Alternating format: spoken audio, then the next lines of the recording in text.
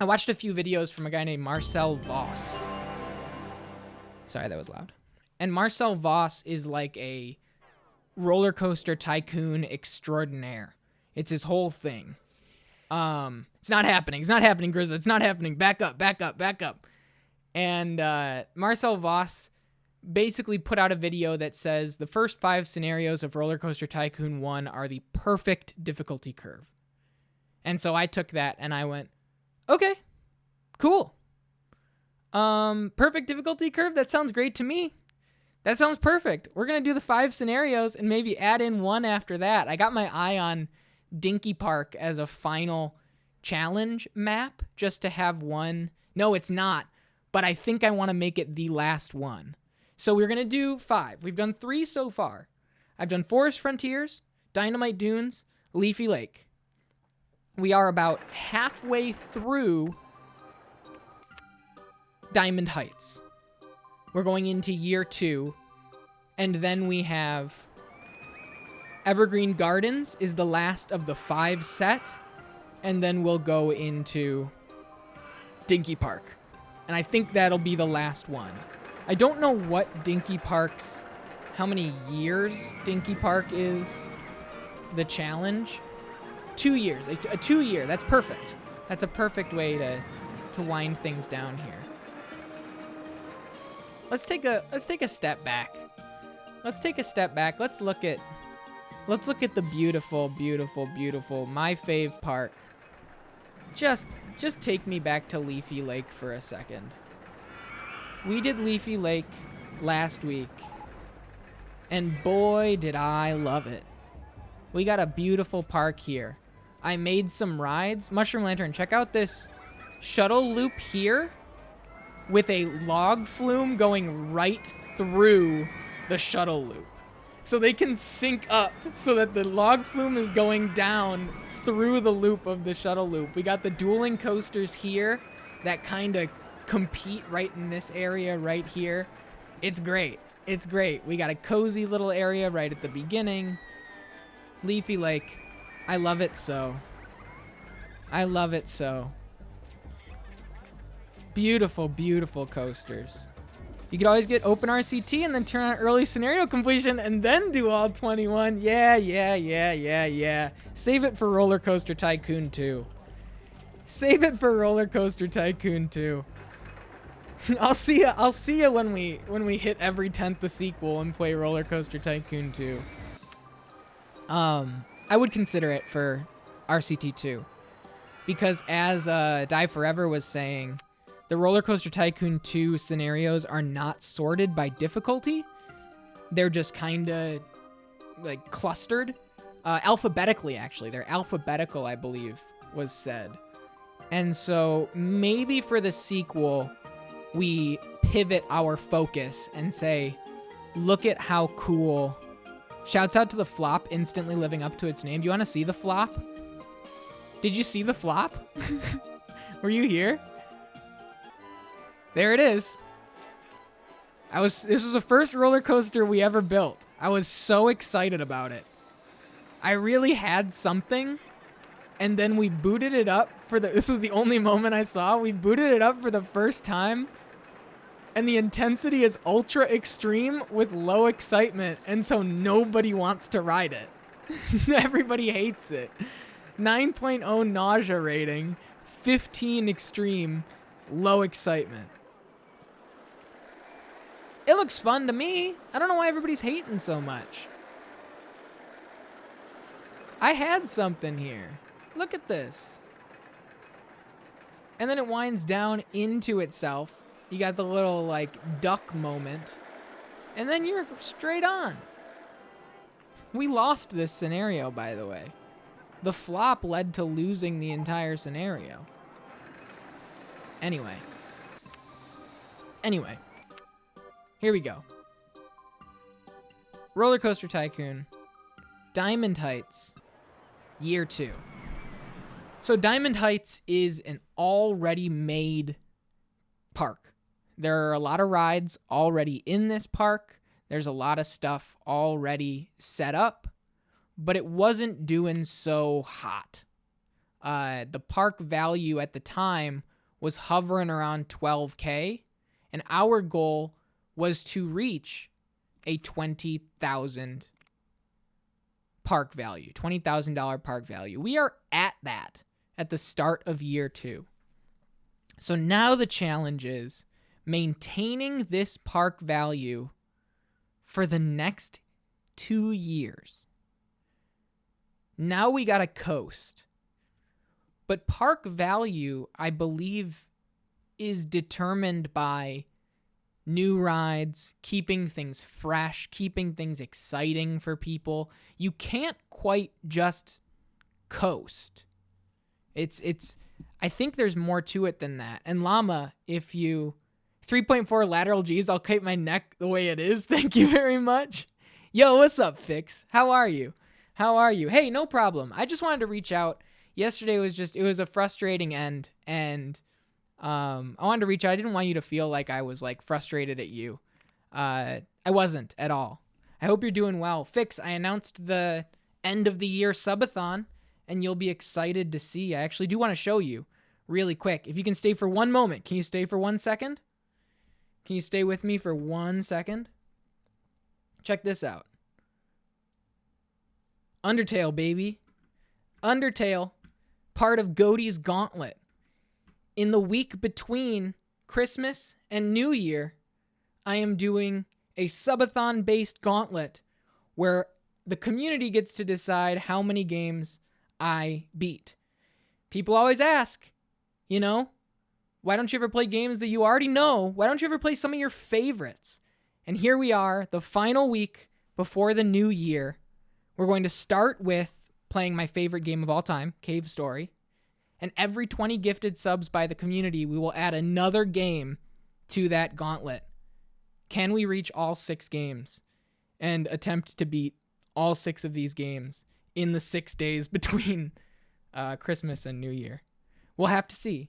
But I knew when we talked about Undertale so much, and I had it in my head. I was like, man, I'm going to play it, hopefully, but I can't spill the beans quite yet. I was like, just hang tight, Fix, hang tight. You'll see. Yeah, Undertale on the docket alongside Portal 1, Bloodborne, The Last of Us, and The Legend of Zelda: Ocarina of Time, all starting with Cave Story. Cool, good stuff. Fix, enjoy the rest of your night. I will see you around. I hope you have a good evening. And I've never played Portal 1. How does it compare to Portal 2? A lot more sterile, for lack of a better word. It is very much you are a test subject playing through tests in this facility.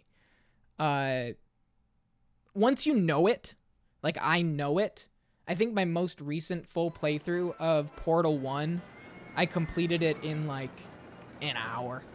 It's a quick one. I haven't played Portal 2 since the year it came out, but if I added another 8 to 9 hour long game onto that list, I definitely wouldn't be able to get them all done in time. So all puzzles, no story. It's got a story. But the story is a bit more... The story is told through GLaDOS kind of talking shit while you're solving these puzzles. And from little, like, tucked away lore areas. It's not as... Yeah, it's not as linear story driven, like, with the potato, with Cave Johnson, with Wheatley, with all of that. That kind of stuff doesn't exist in Portal 1. Portal 1 is like a puzzle game with Valve writing and Valve charm. It's a puzzle game first, I would say. Whereas Portal 2, I think, is like a puzzle adventure. It's great. It's incredible. It really changed my life when it came out. I'm a huge Valve fanboy, and I wrestled between doing Half-Life 2 and not doing Undertale. But then I was like, no, I think this spread of games, we have a first-person puzzler, a third-person shooter, a Souls game, a Zelda game, an action platformer and an RPG, an indie RPG. I think that the spread of genres and styles and what people enjoy out of the games, I really tried my best to balance it. See, our park value is starting to dip because it's been literally 11 days and I haven't put a new ride or anything in. Let me just do coupon for free food or drink. It's free Friday for the next 5 weeks. And that's for everybody. Love the Portal games? Me too, Konso. How are you, Konso? How's it going? How's your evening going?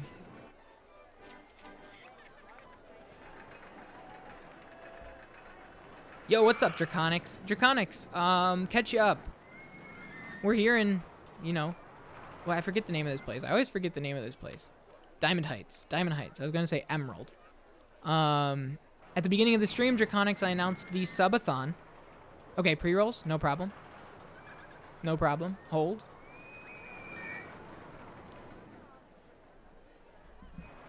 Let me know when you're clear.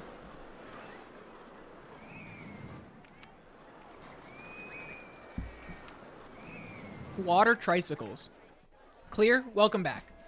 I started the stream by announcing our subathon for 2022, Draconics. I am going to be doing what I am affectionately calling Goaty's Gauntlet, which is a gauntlet-style marathon stream of...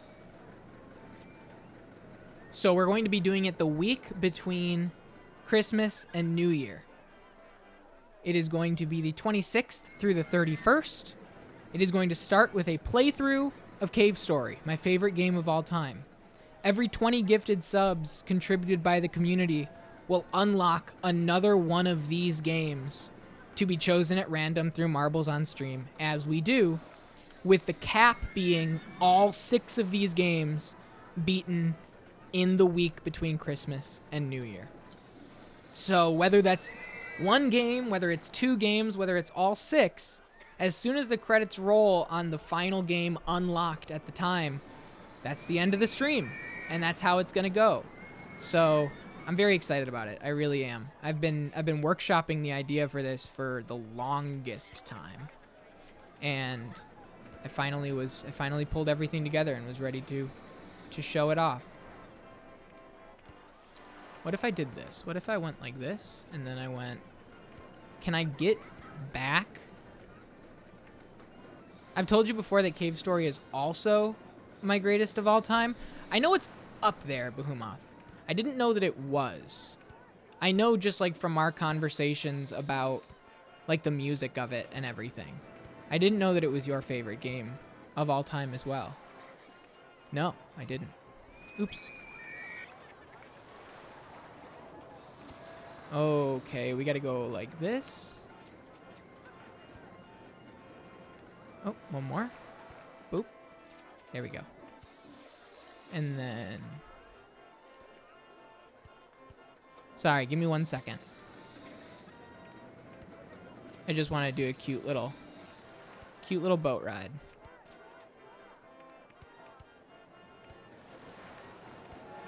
There we go. And then entrance here, exit here. I mean, we're not going to have any room for anybody. My favorite game of all time is Cave Story. That's correct. Very, very important game for my life. I almost never replay games, and I replay Cave Story once every 3 to 6 months. It's my tradition to play Cave Story at the end of the year as like one of my last games of the year. I just boot it up in that time between Christmas and the New Year, and that's kind of been like just do a Cave Story run. It's just been a constant. It's been something that's stuck by me for a long time. So this is going to be a mistake, by the way. The line's going to be way too short for this ride. The throughput just isn't there. Anyway, it's cute. It's cute. I like it there. I like how it goes under the boardwalk, but it's just not gonna... We gotta go faster. And there's no way to, because I only have the 2. That's too bad. I kind of messed this one up, if I'm going to be honest. Yeah, it looks like people aren't really that excited for it. So we'll see. I'll leave it there. Top 10 for you as well. Awesome. Yeah, it's just a game that means so much to me. My mom got us, like, hand-me-down, second-hand. So my mom worked in sales as I was, through her whole life. Her whole career was in sales. She was in fire safety sales. I think beating hell was the first thing I ever did in a video game that really felt like, wow, I can't believe I did that. Can I tell you I never did hell until 2020? That was my first time ever doing it. I've never been much of like a challenge seeker in games. As you can see, like I don't play games on hard.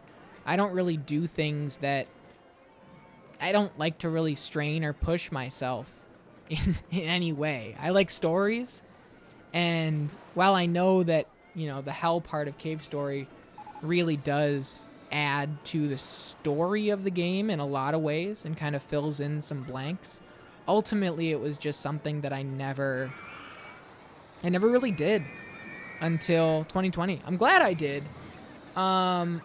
Would I recommend it to a first-time player? I don't think so.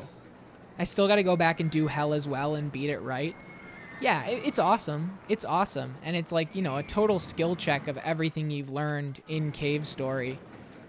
But I don't think I would tell people to do it.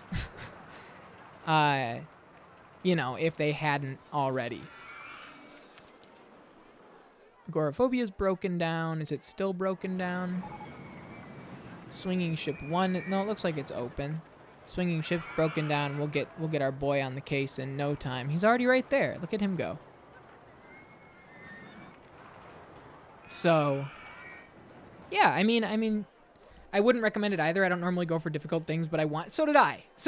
Like, it felt silly to me that I keep calling Cave Story my favorite game of all time, and I hadn't done hell. I hadn't done the big, you know, climactic, uber difficult ending. I think it's cool that it's there.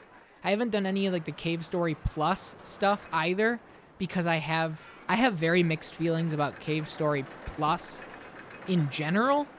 Not necessarily in, like, there's a lot of Twitter debate and kind of arguments about the dubious nature of Nicalis, the publisher, the developer publisher, and what they did to Pixel and his work.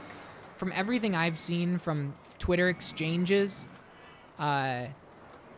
he seems pretty chill with the team, you know? I'm not even going to get into the head of the development team's personal, you know, problems that I really don't want to talk about. He's not a great guy. He's definitely not a good guy. But from a Cave Story perspective, from Daisuke Amaya's perspective, the sole developer of Cave Story, it seems like their professional working relationship is not as exploitative as people like to say it is. But anyway, that's neither here nor there. I still play Cave Story every single time, even if I do play the Switch port, because I think it's nice that the Switch port has 16:9 support. It's fun to see those maps in 16:9. I still play with original graphics. I still play with original music. Don't even get me started about those remastered soundtracks. I am not. I'm not a fan. I am not a fan even in the slightest. Okay. What do I want to add? I can't stand them. The new graphics, I can get behind, like, a couple of them. I think it's weird that Quote has a face in it. It freaks me out. I don't like looking at him.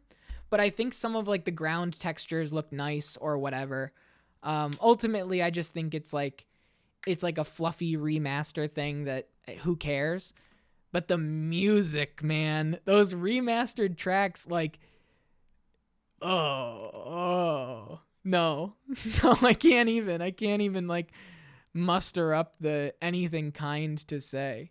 Have you ever seen that video of Aretha Franklin talking about other female singers at the time? And it was an interview where she's an interviewer's asking her, like, and what do you think of Christina Aguilera? And she's like, oh, powerhouse voice, blah, blah, blah, blah, blah, like says all this stuff. And then the interviewer gets to Taylor Swift, and Aretha Franklin goes, great gowns, beautiful gowns. Like, everybody else just complimenting her singing, and then it gets, let me find it. It's like a Stan Twitter video, but it's very funny. Great gowns, beautiful gowns. Here we go. You never seen this? It's really good. Is about divas. I want to just sort of throw out a few names of divas and sort of get your one-word reaction, sort of get your impression of various singers. So when I say the name Adele, what comes to mind? Mm-hmm. Just Young one word. singer, good singer. Alicia Keys. Young performer, good writer, producer. Taylor Swift. Okay, great gowns, beautiful gowns. Whitney Houston. Whitney was a talent. Definitely a talent. She had a gift. And Sissy's baby. And let's sort of change genres a little bit. Nicki Minaj. Nicki Minaj. No, I'm going to pass on that one. Just everybody else is getting like their flowers from one of the greatest singers of all time. And then, what about Taylor Swift? Oh, great gowns, beautiful gowns. Just like no word on singing. And that's how I feel about the remastered tracks of Cave Story. It's a very like, ooh, you know, cool, I guess. It's cool. But no, I have nothing nice to say. I have nothing nice to say about. Did you know that the original remastered tracks are Danny Baranowski? I only found that out recently. That's like Danny B, like Binding of Isaac, Danny B. Insane to me that he did that. And then there's like a metal remake one. What's up, Spam? How are you? Spam, welcome in. Welcome in. Our marketing campaign for free fries has finished. I'm really just kind of coasting here. So I'm chilling to just sit and talk and zoom out.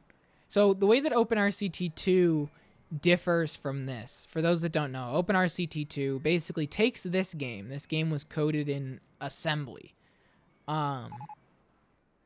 Modernizes it, kind of remakes the code line by line in C so that it's a lot more compatible with modern systems, and it allows the community to add plugins and changes, and it's that base that allows Die Forever to do like a randomizer in it. And so the community can have a lot of fun with Rollercoaster Tycoon for the first time because it's not done in assembly. And so one of the quality of life changes that they added to the remake, the OpenRCT2, is once you hit you can turn this on. It's not on by default. You can turn this on that once you hit your goal, you can end the scenario right there. So as you saw, and don't mind me, I'm just price gouging people in the rain. As you saw Llama Cycle say earlier, well, you know, you could play this in OpenRCT2 and end these courses when it's time for when you hit your goal. Guests are commenting that your park entrance fee feels very cheap.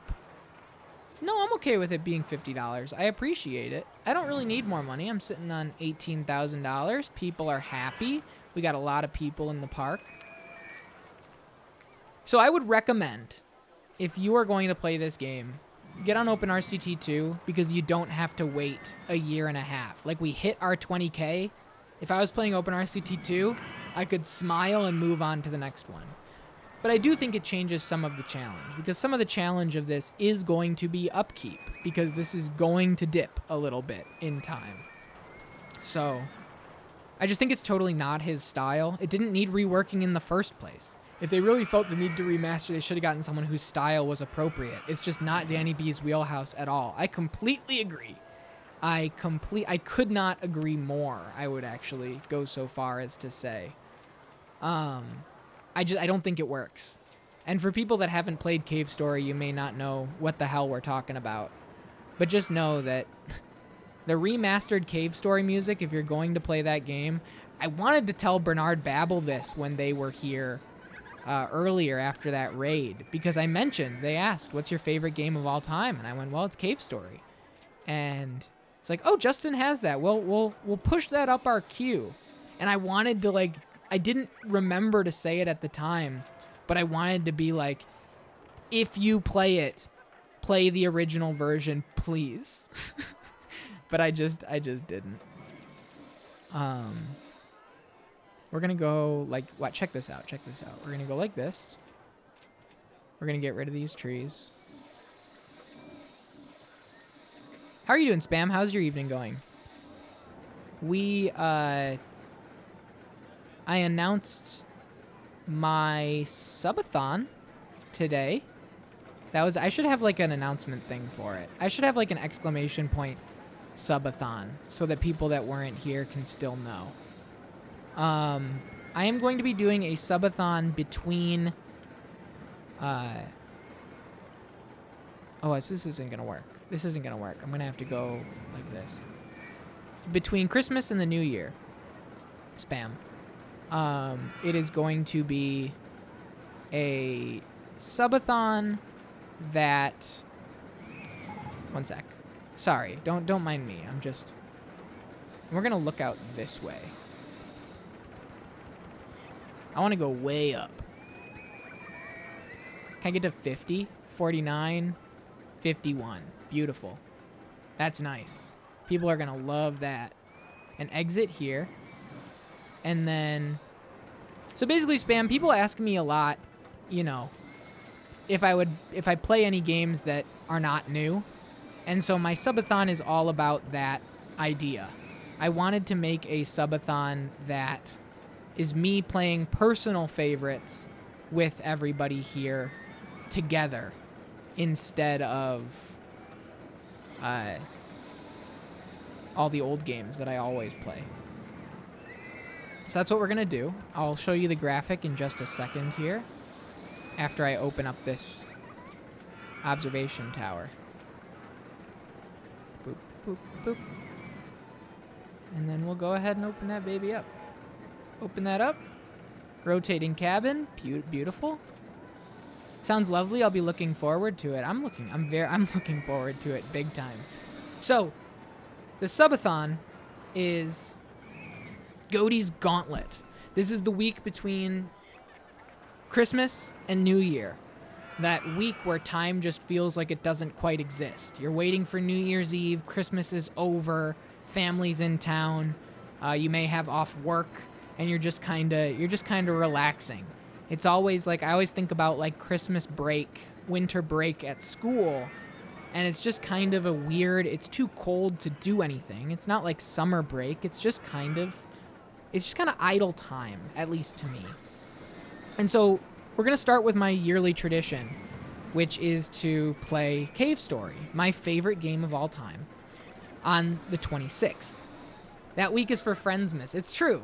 Right, Spam. The week where I only work 3 days and will hopefully be sitting at home the entire time. Do I have a Goaty Game of the Year of the games I've played? Great question. Because at the end of Goaty's Gauntlet, on January 1st... Wait, do you hear the carousel going crazy?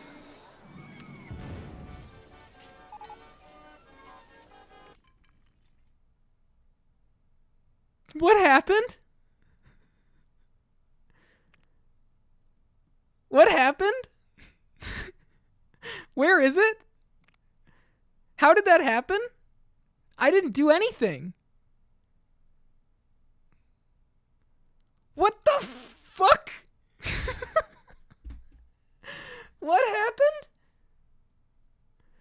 The agoraphobia crashed? Out of nowhere? Which way should I go now? How many died? What are our losses? What the hell? May 23rd, a day that will live in infamy. I was just hanging out. Gaming. Minky Moo's birthday. May 23rd. What the fuck? Llama, what happened? Minky Moo wanted that shit gone. My birthday wish. Agoraphobia. Does that just happen? An ominous day. Station brakes failure, most likely. Dude, I got the fucking... It's on a 10-minute inspection. I did the inspection so that it would be more often. It's just tragic RNG? What do I do? 24 people have died. Yeah, just flush the fucking toilet. Flush the run. 24 dead on May 23rd.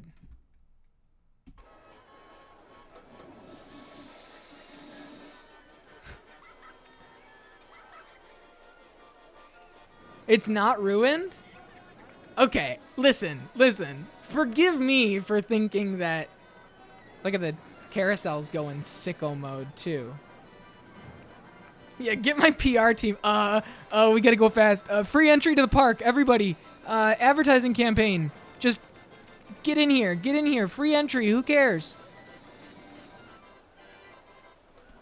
Look at it go. Well, I mean, I guess I get rid of it, right? I trash it?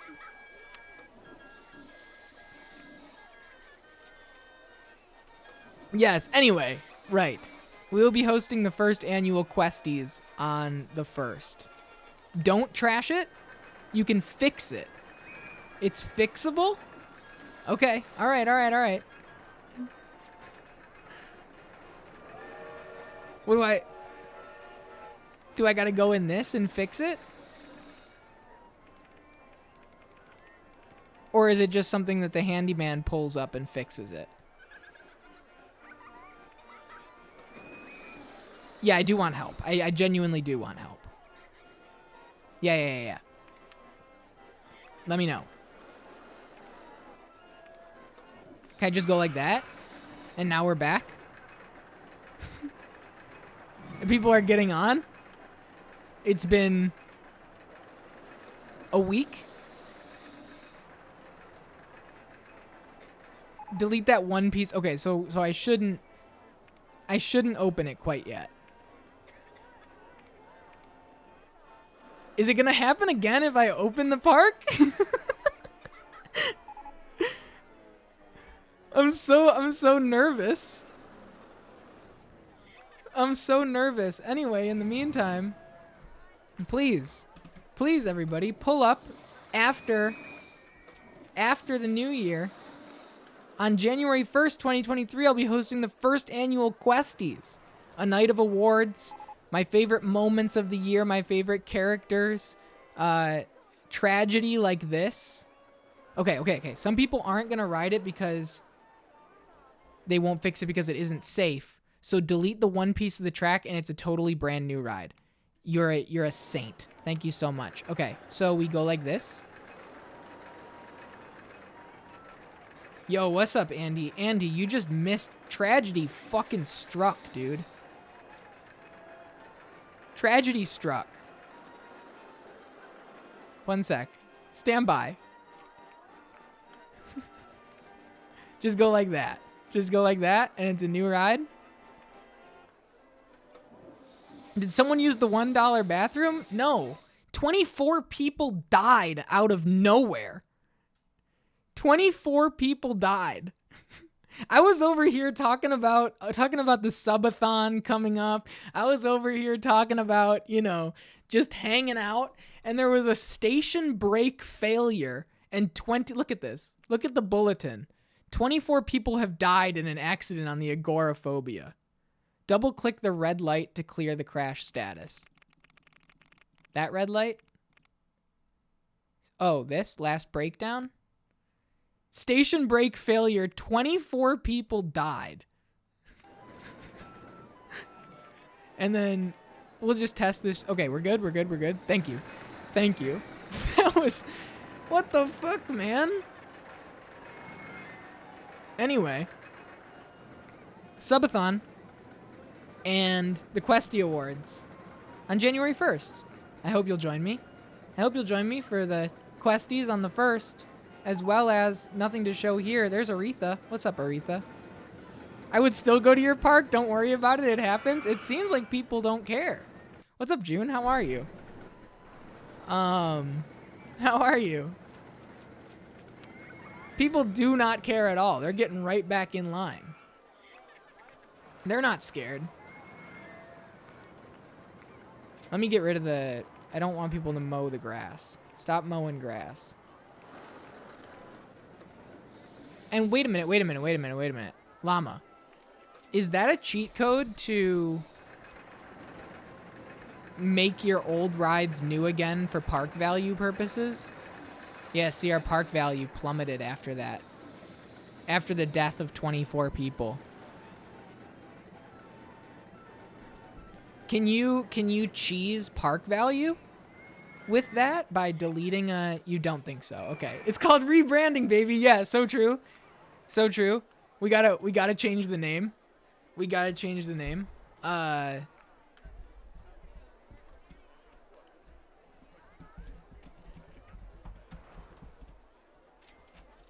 Brand new park, everybody. Platinum Heights. Welcome in. Welcome to Platinum Heights. Absolutely nothing like that park that killed 24 people literally 2 weeks ago. That's a completely different park and a completely different you and me.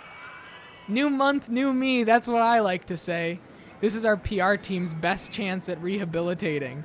No one has ever died at Platinum Park. There are definitely ways to cheese park value. Look at this nice little train.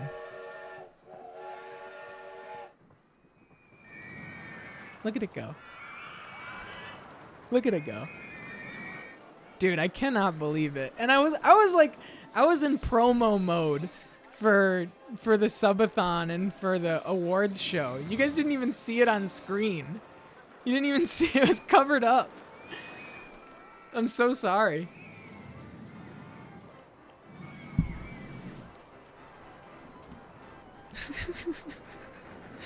What a disaster. Then it didn't even happen. You know what? Now you're thinking. Did you see it? Did you see those 24 people die? Look, our park value is already right back up. People love it.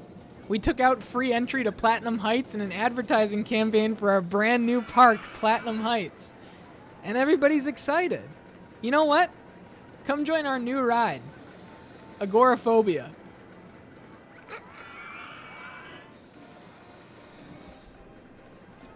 We got a brand new ride in the park, folks, and you should all get on it.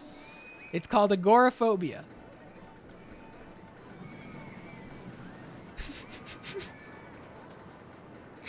We're so fucked up. Safer than ever. Safer than ever. So what happened? Wait. I'm looking at this here. Did it slow down too much? Oh, no. Station brake failure means that it flew into the car in front of it. And they crashed into each other. Man, that's horrible.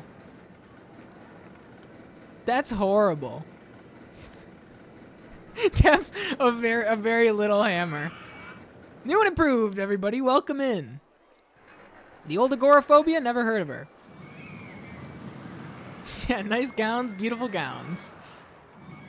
Man, these rides are too cool to pass up. People are coming in droves. Nobody wants to ride agoraphobia. I want to go on something more thrilling than Ferris Wheel 1. I'm not going on agoraphobia. It isn't safe. Okay, so it's only for the thrill seekers. If you want to be a fucking baby, get on claustrophobia. Agoraphobia is only for the thrill seekers. The truest of the true. It looks like people are still not comfortable with riding it.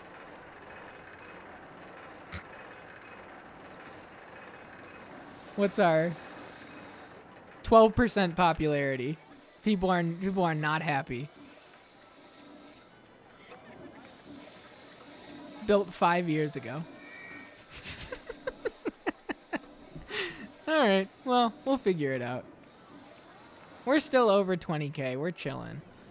Now back to bullshitting and just letting life take us. Okay, he's on the case. Our mechanics are doing a good job, I will say. What are the people saying? I want to go on something more thrilling than the railroad. Okay, then don't go on the railroad. I've got so many roller coasters for you guys. Just don't go on the railroad. It's as simple as that. Short Stuff Slide is broken down. He'll take care of it. I've been standing in the line for Log Flume 1 for ages. That's fine. I've already got a park map. Okay, don't buy a second one. Easy as that. Park's really clean and tidy. That's good to see. That's good to see. They're allowed to have thoughts? Not if they're at my expense. Water slide? The demon drop?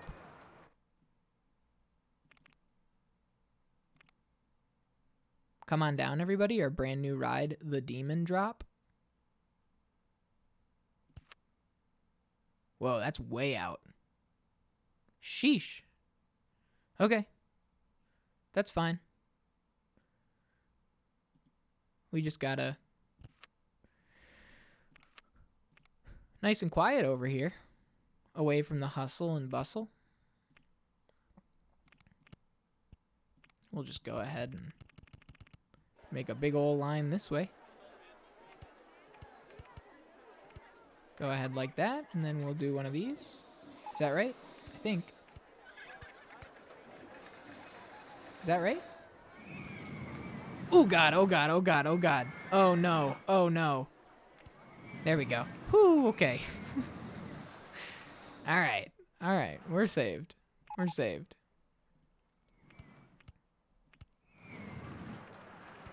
What I will say, Draconics, about the awards show that I will be doing on January 1st. Could have drowned a guy. At this point, guess you're complaining about vandalism in your park. Who's vandalizing my park? How dare you? Who? Clean and tidy. Too crowded. I'm thirsty. I want to go home. Go home. Standing in line. Standing in line. What? One guy? We're getting one guide when there's 1,356 guests in this park. Who's complaining? There's 6 people. Grow up. Grow up. Now it's 12 of you? Come on. Live a little bit, you Karens. Holy shit. I've had enough. Just don't go on the demon drop then. You aren't allowed. You aren't welcome here. Open this shit up. Okay. It is my decision to not hire cops. We don't need them in my park. Everybody's happy. Everybody's having a good time. The park rating is great. People love it. Our park value's over 20K. That's all that matters. A couple broken benches. Give it a rest. Give it a rest. Yeah, where are those people? The first good CEO. That's me. That's me, ladies and gentlemen. All right. Who's complaining? I feel very sick. Oh my God.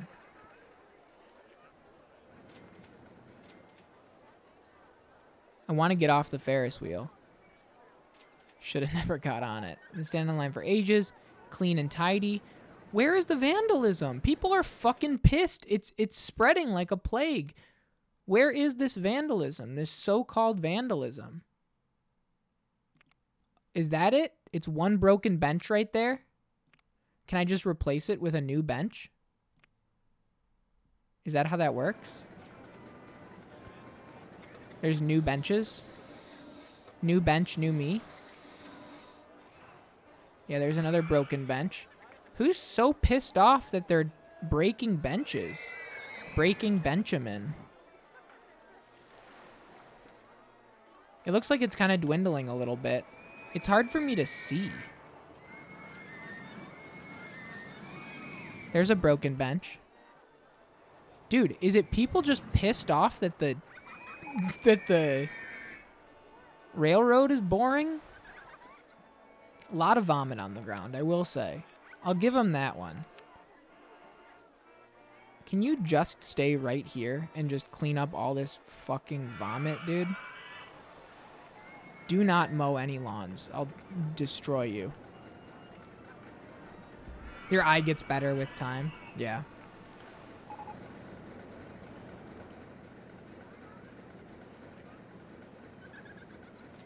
I mean, yeah, you can't sit down. That sucks. It sucks that you can't sit down. Let's take out an advertising campaign. Well, we got 3 weeks left on the Agoraphobia Redemption Tour. How's it working? How's it working out for us? Not going great. Well, we got people. We got some people, and they all look sick as a dog. Tell you what. Where is this vandalism? I'm just looking. So this guy just walked by some vandalism. It's all here. Those are fine. That's one aspect I like about OpenRCT. You can highlight. Oh, that's interesting. Can I do see-through scene? Okay. We're learning. You made me think of something I didn't consider before. We do it this way. There's a broken bench. Nice. Nice. And you know what? Let's go even crazier. See-through. Take a look, everybody. Those benches are fine. This guy hates it. Over here. Supposedly. Are these... Yeah, the conservative parents saying, I don't want to go to Platinum Falls. The vandalism is just way too bad. And it's just like one garbage can that's overflowing a little bit. Okay, all these are broken garbage cans. Making sense. We're making sense. We're learning.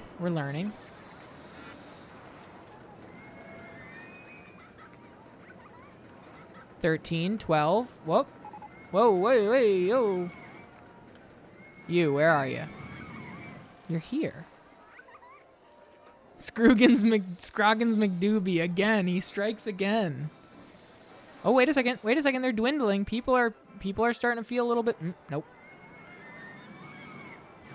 Where are you? You're over here. I can see the lawn. I can't even see the handymen, but I can see that they're wasting time mowing lawns. Yeah, help me spot it, because I can't see it. I don't know even what it is that I'm quite looking for. I know that garbage cans and benches can break, and that's about the extent of what I know. How's our park value? 22. We're chilling. You've had a broken lamp for a year. Okay, the lamps can break too. Oh, there's one. Good stuff. Thanks. Now you have a bunch of broken lamps. All right, so we're on lamp watch. Lamp watch. There's garbage cans. There's lamp. Lamp. Lamp. Lamp. I didn't even know lamps could break. See, this is important. That's not vandalism, though. Are kids throwing rocks at the lamps? I guess they are. Everything there's fine. Chillin'.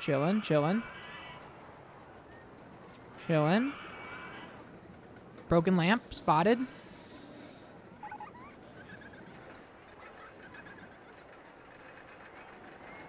Broken lamps. I don't see them. Garbage can's fine there. Let's spin shit around. Anything? Looking good. Looking good. All right, let's take a look. Where's the vandalism? Yeah, people are saying, oh, there's too much vandalism, but also it's too cheap. Make up your mind. Make up your mind. Vandalism. We still got a few. We still got a few. Are these gonna go away? Whatever. I'm worrying about the thoughts of 7 when there are 1,300 people in this park. These 6 need to get a life, is what I'll say. We're taking out an advertising campaign on... Man, Agoraphobia's still got an advertising campaign open. Nobody's in line for this water slide. People don't care. Really good value. It's great. Maybe it's just throughput's really high. Oh, my people are invisible. There we go. That makes a lot more sense. That makes a lot more sense. Okay, there they are. There they are. All right, people are lining up. Lining up out the door. I thought it was a flop. I thought my shit flopped. All right. Where's our scenery? Actually, I get the scenery out of here. It looks nice with it gone. I can see so much more. Particular ride, water slide. 2-week marketing campaign.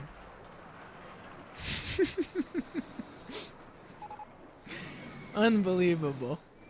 Unbelievable. That's cool that OpenRCT allows you to like do this but just highlight vandalism spots. That's really cool. That's really, really cool, actually. That helps a lot. Yeah, I think when we play Rollercoaster Tycoon 2, I'll use OpenRCT 2. You have my word on that. There's a piece of trash. When we do Rollercoaster Tycoon 2, I'll do OpenRCT 2 just because I feel like we can see both sides of it. We can see what the community has done for this game, and we also get to see the original 1999 version of the game, warts and all, so that we can appreciate the, quality of life upgrades provided by the community. I think that's a really good way to structure it. Damn, a Tycoon picking up trash. Yeah, where is everybody? That was a good moment. Not quite as good as 24 people dying on the Agoraphobia, but good nonetheless. Every 10th sequel, will I choose the game for the 3rd time? Hey, you'll have to find out. I don't know. I don't know. It's all in the Marvel's hands, Draconix. Draconix is the undefeated champion of every 10th sequel so far. Has picked... You picked Jack 3 as well, right? Or was that Speedster? No, Speedster picked Jack 3. You did every 5th of franchise. You got Final Fantasy at 5. And then you did Metal Gear 2. That's right. That's right. We couldn't see the crash, not clippable. Right. It didn't even happen. It didn't happen. Every sequel a painting. Speaking of, the Sight and Sound Best Films of All Time list came out today. The one that I was talking about the other stream. Oh, you know what I want to do? Does this game have... It might not. Does this game have the no entry barriers that you can put up here so that people aren't aimlessly walking up and down here? Maybe that's only Rollercoaster Tycoon 2. I know that they exist. I remember them from being a kid. But I don't know. Are they here? Is it in scenery?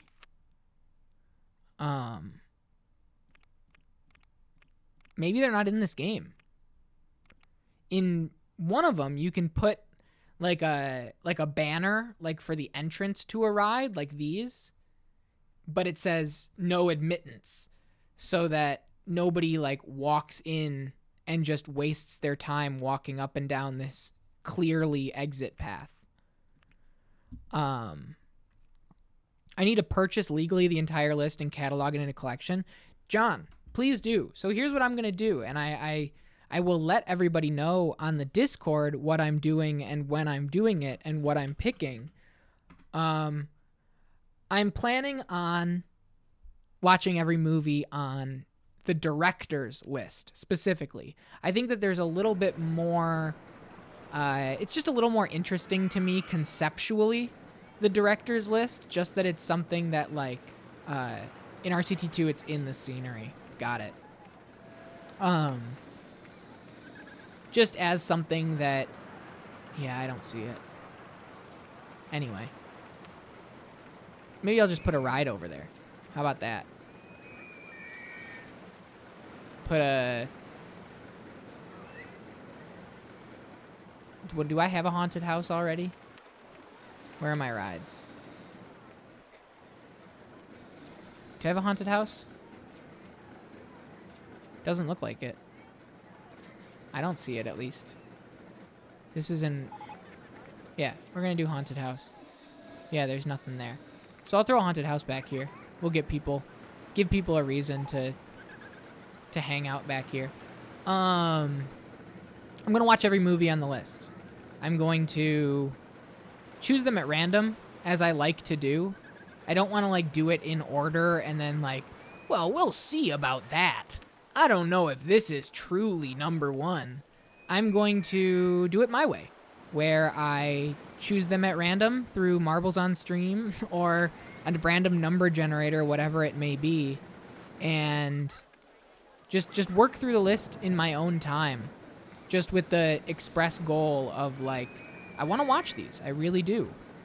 And so if anybody wants to join in, I'd be happy to, you know, share this kind of journey. I'll let everybody know what movie I watch when I watch it on the Discord, so that if anybody wants to go like, hey, I'll throw on a movie this weekend, why not make it, you know, what the British Film Association people are calling one of the best movies of all time, you know?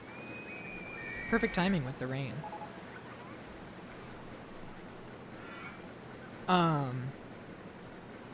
So yeah, I'm gonna pick them at random from the director's list. In fact, I already have my first one. I forget what the name is already, but I do have it, and I know it on site. It's number 30, and there's a 3-way tie for number 30, so it's the second one of the 3-way tie. Or on the letterbox list that I'm looking at, it is number 30. So yeah, I'd love if people. This is the Sight and Sound. For those that don't know what I'm talking about, the British Film Association, once a decade. British Film Institution. Is it institution? Yeah, it's institution because it's BFI. Institute puts out they have a magazine. The magazine is called Sight and Sound. It is a monthly film-based magazine. And when I say film, I mean certainly more artful focused, and it's not really popcorn flicks. It's films. Kino. And so every decade they reach out to, I think the list is like 6,000 critics for this decade, but it's a list that, you know, Roger Ebert was like, it's the most you know, most celebrated, most well-respected film best of all time list. And it just came out today for 2022 for the decade. You know, the last time they did it was 2012. And they also, in a turn that I find a little more interesting, they do a director's list where they ask filmmakers to select their favorites, so that it's more, it's more, I think the list is probably just a little more, you get kind of some wackier picks, and you also get less apprehension to put in some mainstream classics in the list, right? Whereas I think the critics list just has a different tone to it a little bit. Not that one's better or worse, but the artists might be more interesting than the critics. Yeah, and I just think it's cool. I just think it's cool that this British Film Institute reaches out to directors of some of your favorite movies of all time and gets the favorites from the favorites. My usual fave list of the year is John Waters' top 10. I don't know too much about John Waters. I remember he always did a show in Detroit every year, and people got really excited for it year over year for the John Waters show in Detroit, but I don't know too much about him at all. He did that Pink Flamingos movie, right? I used to see a lot of movies in Baltimore with John Waters. That's fun.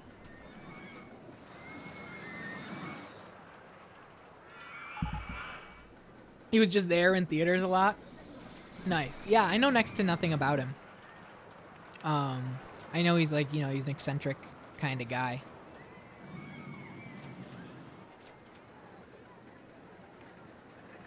But I know that the director top 10s, they kind of trickle them out. And so if you have like a director that you're really interested in, similar to like how Criterion does it. I know Criterion just dropped Aubrey Plaza's 10 favorite Criterion picks. I saw that the other day on Criterion's website. Agoraphobia and claustrophobia broke down at the same time. Wow. Oh wait, no, they didn't. Those pick lists are great to watch something new. Totally. And I've fallen off movies in a lot of ways. And I think that this channel and just the GoatedQuest experience of going into something, a little older and trying my best to appreciate it from that lens, as opposed to like, it's not as big and exciting as the new stuff. Because if you asked me 2 or 3 years ago, my disposition was like, there's so much new stuff coming out and I want to stay current. I want to be on the cutting edge of it all. Thank you so much, Tay. 24 dead on May 23rd. Platinum Heights lives on. We had 24 people die on a roller coaster here, Tay, and we've bounced back. Albert Pion, I apologize if I butchered that. Passing got me into his films through a tribute stream. Really overall a bad filmmaker, but was constrained by budgets a lot of the time. I loved Nemesis and Spitfire. Nemesis in particular is one of the best near future sci-fi vibes I've ever seen. Yeah, my just this year and this channel has brought me so much more appreciation for just giving things a shot and kind of not really worrying about the looming like release dates that I in the past would be like, man, I'd rather play something new than go back. And so maybe it's just like a James Murphy I'm losing my edge moment, but I definitely find myself in my later 20s now, because I'm turning 28 in January. Listen to a presentation from Taco Bell PR for class right now. That's sick, Lim40. What's up, buddy? Taco Bell PR. Live Moss, baby. Live Moss. Yeah, I wanna engage in classics a little more, and kind of take my time to understand their classic status and what that means. And I have so much money. I'm making money hand over fist. We're just gonna hire more handymen. Pizza stall. Pizza time. Pizza time. Hey, John, this is a question for you, because I know that we kind of ran in similar YouTube circles. Do you know the YouTube video Pizza Time? Are you familiar with the YouTube video just called Pizza Time that doesn't exist on YouTube anymore? Where there was I can't even explain it. Mexican pizzas offered here. Pizza Time is is a horrifying video, but one of my favorites. I should watch it again. It's been a long time since I've watched Pizza Time. I used to think that video was so funny. I'm very curious now. All right, you want me to? I'll explain Pizza Time. Pizza Time is a bunch of people, four people, with their entire body duct taped with green duct tape, and there's a pizza in the middle of the screen, and they have duct taped around like sports bottles, like that you can like squeeze for water out. They are pleasuring themselves on top of a pizza, all four of them, and it's just called okay, you found it on Vimeo. Enjoy Pizza Time. When I was like 17, man, that shit hit. That Pizza Time went crazy. Let me see if it's the same one. Let me just make sure.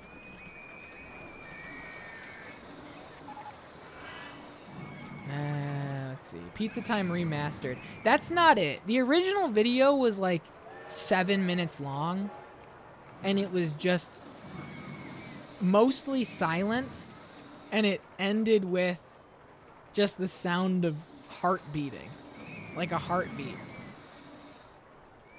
I don't know where to find it. I don't know where to find the original. That's not the one that's 1 minute and 13 seconds. That's not the original. Is this it? Well, it's age restricted on YouTube, which makes sense. Is that why I can't? This is not it. This has the heartbeat, but the original is much longer. The original's much longer. When I hear Pizza Time, I think Spider-Man. That's the age divide.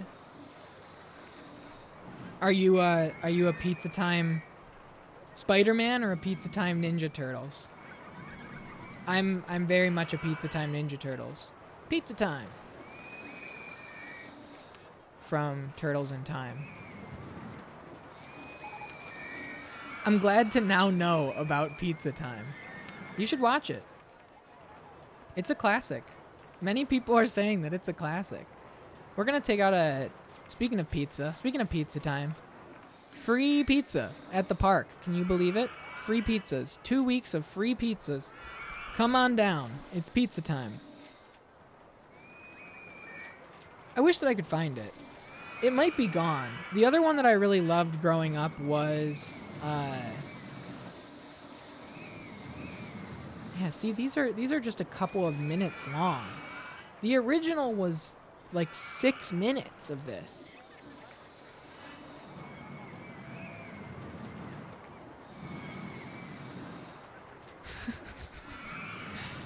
These videos, man. These videos. I had never seen the images of them, like the rest of the Ninja Turtle body. I've only ever seen the Pizza Time.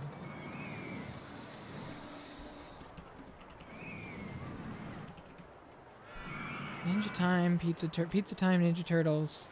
Pizza Time with the Teenage Mutant Ninja Turtles on RWTF. That's not it. Remastered, that's not it. The original is long, and it's whatever. Who cares? I also think about the Tim and Eric David Cross Pizza Boy song. That's a good song. That's a good song. Almost done with year 2 here. $22,000 park value. We're chilling. We weathered the storm of 24 people dying on May 23rd. 24 people dead May 23rd.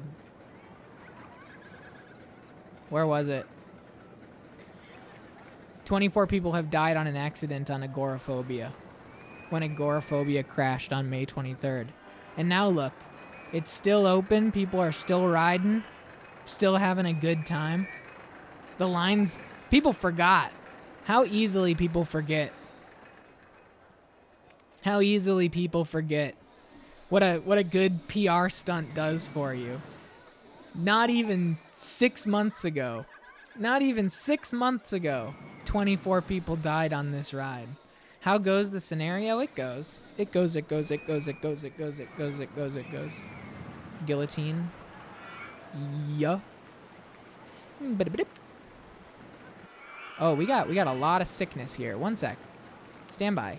I didn't realize that this roller coaster, that this water slide would make people so sick.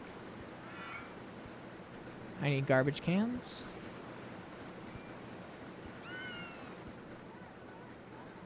There we go. Hopefully that makes them feel better.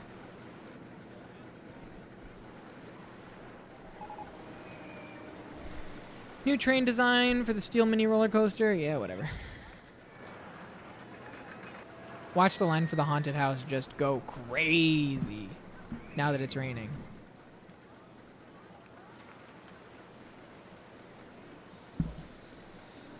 This game is so well considered. Everything about it. All of the logic of the park goers is so well considered, so well thought out. All of the little mini things, the thoughts and the different, like we were saying, the weights of the riders matters, and it changes how the roller coasters ride. So, you know, heavier people will change the way that the roller coasters move physics wise. And then you got, like, it starts raining, so covered rides are more desirable than anything that's out in the open. The umbrellas, everything about it, it's so cool. It's so cool. I'll bet you that claustrophobia, because it's mostly covered, gets more business when it's raining as well. I mean, it was one and done, Lim. It was one and done. They perfected it. It was a first try, knocked it out of the park. I mean, this is 99. It's so good. I love it. I really love it. I'm having such a good time with it.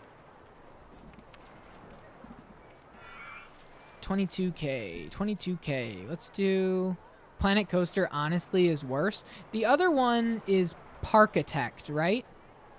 I forget what percentage of a ride has to be underground for it to be considered indoors. Llama, you would know. What's the current state of roller coaster games? Is it just Open RCT2? Is that the one that people are like, that's the one? Planet Coaster has better flat rides, and the flat rides make noise. It did hit this is the perfect, I would say Roller Coaster Tycoon 2 gives you a little bit of quality of life to it. But yeah, it's so good. And shout out to Roller Coaster Tycoon 2 for the most part just being like content updates. The graphics by and large are the same, and it led to it not doing nearly as well critically, like in the 70s range, because people were just like, yeah, it's just like a few more, it's a glorified expansion pack, but it's more than that. People who love decorating and excruciating detail love Planet Coaster. Doesn't have enough scenarios and they're not as fun. I've spent more time mulling over and purchasing all the PC DLCs. I've spent more time doing that than game time. You mean, oh, for Planet Coaster? Is that what you mean? Is PC Planet Coaster? I didn't know that it was like a big DLC thing. Unless you mean Roller Coaster Tycoon's DLC. Parkitect's more similar, and I feel like it has a smaller following. Got it. Yeah, I've heard good things about Parkitect. Personally. I should get,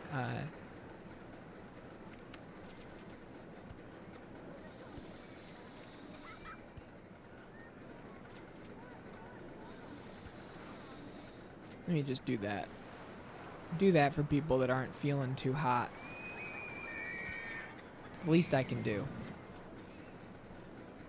RCT has plenty of people playing it. There are folks who make unreal stuff. Yeah, I saw. I got a follow the other day just at random from a Roller Coaster Tycoon creator, and I checked their channel after the follow, just probably because they saw me playing it, and they were like, oh, hey, another roller coaster. Fidwell made an entire Roller Coaster Tycoon recreation of Cedar Point down to the tiny details. That's so cool. This is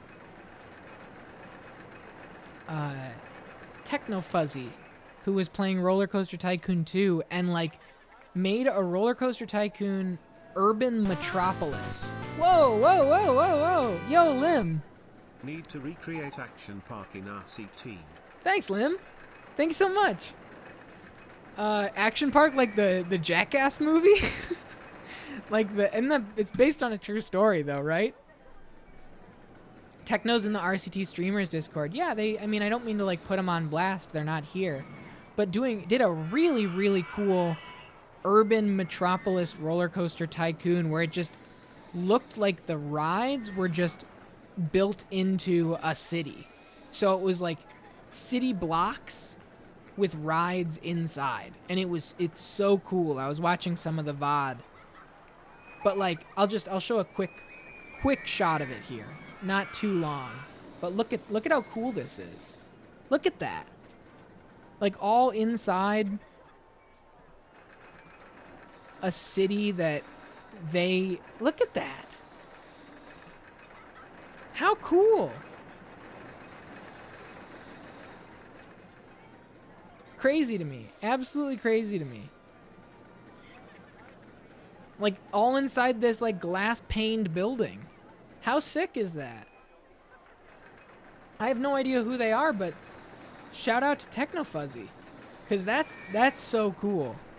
And, like, if that's your niche, if that's your world, there's no better place to do it than this game, I think. Especially, I would assume... Llama, right? I'm welcome to join it, but you know my time with RCT is limited. It is. It is. And there are plenty of like communities that I meet and engage with through one game or another that I'd love to learn and spend more time on, but I'm moving at a steady clip here. Like Shadow of Destiny that we played, which was a relatively quick game, has a very, very active fan Twitter that all the time retweeting fan art and playthroughs of the game and really active and adamant about getting more people to love their favorite game, and I respect it so much. We need to make a Six Flags. I've never been to any Six Flags, Draconics, in my life. I've never been to a Six Flags. Not even one. I've never even been to one flag, let alone 6. We all kind of got together around the pandemic. There was a meetup in California in September of a bunch of Roller Coaster Tycoon nerds. I wasn't able to go, but it's cool that happened. That is so cool. So a lot of my internet friends kind of rallied around, not even Six Flags Ohio. I never went. I was a Cedar Point purist. Park entrance fee is very cheap. That's fine. I don't mind. I'm sitting on $36,000. The tidiest park in the country. I'm looking at vomit right now on the ground. I don't know what they're seeing. Oh, it just got swept up. Shout out to my handymen for real. It's just cool how internet groups and meetups and things like that. My neighbors across the street, they didn't meet through World of Warcraft, but one of the guys is a huge avid World of Warcraft player and had multiple guild meetups where they would rent a mansion in Colorado, like an Airbnb for 2 weeks, and just kind of do like a guild group get together. And I just think that kind of stuff is so cute. Holy shit, what are you holy shitting? What happened? Did something crazy happen? My class exercise is to write about the Metaverse Taco Bell wedding chapel. Fuck yeah. That's awesome. That's awesome. I can't wait to see what you write. The Metaverse, what an insane string of words together. The Metaverse Taco Bell wedding chapel. there's no way they can actually officiate a marriage inside the... Are you only married inside the metaverse? Like, how does that extend out? How does that... And where does Taco Bell play in? I've met a couple people from Rollercoaster Tycoon Twitch IRL, and I think it's so fun. You're like kind of strangers, but you've also known each other for years. And I think a park like that is the perfect... what happens in Taco Bell stays in Taco Bell.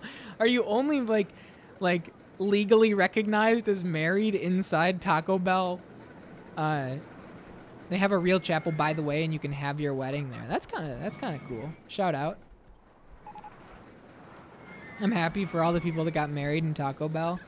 I signed up to get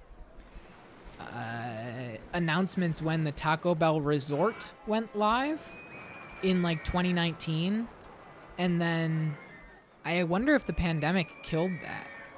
I obviously didn't go. I think it was like way too expensive and like kind of goofy.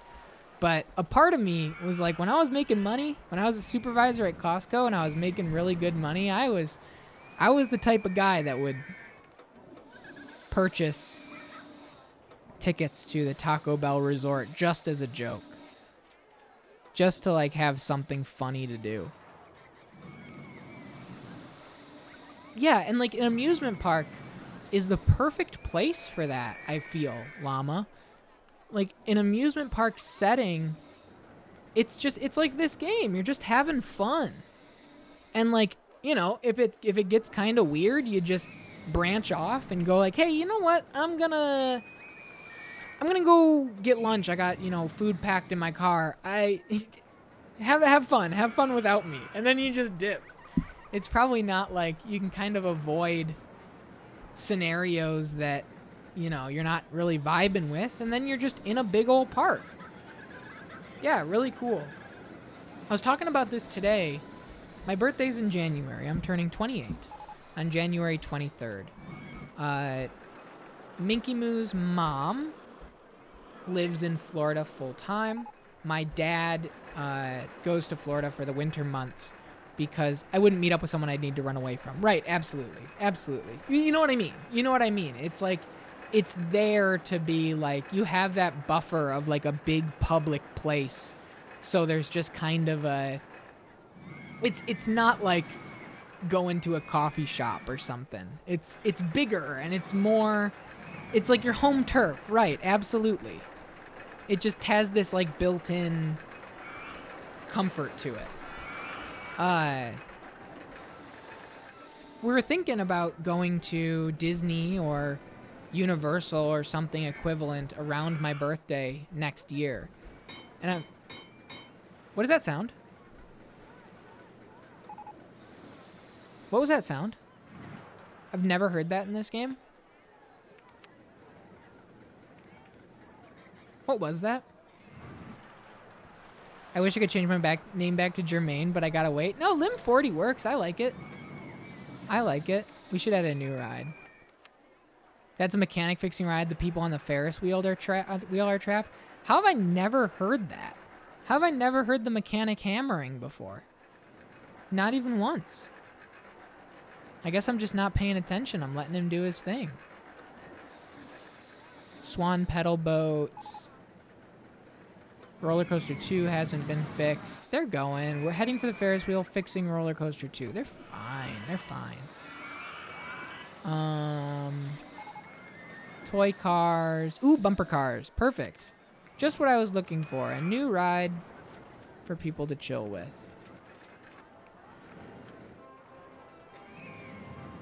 What if I put it out here?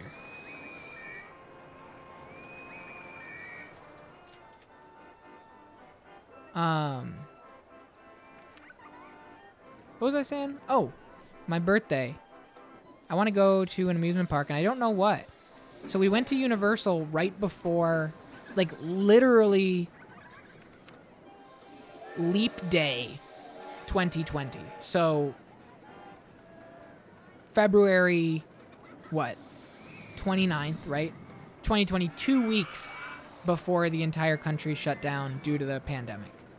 We were in there cracking jokes about the Rona, right? Back when nobody understood that, like, in just a few weeks, it's going to alter the entire course of your life. But we were there just talking shit, having a good time. And I had so much fun. And I want to go back, but I think I want to try something different. We were talking mad shit. We were just, nobody knew. We really were just like, we did not understand. We couldn't even begin to understand. The safest... Wait a minute. Oh, man. Can you imagine? Can you imagine if it was to the day? If it was to the day, I get awarded the safest park in the country 1 year after 24 people died? Why would they give me that? It hasn't even been a year. 24 people died in a fiery explosion. You grew more and more hyper aware of how grody kids are. I can only imagine what being a teacher must have been like through all of that. The hyper awareness is so true. All of the hyper awareness in those moments. Okay. This is good. And you know what? Let's go advertising campaign for the bumper cars. Yeah. So I loved Universal. I haven't been to Disney since I was a kid. I know we were talking about this before. Thinking we may do Disney, but like, are there other options? Is Kings Island? Where's Kings Island? I remember kids talking about Kings Island when I was growing up. Does it even still exist anymore? There's Legoland. Is Legoland like a park for adults though? Kings Island's in Ohio. That makes sense. It's a great park. That makes sense. That makes more sense than it being in Florida for like me growing up. Busch Gardens Tampa is nice to visit in February. That's kind of where we're going to be going. It'll be end of January, early February. Is Legoland like a kid's thing that like we wouldn't get a day's worth of fun out of? That's the only thing I'd be worried about.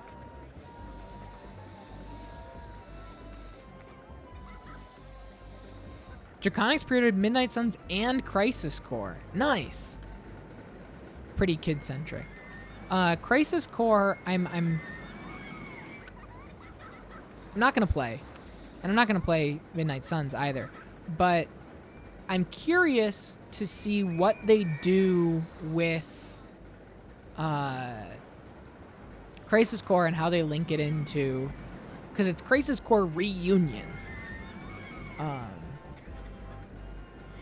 And so it's gotta have something kind of goofy to tie it into the remake, and I'm curious to see what that is. I won't look because I'm not gonna like see the spoilers, but I wonder if it becomes the definitive way to play it. You know, because I got this PSP here and I have hookups to play it on the TV.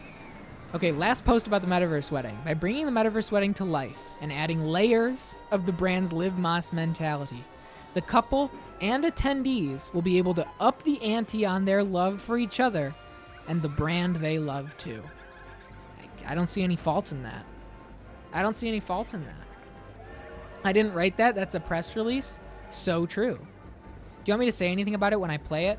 Not spoiler related, but feel free to say, like, you know, if there are things that are, like, benefit from the reunion. Like, they do add some nice touches for, because I don't know if you've played the original or what, but I would be curious to know what they do with from a tying it into the remake perspective.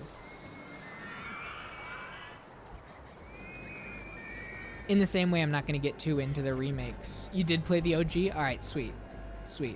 I know that's one of Certheus's favorite games of all time. Is Crisis Core. All time. Total all-timer for Certheus. I took my mom to Busch Gardens Tampa a few years ago. Spent a few days at the park and had a beach day as well. Nice. We would probably just do a 1 day at a park thing, no matter where we went. It would be part of the... Where is Tampa? I have no idea. Like, as far as Tampa Bay. Where the hell is Tampa? Okay, so it's on the other side of the state. Got it. So it's on the Gulf side. Interesting. So what if I did directions? Directions from where my dad is. Sorry, your search appears to be out of your current coverage area for driving. What the fuck does that mean? Driving not available? Where do you think I am? What is going on? Hello? Sorry, we cannot calculate transit directions to Tampa Bay, Florida. What? Whatever. For my mom's, it's like 2 hour 30. Okay. Tampa's an hour away from me on the West Coast. Interesting. Have you ever been to Busch Gardens? Do you have? I don't know what I have it set to. I'm streaming. I just saw it. I was like, what the fuck? You're in an illegal location. Yeah, I guess so.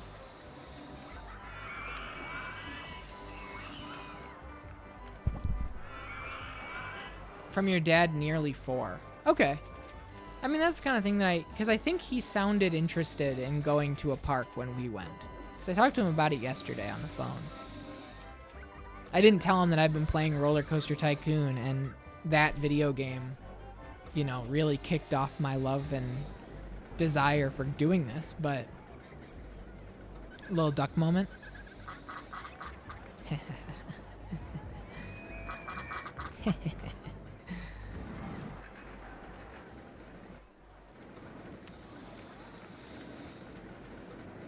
Yeah, Universal was a lot of fun. A lot of fun. Part of me wants to go to Pandora post Way of Water, though. Like, go to Disney and see the Avatar world after the new movie. Because I haven't been to Disney since I was a kid. But you said Pandora is part of Animal Kingdom, Minky Moo, right? That kind of...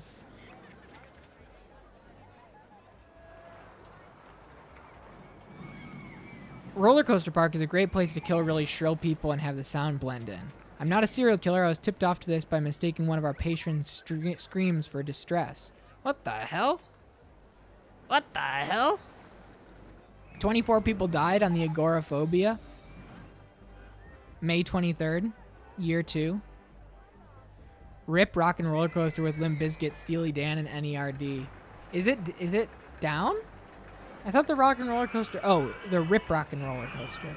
I went on that a couple times. That's at, every year it must take 24... I guess we'll find out. There was a brake failure that killed 24 people on this ride 1 year ago. 1 year later, look who got the last laugh. Safest Park Award. Me. We changed the name to Platinum Heights. Nobody knew. It was the ruse of a century. Or of the year, at the very least.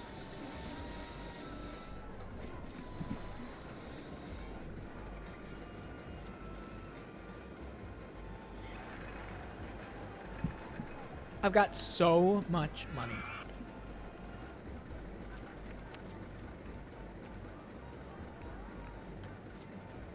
Park Value's hanging on. Got a few more months left. All we have to do is be above 20K, and we're chilling. Park value of at least 20K at the end of October. What's the big plaque behind you that says Least Safe Park Award? We're giving you both because you are our only park? Right, exactly. The Tidiest Park Award. I got the Tidiest Park Award when, like, we were getting vandalism complaints left and right. I'm looking at vomit on the ground and I'm getting the Tidiest Park Award. Uh-oh, we're plummeting. I need a new ride ASAP.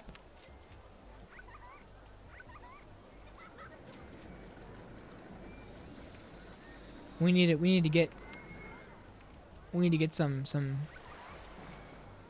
excitement in here. We're going down. What do I do? We're nose diving. I should save right now just in case something happens. Save. Nosedive. Just to be safe. Nosedive.sv4. Save that. So that if all hell breaks loose, we can always come back to that save and catch things. I think I have enough buffer wiggle room that it won't be too bad. We just gotta wait for our next free entry to the park. What are people saying? What are the people saying? Everybody feels sick and they're not going on the railroad when it's raining. That's fair enough. Too crowded here. Okay, we gotta do a little bit of expansion. Maybe I shouldn't have opened up a promotion for free entry to the park in this trying time.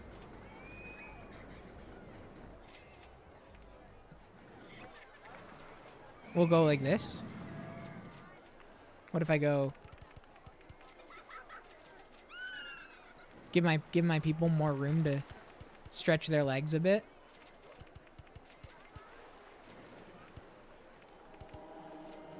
Go like this. Go like this.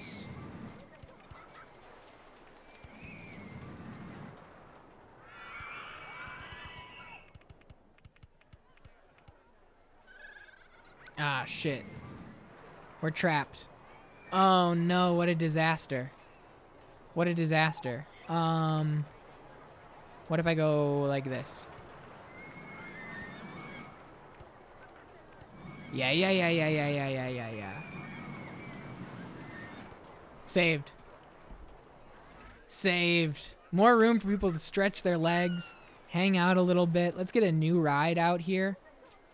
New ride out here for the people. Maybe a new roller coaster even. What if I go mini roller coaster and I get like the crazy caterpillar off this way?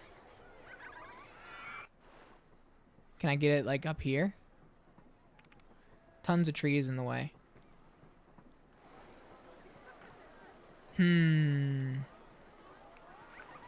That would be fun, and you know that would probably raise the excitement level of the train too, because they can see this roller coaster, which otherwise is pretty hidden. I hope this works. Tree in the way. Boom. Cool. Look at that up there. People are gonna love it. And we've got a ton of room for a long line. Guys are complaining about the amount of litter in the park. The Tycoon is complaining that the guests need to grow up. How about that? Footpath in the way. What if I go like this? Oh, you can't. Okay, we're fine.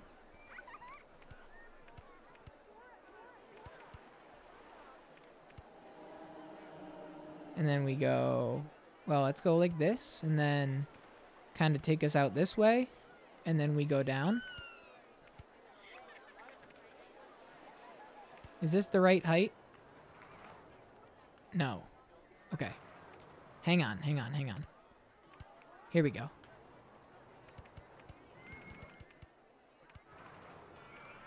And like that. And then the exit, we gotta do the similar thing. Start it here. And we go boom, boom, boom. No. No.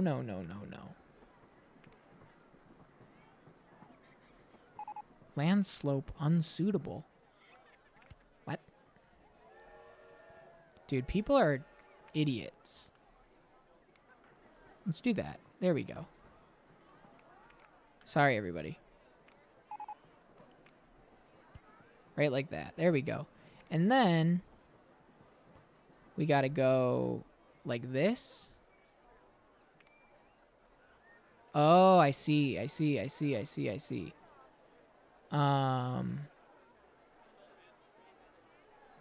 So here's what I'm going to do. I'm going to actually go up. And then hopefully, yeah. Look at that. Look at that. When have you ever seen anything like that before? Tree in the way? Tree in the way? Gaming. Lower that shit down. Ooh, that's looking clean. That's looking clean. Open up the new park. We got one lost guest. Where is he? He's fine. Grow up. And then let's take out an ad campaign.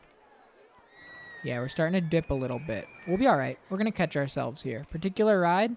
This is Rollercoaster 3. Boom. Give me a 6-week-long ad campaign. Get the people excited. More room to stretch your legs. More life. Another person's lost and can't find the park exit. How? You guys are useless. How are you guys lost?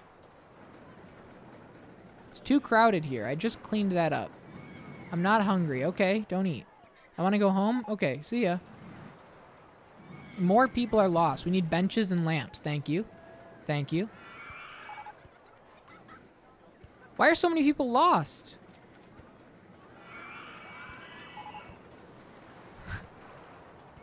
What's confusing to these people? Are these not connected? Is that the problem? Aha! There we go. We found it. We found it. They're not connected. We found it. Delete this. The lost people, it's not connected. We'll be alright. We'll be alright. We gotta go here, delete this, and then boom, boom. Now we should be saved. Now people shouldn't be confused or lost. They have a full loop. Please.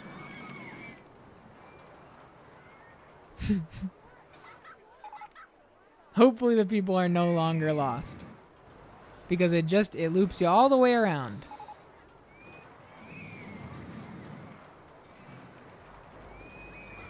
Okay.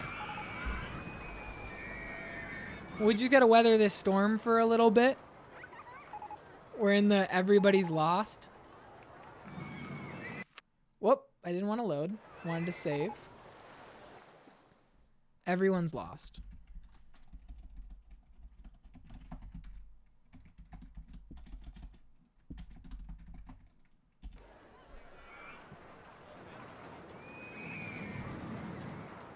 How's this affecting our park value? Ready? What's getting them so lost?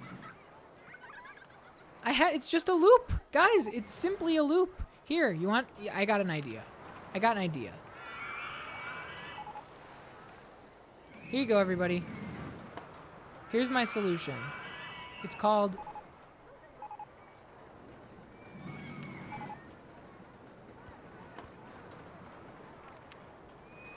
It's called Buy a Map, you idiots. I'll make them free.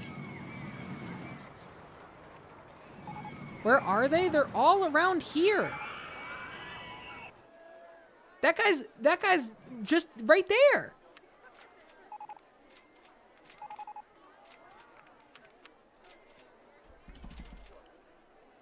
Looks like we need to cut some more breaks. Yeah, can everybody that's lost get in line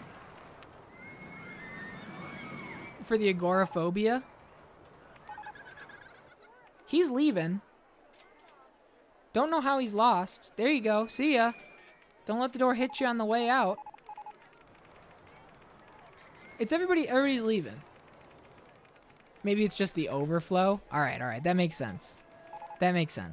Yeah. You can find the ride with your free map. All right. Hopefully everybody's taken care of now. 975 park rating through the fucking roof. 1,600 people here. What's our value at? Our value's going up. Going up. It probably was just an overflow thing. And we need to add a whole bunch more benches. now that everything's accounted for. Trash cans. Trash cans. Trash cans. Trash cans. Let's grab a new mechanic, or a new handyman, and just have him stay right around here. Good stuff. Obviously, you don't need to mow lawns. All right. All right, we're okay. We're okay. The overflow problem makes sense.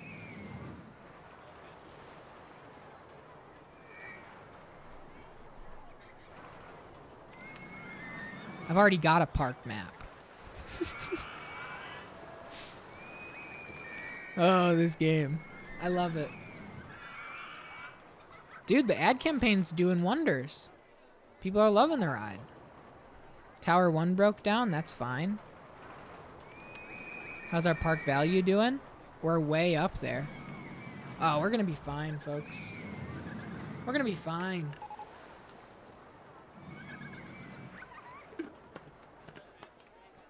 It's 8 o'clock. It's time to plug. It's time to plug, everybody. It's 8 o'clock. That means it's time to plug. It's 8 o'clock. I've got a subathon coming up from December 26th through December 31st of 2022. A lot of people ask if I'm ever going to play games that I have beaten before. The answer is yes. In the form of this subathon. This is Goaty's Gauntlet. We're going to start the subathon together with a yearly tradition that I like to do every year. I play my favorite game of all time, Cave Story, on the last week of the year. The wrinkle is this. If 20 gifted subs are given during the playthrough of Cave Story, we roll marbles for another one of these 5 games. Portal, Bloodborne, Undertale, The Last of Us, or The Legend of Zelda Ocarina of Time. And that gets added to the rotation. Every hour we will switch to a different game. At 40 gifted subs, we unlock the 3rd, all the way up to a 100 gifted sub cap for all 6 games, beating them in 6 days. Can we unlock complete Goaty's Gauntlet and beat 6 of my favorite games of all time in the 6 days between Christmas and the New Year? However many we wind up beating, that's how many the gauntlet will be. That's Goaty's Gauntlet. I'm very excited about it. Portal, Bloodborne, Undertale, Cave Story, The Last of Us, and The Legend of Zelda Ocarina of Time. And then, to kick off the new year on January 1st, 2023, you're invited to the first annual Questies. It's going to be a night of awards and celebration of some of my favorite characters, worlds, songs, moments, jokes, weapons of the 40 games that comprised the first year of GoatedQuest. We're going to have special guests. We're going to have marble rolls for the first 3 games of 2023. Game number 41, 42, and 43. And it's going to be a really, really great time. That is my end of the year extravaganza. Goaty's Gauntlet, a 6-day, up to 6-day subathon, leading into the Questies on New Year's Day, 2023. Thanks everybody for listening. That was my plug. Bloodborne might take a bit. So if I'm not doing an all bosses on Bloodborne, I used How Long to Beat like religiously at the height of like the pandemic in 2020, and I started using it in 2019. And my first Bloodborne clear, like not all bosses, just playing the game, took me 14 hours and 30 minutes. And that was without knowing where to go and what to do. Now that I have now that I know the route, if you take the critical path on that game and just try to beat it, I think we can do it kind of quick. You know, there's obviously getting stuck on bosses is a very real thing. But hopefully with the game swapping, every hour we'll be switching to a different game. Hopefully with the game swapping, that will allow things to be a little bit more, you don't get stuck in that rut. You don't get stuck in that classic Souls rut where you're just fighting a boss, throwing your slamming your head into a wall for hours and hours trying to beat something. Should be good. Should be good. I have faith. I have faith in it. It will be the longest. Well, Ocarina of Time might be the longest just in terms of raw hour count. Ocarina of Time's long. But, beating that, just going for the clear on that and not doing like 100%, not doing all heart pieces, bottles, all the mask stuff, etc. Will make it a little smoother. Hey, I'm not saying it's not gonna be easy. There's nothing easy about what I'm, about to do. It's a gauntlet for a reason. I think that I'm going to do 2 p.m. to midnight days for those well, I'm probably not going to stay all the way till midnight on New Year's Eve. That's the overflow. But I can do like 50 hours, 2 to 10, or even longer, 2 to 2, whatever it might be, and clear through those games. And then we'll kind of have, on the tail end, The Last of Us, Ocarina of Time, and Bloodborne. And, yeah, the pressure's on. The pressure's totally on, but I think I have it arranged in a way that I can beat it. I can do them all. If it comes down to it, right? If it comes down to it, because, there's always a chance that we don't hit those sub goals, and it's not even much of a problem.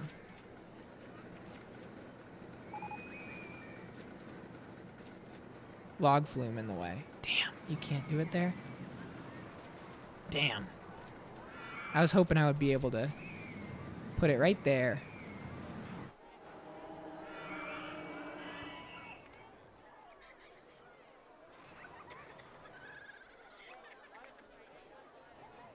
Tree in the way. Put it here? I don't know how they're going to get to it, though. I don't know how they're going to get to it. I don't think they can get to it like that. Advertising for the roller coasters ended. That's cool. Good.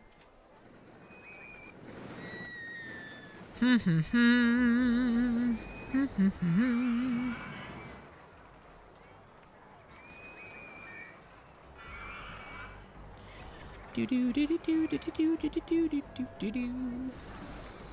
right.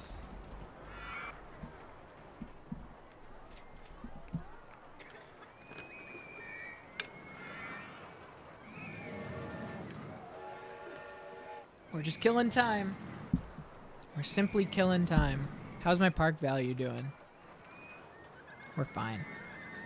I think I'm going to do what I did last time. And stand up, stretch my legs, run to the bathroom now with the park on a zoom out in these, unless all hell breaks loose, we got 2 more months. And I think we're going to hold on to that park value. I would be shocked if things plummeted $4,000 in 2 months. So I'm going to put it right here. A little Rollercoaster Tycoon wallpaper. Take a look at Platinum Heights. And I'll be right back shortly. I'm just going to run to the restroom. All right? See you in a bit, everybody. See you in a moment.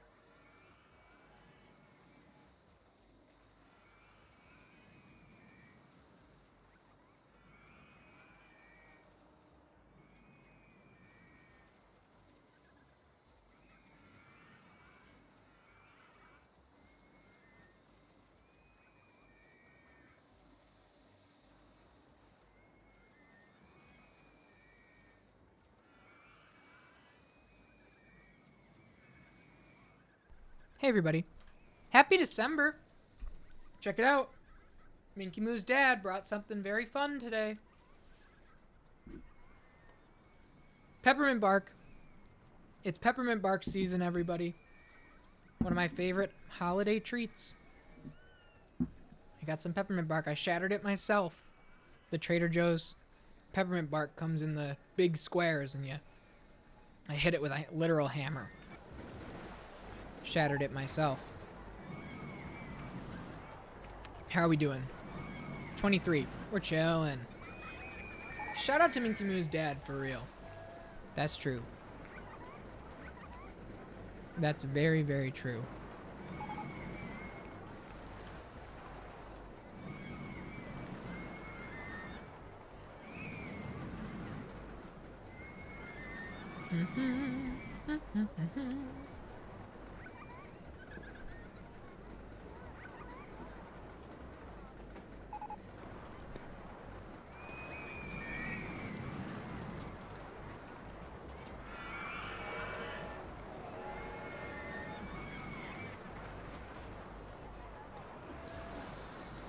I'm not really one to eat on stream typically, but 'tis the season, I suppose.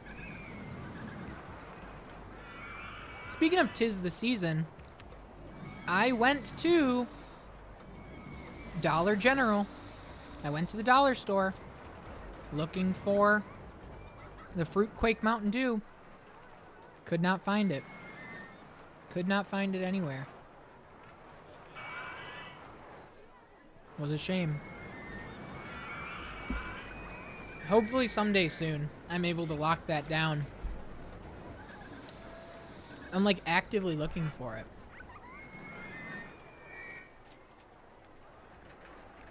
Yeah, we got really nothing left to do at this park. This park's just kind of on autopilot at this point. Totally just on autopilot. Watching things go, watching things move.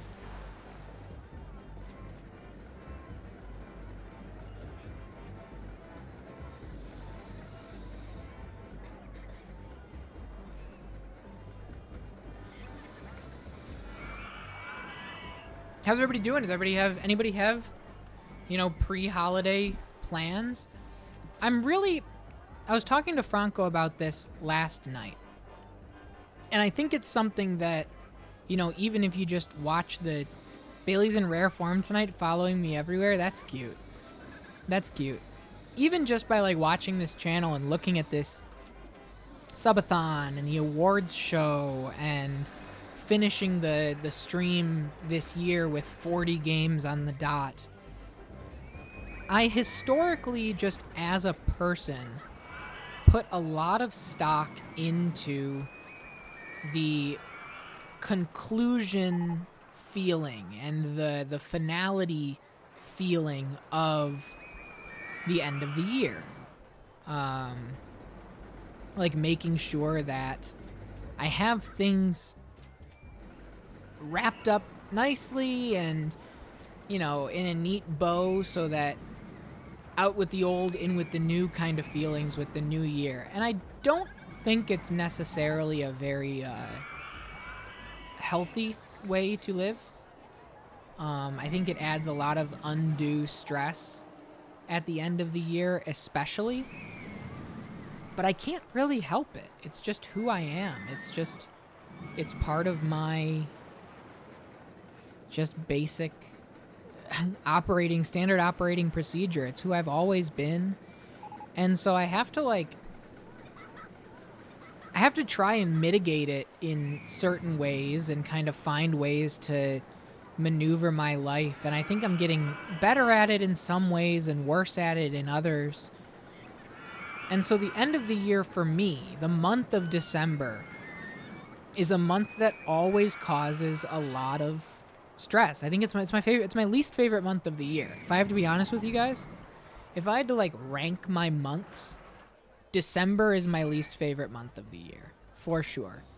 My favorite month of the year is September, and followed by January. And not because January is my birthday month, just because that feeling of a reset And it's a similar feeling why September is my favorite month of the year. Because September is, you know, for school, granted I've been out of school for a decade now, but in school age, September was the start of the new year. That's the reset month. That's a new grade, a new feelings, new classes, new teachers, new everything. And September's my favorite month too, not because it's my birthday month. Just something about, I love a fresh start. I love a fresh start. And I think that the fresh start, because of how much I value the fresh start and how much I love the feeling of starting new, I wind up with a lot of stress, because to have a fresh start, you have to have the old stuff taken care of. The stress of making sure that these games are done in a way that we can roll 3 new games in January. The stress of, you know, just everything. It's just who I am. It's who I've always been. I think that the gauntlet is going to be, you know, a bit of a reset for me in a good way, to just be like, hey, if we make it, we make it. If we don't, we don't. Kind of, you know, whatever we unlock, those are the games, and it'll be a good time. Nonetheless, for everybody. I think that that's a good thing. I think the awards show is going to be a nice send-off, closure, end of the year for 2022. And then you'll feel it. You'll feel it if you're a regular in this channel, if you've been here through the different streams and the different months. January feels good. Man, that Pokemon playthrough, Chrono Trigger, even into Diablo, Jack 2 felt good. The New Year games, for the record, I talked about this yesterday. All of the games that are going to be rolled, all of the games that are going to be rolled in December on the Questies, the 3 games, game 41, 42, and 43, the entire list is on the table. The entire list is on the table for this. Yo, what's up, 7-3? Thanks so much for the follow. And hey, you're invited. We're going to be doing an awards show on January 1st. Special guests, awards. We're going to be rolling marbles on stream, which is how I decide my playthroughs on the channel, to decide the first playthroughs of 2023. And we're going to celebrate the first 40 games I beat this year. That fresh reset with every game, you know, on the table here, accounted for. Guys, my right click isn't working. There we go. That was weird. More RCT friends? Nice, nice. So anything can happen. I'm very excited to just kind of put it all on the table, because I got 400 games plus on my list. If anybody wants to peruse, the full list is there for the browsing, and you can see what we've played so far and what's on the table. Every game I play on this channel is a first playthrough for me. It's all brand new. So I don't have, you know, maybe I played a bit of it when I was a kid.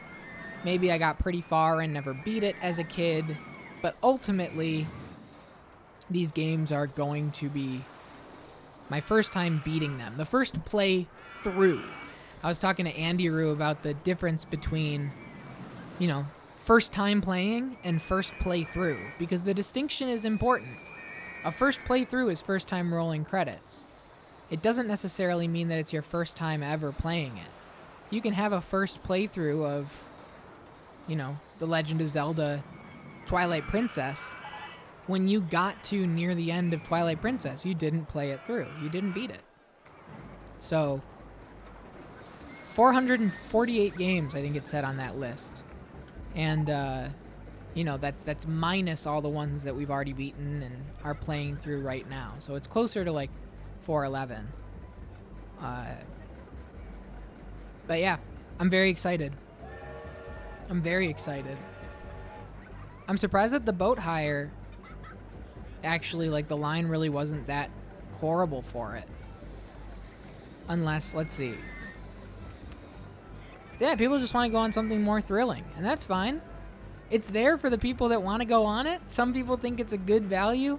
A lot of people want to go on something more thrilling, so keep the line low. Had 402 customers. 70% satisfaction. That's pretty nice. Braid is on there. Yeah. Never beat Braid.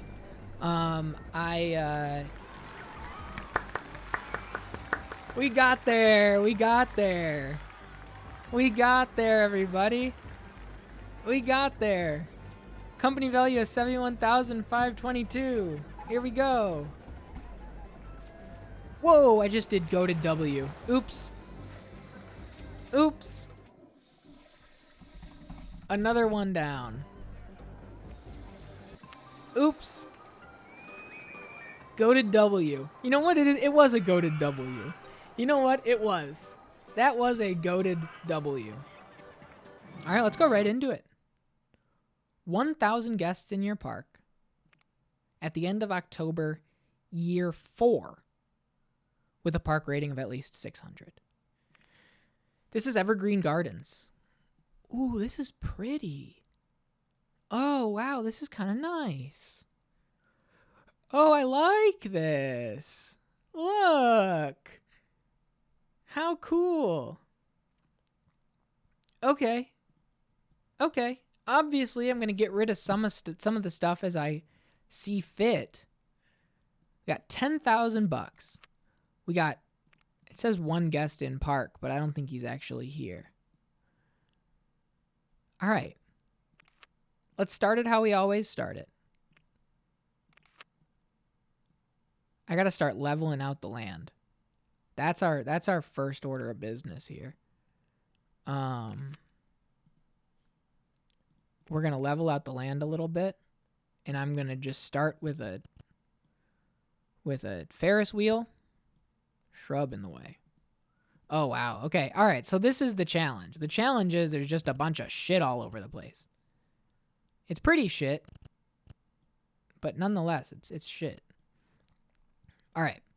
So let's kick things off with a little bit of music, a little bit of fun.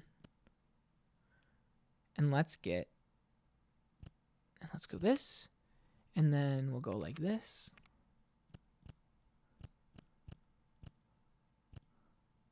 Okay.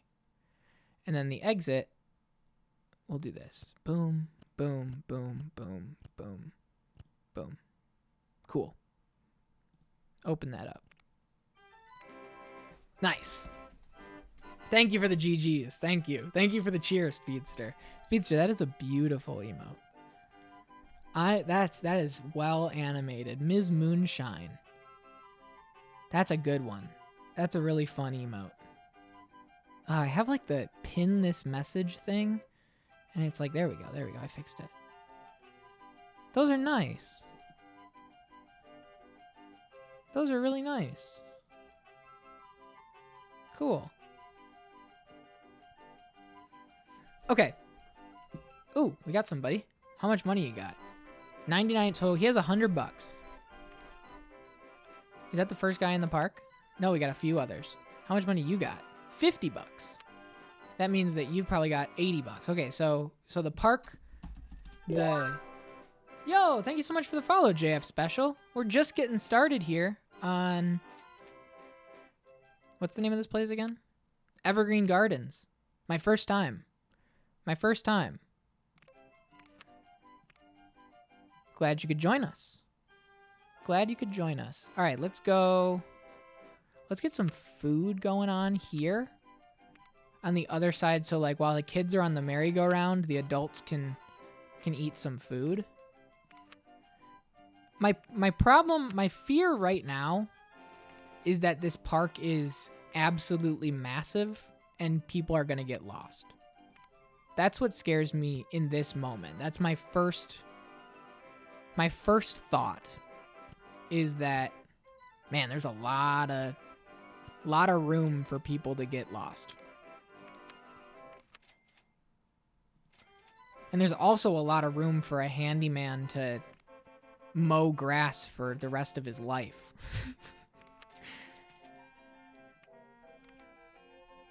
A valid concern. That's what I'm saying. How much is the cost? $1 for the park?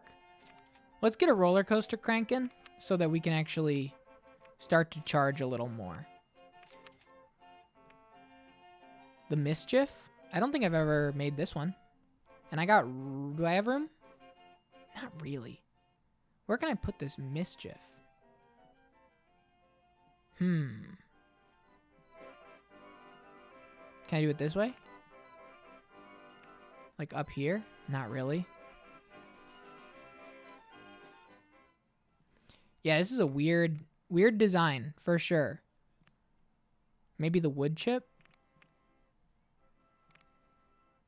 No room. I need to get some more rides. We got to start small. People are going to be lost. Walking, heading for the merry-go-round. They want to go on something more thrilling. All right. Then let's get a steal. The Raging Rocket. Okay, here we go. This is nice.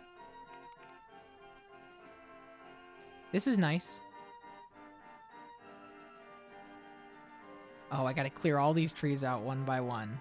Of course. Jeez.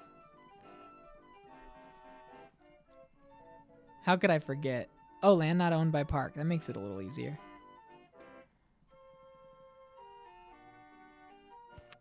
There we go. All right. And then I think I did it on the wrong side. I don't know how.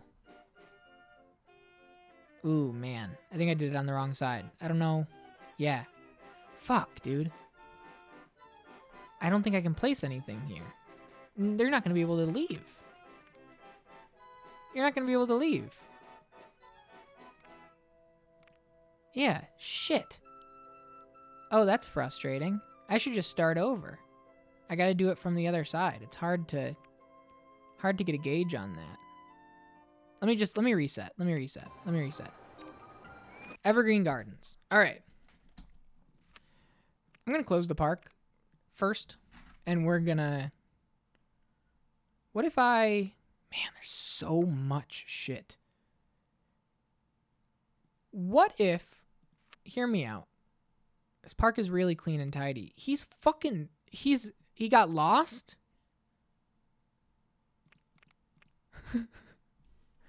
This park has so many paths. I want to kind of cut them out. You know what I mean? Like, I want to start off by just like kind of, opening up expansions to the park on my own time. Right? So we kind of start small and work our way bigger. So like right now, it's just this part of the park. I give you a sub to help me out. Ecdysis? I'm excited to check out their stream. Thank you so much for the gifted sub. Yeah, that's such a good cheer. Oh, they got big time subs. That is a great cheer.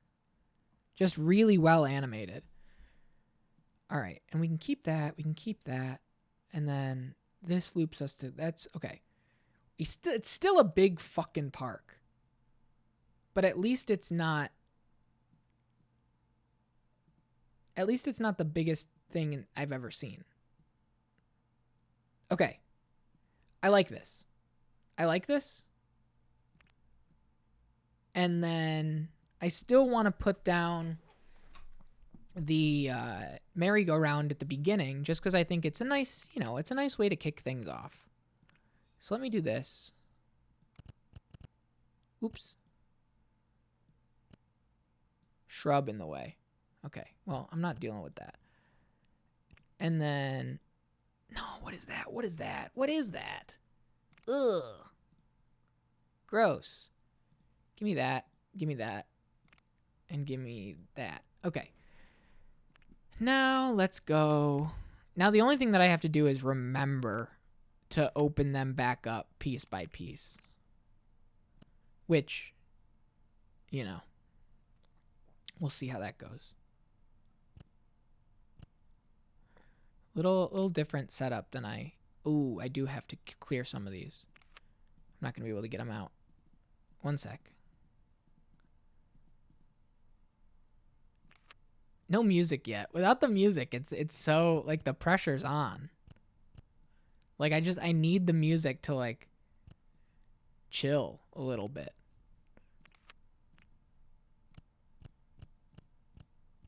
Okay. And then we'll go. There we go. That's nice. Open this up. That's what I need to hear. Here we are. All right. Now, let's open up. And let's make the thing $10. I don't think people are going to come in quite yet for $10, but we got to open it. Ice cream. Perfect. Not too worried about the cost of it. Burgers. Perfect. Soda. Perfect. And then we don't have a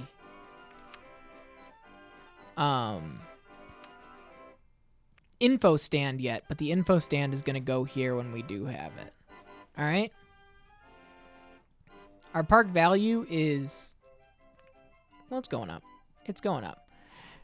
Let's do this first roller coaster. I still do like it right here, hypothetically, you know? But I gotta clear so much out in order to make that happen.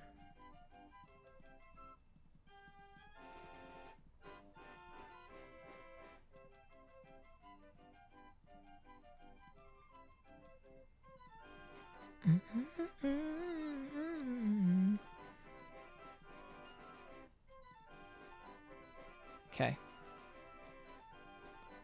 And then I can, like, I don't necessarily need this, right? You know? Like, that kind of stuff is not, it's cool, but ultimately, if it gets in my way,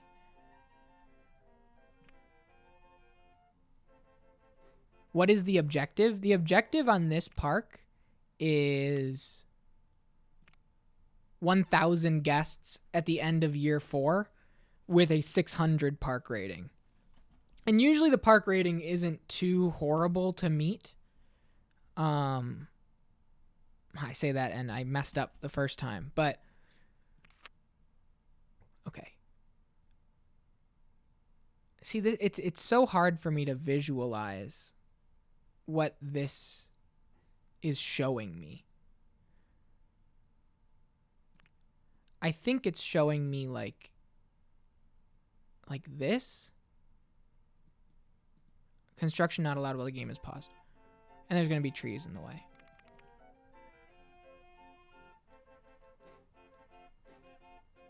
And then, man, it's so hard for me to see it. I can't, like, I don't have good, like, visualization. And then they have the entrance and exit here. I think I'm safe. I think I'm safe. I hope I didn't run into the same problem. Yeah, we're okay. And then, yeah, we're fine. I'm actually gonna put the entrance to it over here. I think that'll be nice. We'll go like this. We'll go like this. One more. And then right there. Cool. And then the exit, hopefully, if I can place it, I pray,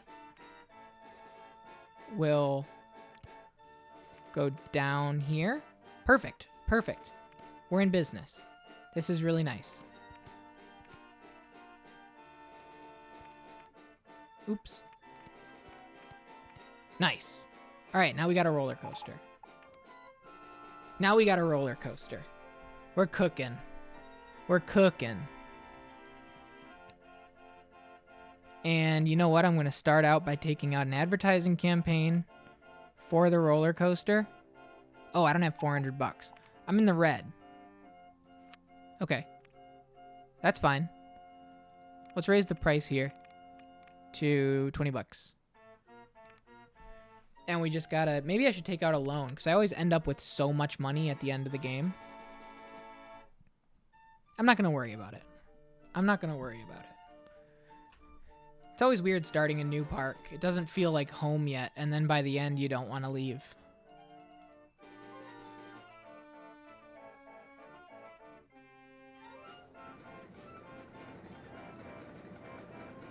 Oh, wow. This is like just two cars per train? That's weird. They look like rockets. Huh. Okay.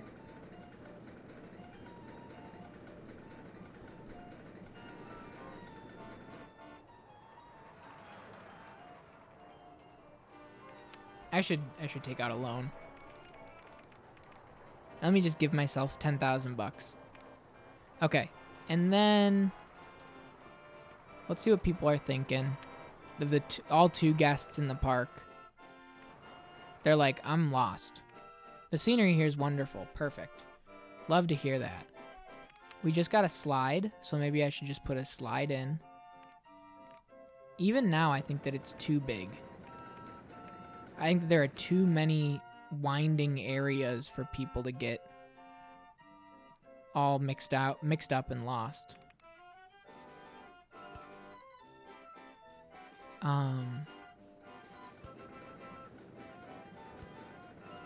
And then we go like this, and we go boom, boom, boom, boom, boom, boom. And then... Oh, I can't. Oops. You know what? We gotta go like this.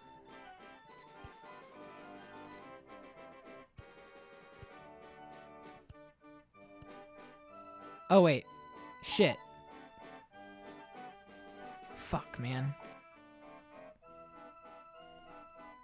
This guest is lost. Already somebody's lost and can't find the exit. We knew that was coming. So they can't walk down the side of a hill. Makes sense. All right, well then we'll do this. We'll just make the line shorter. There's not going to be crazy lines for this anyway. Guest 12 already lost. Right. Okay. And then we'll just do this. Problem solved. And then you know what? Just to add to the brilliance of the park, put him there. And then just put some... Wow. What a beautiful little park. Roller coaster doing well. Somebody's already lost. Oh, I can't even get up there. Oh, that's my fault. Open that up, but close this off. There we go. That works. That works for me. Somebody can go up to this if they want. All right, what else do we got? I think a hedge maze is a nice idea. But I don't think I'm ready for it quite yet. We should put something a little bit more exciting. Scrambled eggs. I don't know how exciting that is. I think people, like, by and large, hate this ride. But we'll give it a shot. Entrance here, exit here.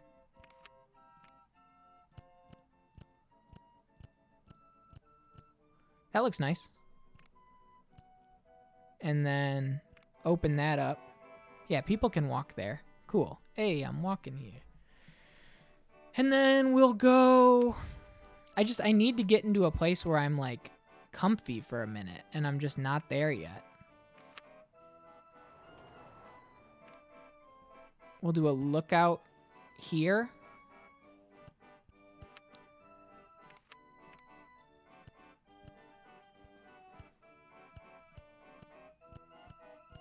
There we go. Open that up. Nice.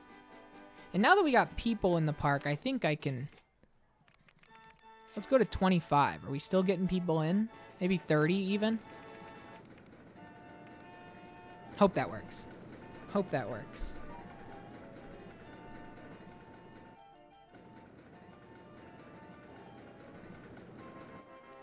Yeah, well, the rating is going up. People are just getting pretty easily lost. Okay, I don't want all this open. So, shit. Close that off. And once, fuck. Get rid of this. And I gotta move this guy out of here. There we go. Little smaller. Little smaller. Scale it back. Scale it back. We got room for a nice ride here. Let's put a nice ride here. We could put the maze here, honestly. The mini maze.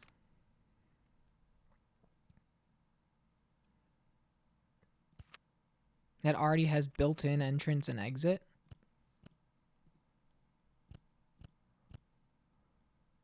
Go there. And then...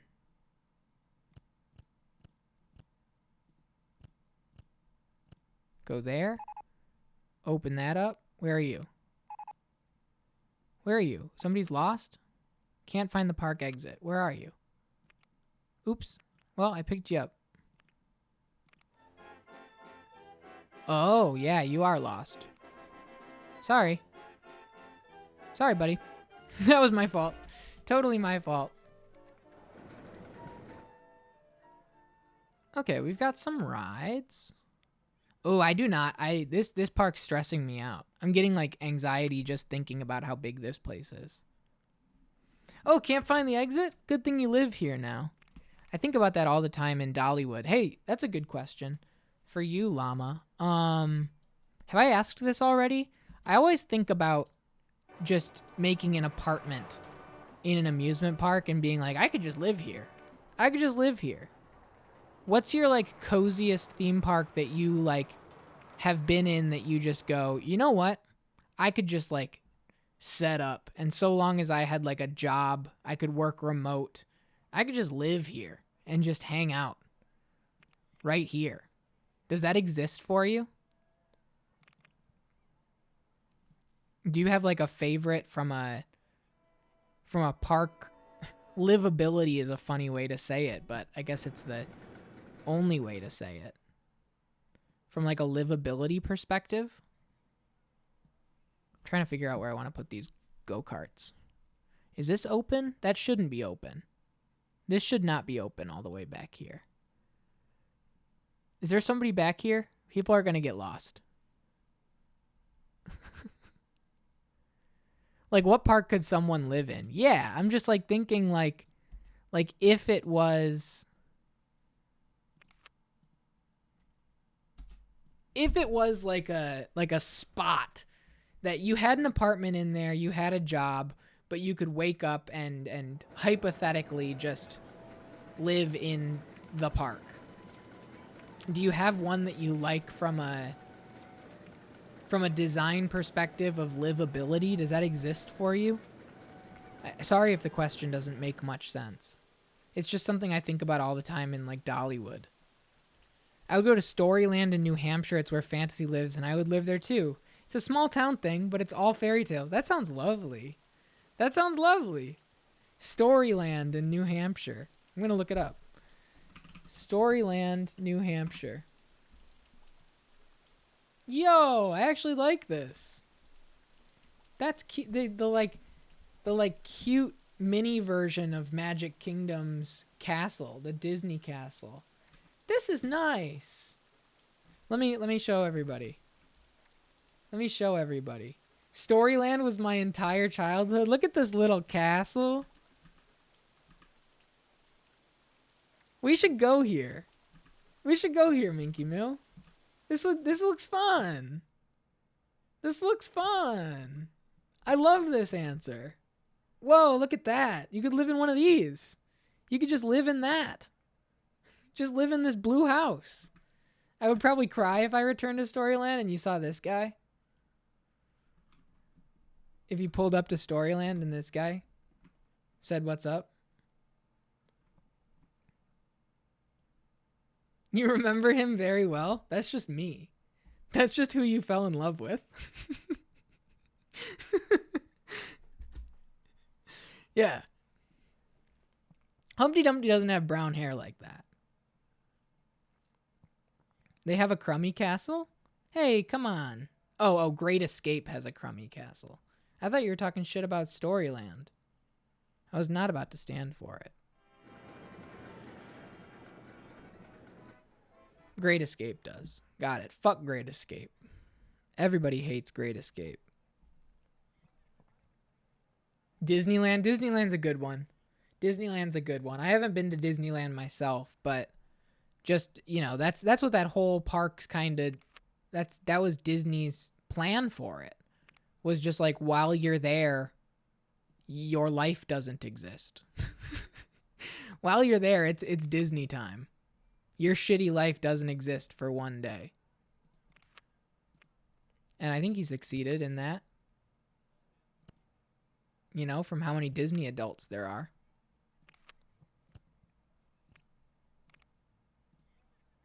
I need to go to Disneyland. I need to go to California. I've never been to California.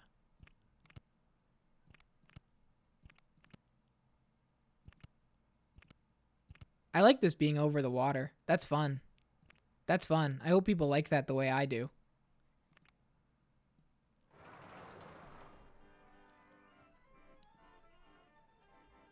Oh, I haven't been there. I can't talk. I liked Great Escape.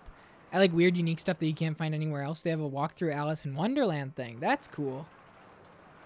That's cool. For me, F telling, but that's in the Netherlands where I'm from. Let me take a look. Let's do a... And I apologize if I... Yo! Look at that, dude!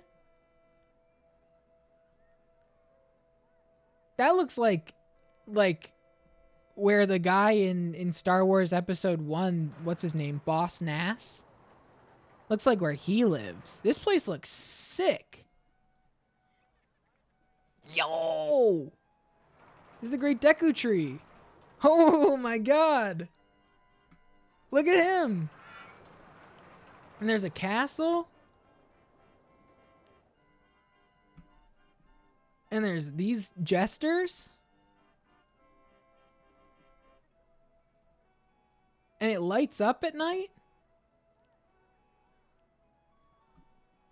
This is the entrance.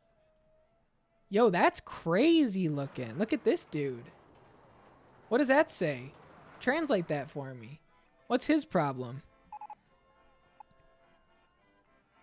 Somebody translate that for me. What's his deal? It also has a fairy tale forest. That's beautiful. Oh, I like that a lot. I like this place. I want to go there. Let's go to the Netherlands. Maybe Busch Gardens, Williamsburg. If you get bored living in one country, you can go to a different country. And the music is awesome. Just reread your initial Storyland message, and I'm really happy about the jingle callback. I'm so glad you guys have this connection now. All right, how are we doing?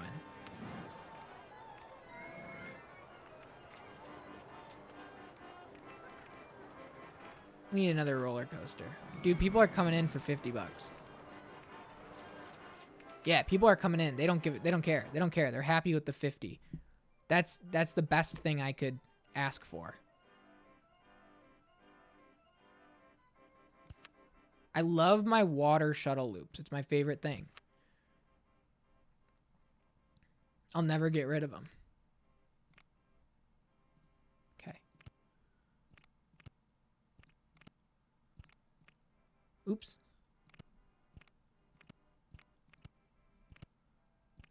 You know the one thing that I know I'm not doing well? And it's probably been driving you crazy from time to time, Llama, is hotkeys. Doing everything with my mouse. And I could probably, my productivity and everything would probably go up so much if I just learned the proper like hotkeys to get around and do it all like with the keyboard, but I'm basically playing one-handed. I'm not judging. No, I know you're not judging. I know you're not judging. But I like this. Look at this little island. We should make this island accessible.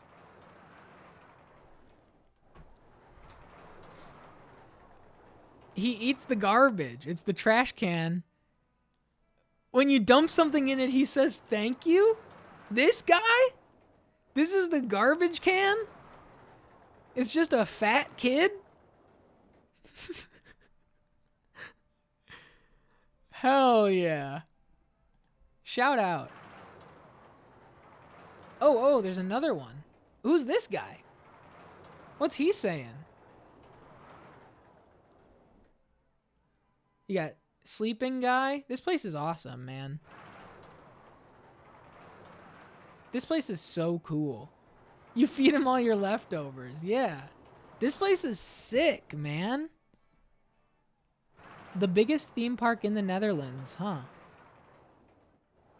And one of the oldest theme parks in the world. That's so cool.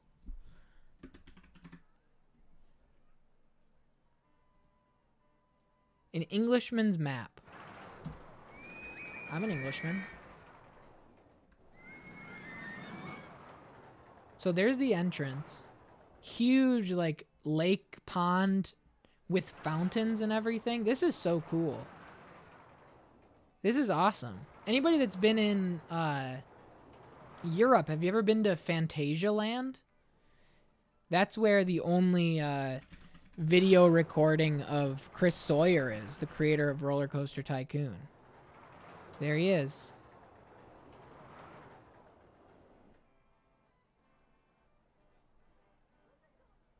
Deep, deep, deep into this live stream. It's just him. Where is it? I don't know. We'll find it later. Yeah, that was awesome. 257 guests. Our park rating's going up. Park costs $50 to get in. Let's take out an advertising campaign for the shuttle loop. For 4 weeks. Oh, I gotta start hiring. Oh my god, I don't have any handymen or anything. Oh no, hold up. I've missed a critical step. Oops.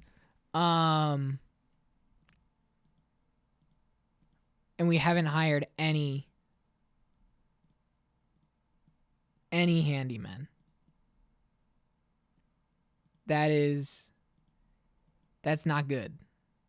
Hold on. He's going to take care of this. And then want to get another one who's going to be back here. Take care of all this.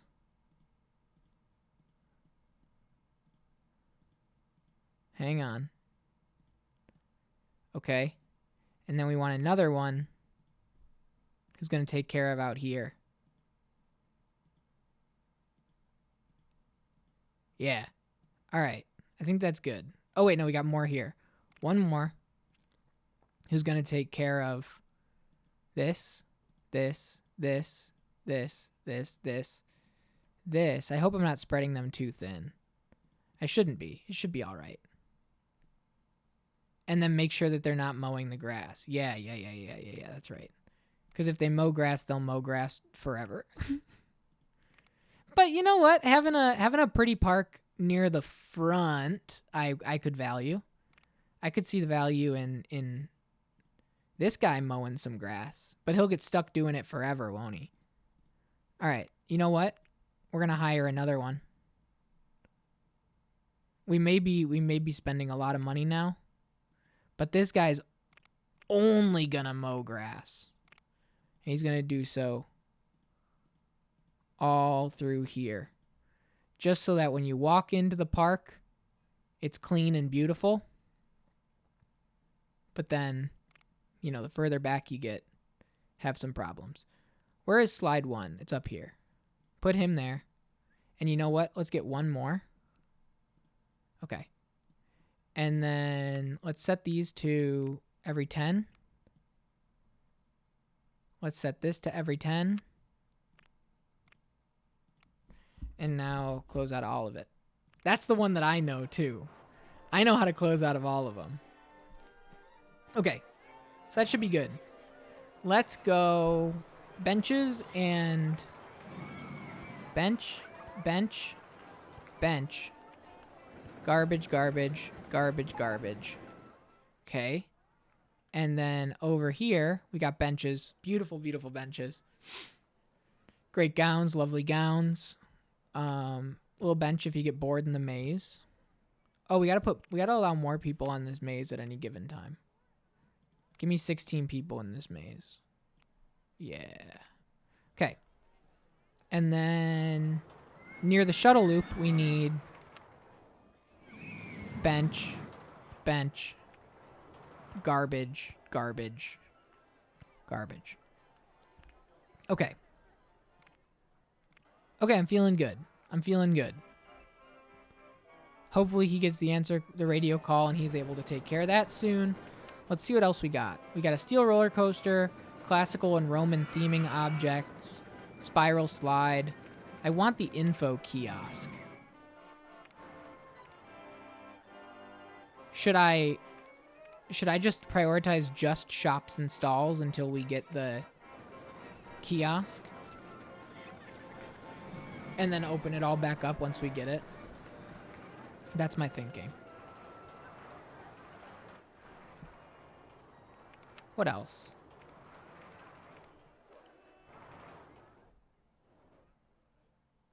Okay, so they can walk back here. I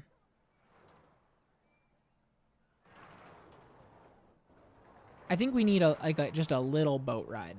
Just a little boat ride somewhere. Something small. Like maybe... Okay, the water slide's open. That's okay. I don't think it can be there. Yeah, this is too tight.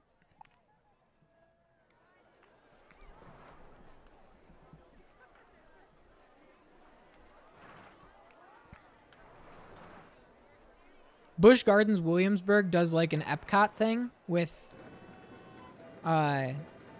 like countries. It's like all framed around going to different countries. That's really neat.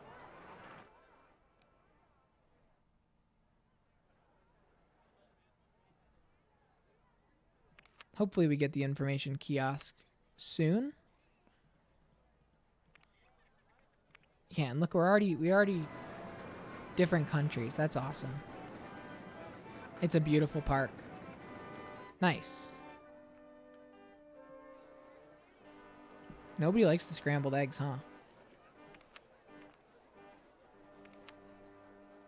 Let's take out a 3-week advertising campaign. Every Busch Gardens has a different region thing. So like Tampa is Africa. Oh, that's cool. And then Tampa, so like the different areas are different countries in Africa. That's wild. I had no idea. Busch Gardens Tampa used to be Busch Gardens Africa. Huh. That's cool.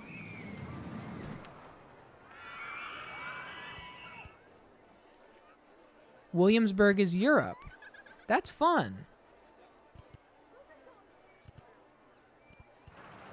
Okay, we should put something here. What? I do not know. We've put one of every ride so far. Aside from, like, you know, bigger roller coasters. Should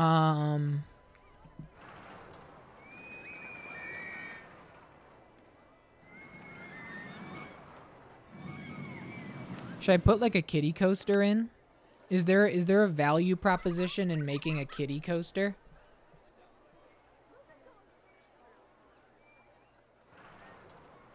Probably not. Probably hard in this spot. Probably easier to just make the cheap go-kart track.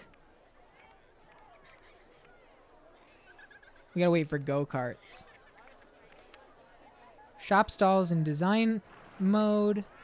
Oh, I'm asking for real. Yeah, I'm just trying to think of like, I guess I'll just wait till we get a different type of ride.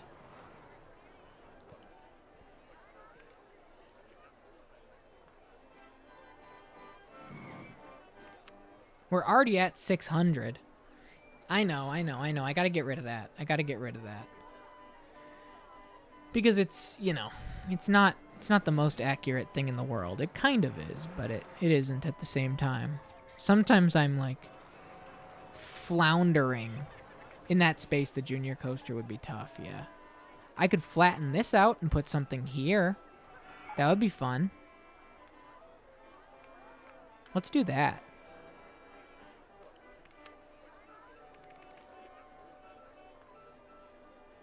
I know I'm probably spending a lot of money on the flattening. It adds up really fast.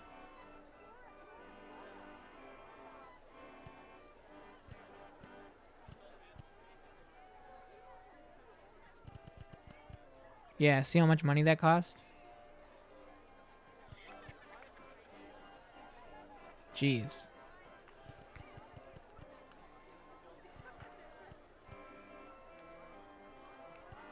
Oops, and I made it too low. I'm gonna eat some dinner, maybe watch a show, turn my brain into goo. Okay. Thanks for hanging out. The worst is when you spend too much money making it low by mistake. Right, just like I just did.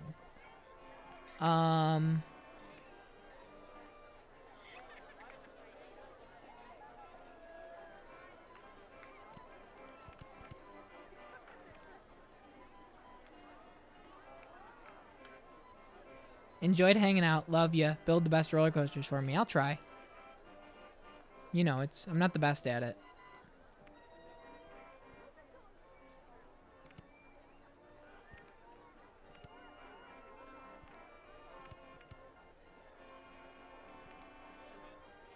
I can't quite do this.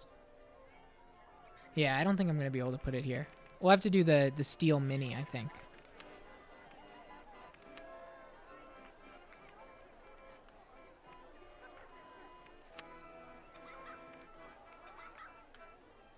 I think the steel I'll be able to get a little bit more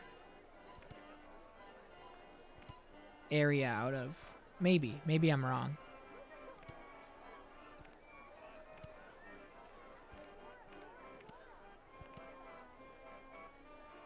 Oops.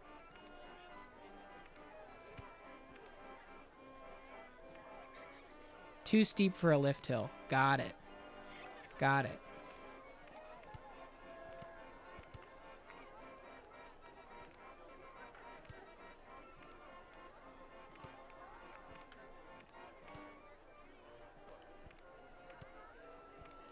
Oh, I can't do that quite.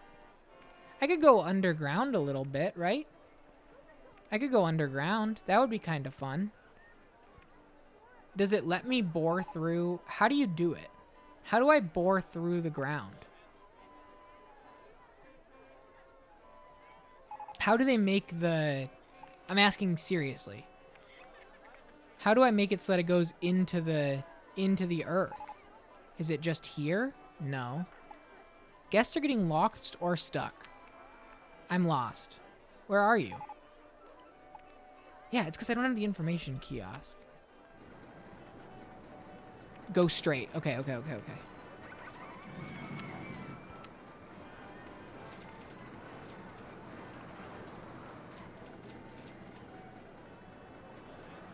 I'm gonna make the map free for the culture.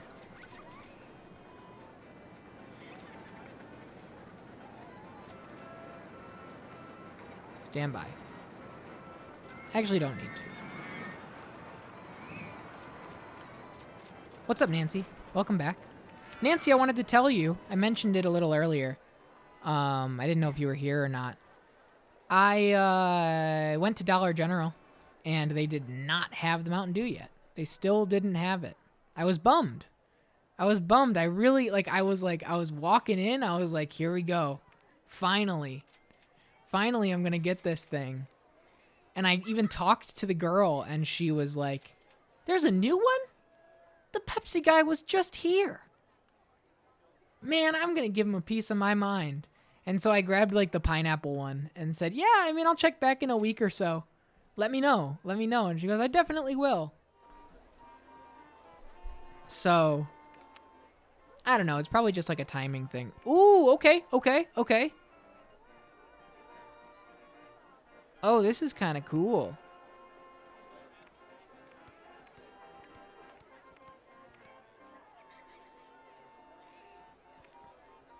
Probably really, really fucking expensive, I'm sure.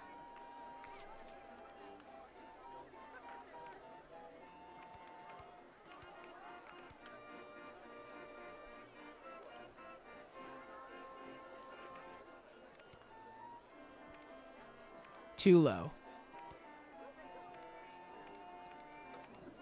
Too low.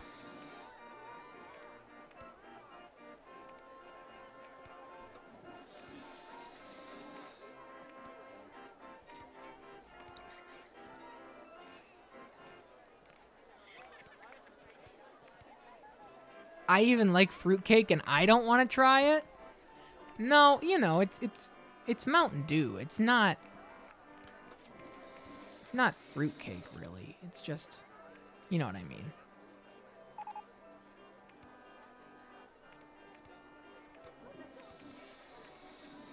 Raise or lower the land first. Okay, I see what I have to do.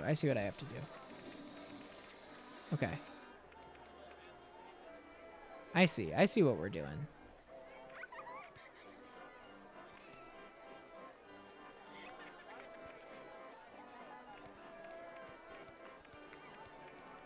I'm still underground. Damn.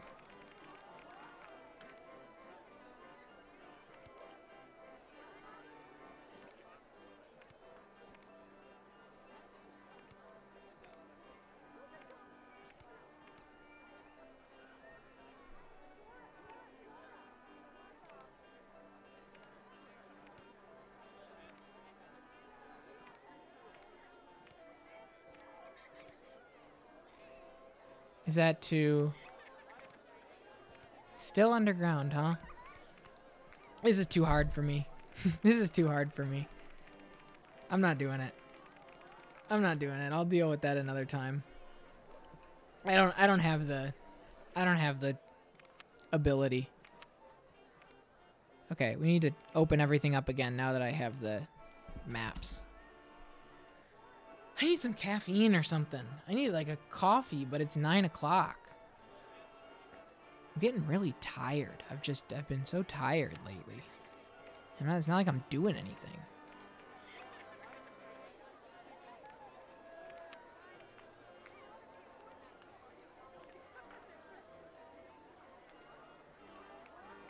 Too high for supports. I cleared this out for some reason, and I don't know what I'm going to wind up doing. Like, I have no idea. What if I just do this? What if I just go boom, boom, and then I like, no, I go boost, boost.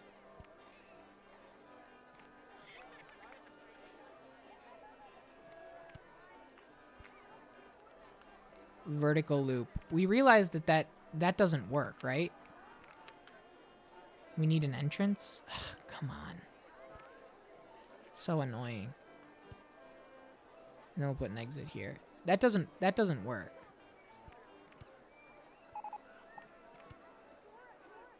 Well, it might work because this works. So we have like a station blast off speed, right? Or is that only for the shuttle loop? We'll try it. Coaster test. Let me make a new... What is this place called? Gardens? Oh, it's right there in the name. Evergreen Gardens. Coaster test. It gets dark so early now, I never know what time it is. Yeah, it's 9 o'clock, if you need to know. I'm just exhausted, man. And it sucks. I don't want to feel this tired. I really don't. I really don't. At all.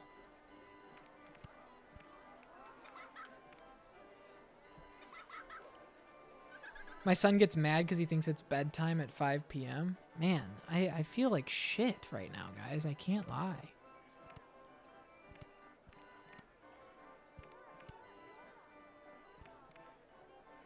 I'm losing my mind. I'm losing my mind. I can't focus. I like have a complete lack of focus right now. It's like my eyes are strained. I'm just feeling so tired. Sure looks like bedtime at 5 p.m. That's true. That's true. We got fries. I went to a restaurant today called French Fries with a Z. And I got a burger and fries, and I wouldn't go back. Minky Moo was there with me. I did take a break. I got up, I walked around about an hour ago. I had some peppermint bark. I did it all. I feel like completely drained.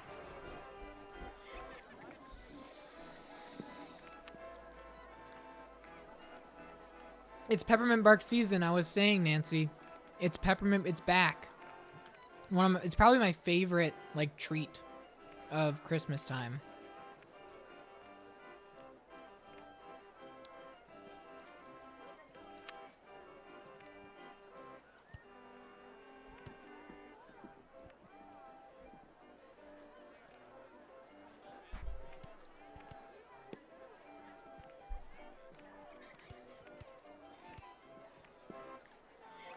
Whoa.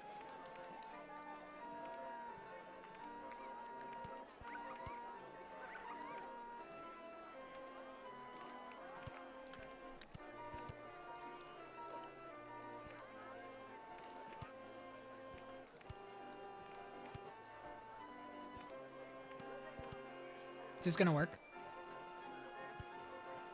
What are the odds? What are the odds? You guys thinking this is gonna work? Is there enough speed? Guests are getting lost or stuck. Not enough speed. Look, the earliest again, LA Noir is on there. That's true. That's true. It's on there. I have a story about LA Noir. My first job was at GameStop, which is not a very surprising thing, I guess. My family would go to the mall a lot, and I'm hungry. I want to go home. I'm lost. Who's lost? You're around a whole bunch of other people. What's getting you? Are they just getting lost in this? Is this what's happening? Everybody's in this thing, getting lost? This place sucks. This place sucks. The pathfinding's whack. Yeah. Let me see if I can go. I know I can raise the booster speed of these boosters, right? Yeah. Because I was close. Let's try it now. Still not enough.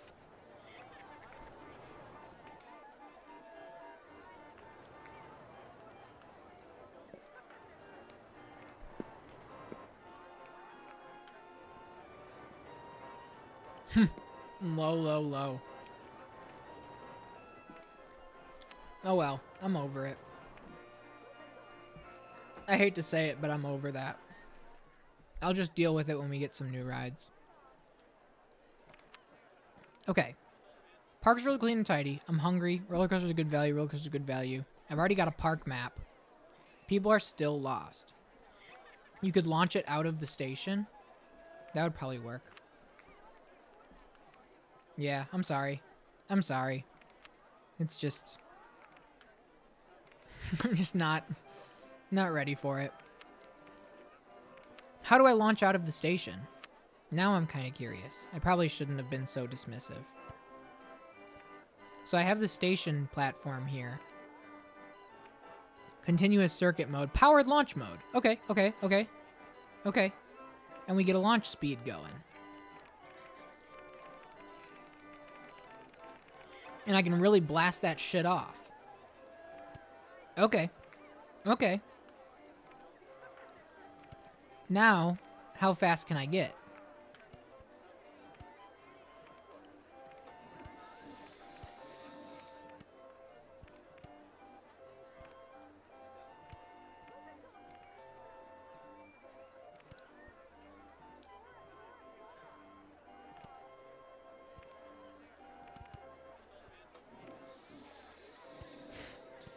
The flushing sounds are so evil. Nice, nice. Okay. We got a little speed there. Are people gonna like it though? Probably not enough going on. So what I did here is that this stuff is determined by, I think there's a value for 131. This kind of stuff is determined by like a number of factors that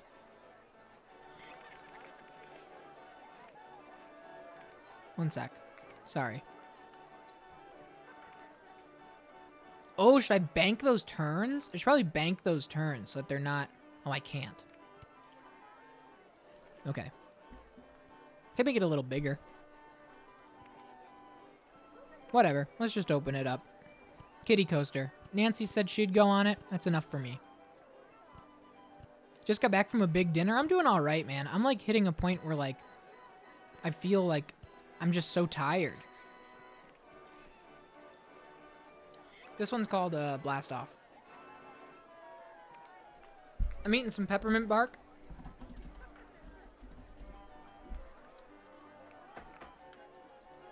People are gonna love Blast Off.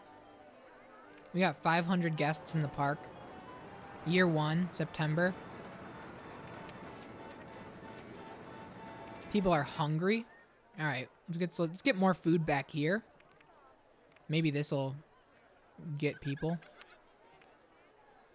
New French fry stand. Anyway, I've been driving past this establishment. Oh shit! I've been driving past this establishment that's just called French Fries with a Z for a while now. And I finally stopped in because I went to go pick up Minky Moo and I was like, I am very hungry. We need to get something to eat. And it was okay. It was okay. I hyped it up too much in my head, I think. For sure.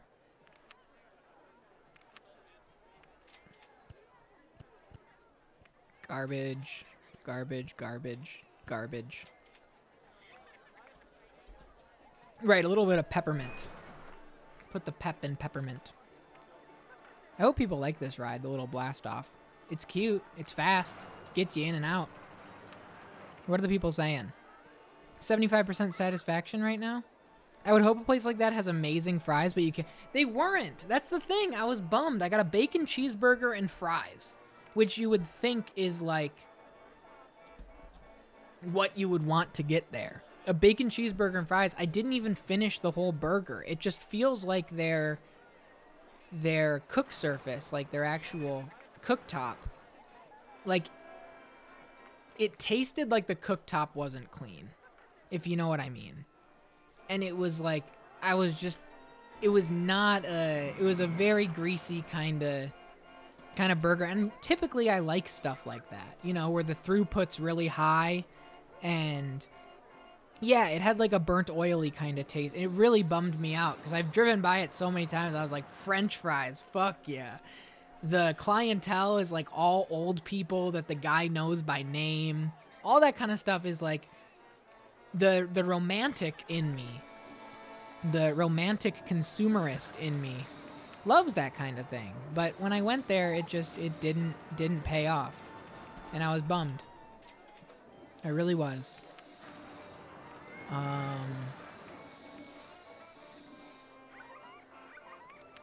But oh well. Get a couple entertainers, get the people excited. You got something to clean up right here, buddy.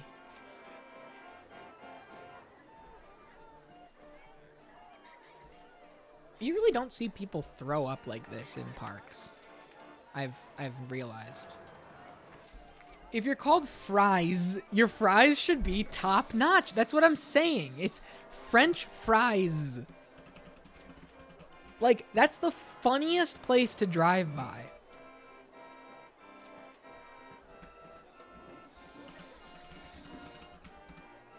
It's so, and it looks like it's gross. All right, so like part of it's on me. Like, here's the sign that I drive by, but like, fuck me for thinking that this was gonna be like some hidden gem kind of food place. Look at this place. You're gonna drive by this sign and like hope, like I had a dream, okay? I had a dream. I dreamed a dream of French fries. Look at it. Look at this sign. You drive by this sign and you just, looks like they just stole a JPEG of fries. Yeah, because the meal speaks for itself, or it should. Hamburgers, hot dog, chicken. What more do you want? I got puked on while I was riding a roller coaster. The fries weren't bad. The fries weren't bad. I don't mean to really talk too much shit. It was fine. This is not like a condemnation of French fries. It just, I was expecting a more lively establishment, I suppose is all. Haunted house? Get one of those going. I had a friend throw up really, really bad on the Maverick at Cedar Point. First time in a amusement park. And we went on the Cedar Creek Mine Ride. Loved it. And the Cedar Creek Mine Ride is like right next to the Maverick at Cedar Point. And so we were like, the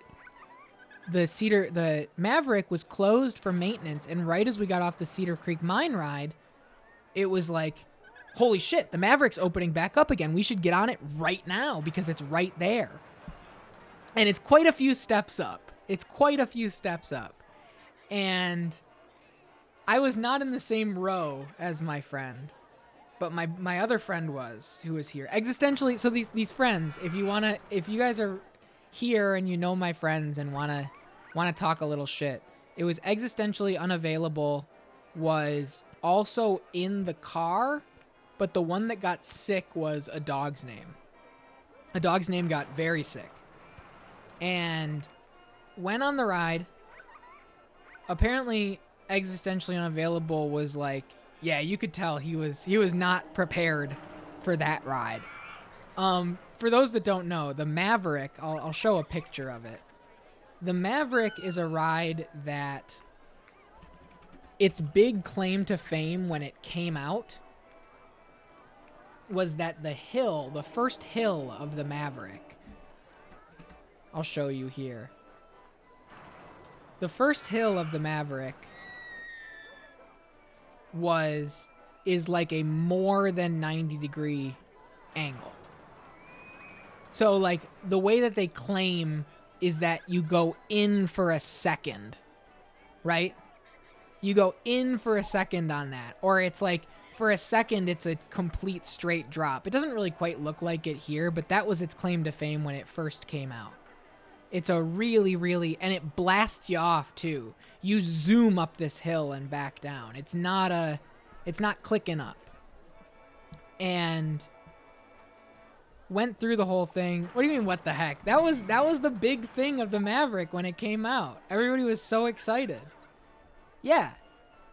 The first launch of 2 gets you to the top of the first hill, which travels down and under at the steepest angle at Cedar Point, 95 degrees. Oh, there's no red train and blue train on Maverick? Did it show? Huh, weird. Maybe just a promo shot. I would barf on an empty stomach on any ride. Well, a dog's name learned the hard way. And totally did. Went through the whole ride, not sick at all. Pulled right into the station and waited, like where you have to wait for the car in front of you to get off and get the new people on. While you're waiting there, you're suspended in air. You're still in your seat. Just all over. His clothes, my friend's clothes. It was bad. We bought him a We bought him a Maverick t-shirt, and he drove separately because he had to work in the morning and then drove down to meet us. It's about a 90-minute drive, and just went, yeah, I'm going home. There's no reason for me to stay here the rest of the day. I'm going home. I'm done. I'm done. and left at like 1:30 in the afternoon. It was just, yeah, there's no way. My clothes are, he had to throw out a pair of gym shorts and a t-shirt and just bounced. And then we were able, it kind of killed the vibe a little bit. Not that it was his fault, but it was just like, Minky Moo's not good with sickness.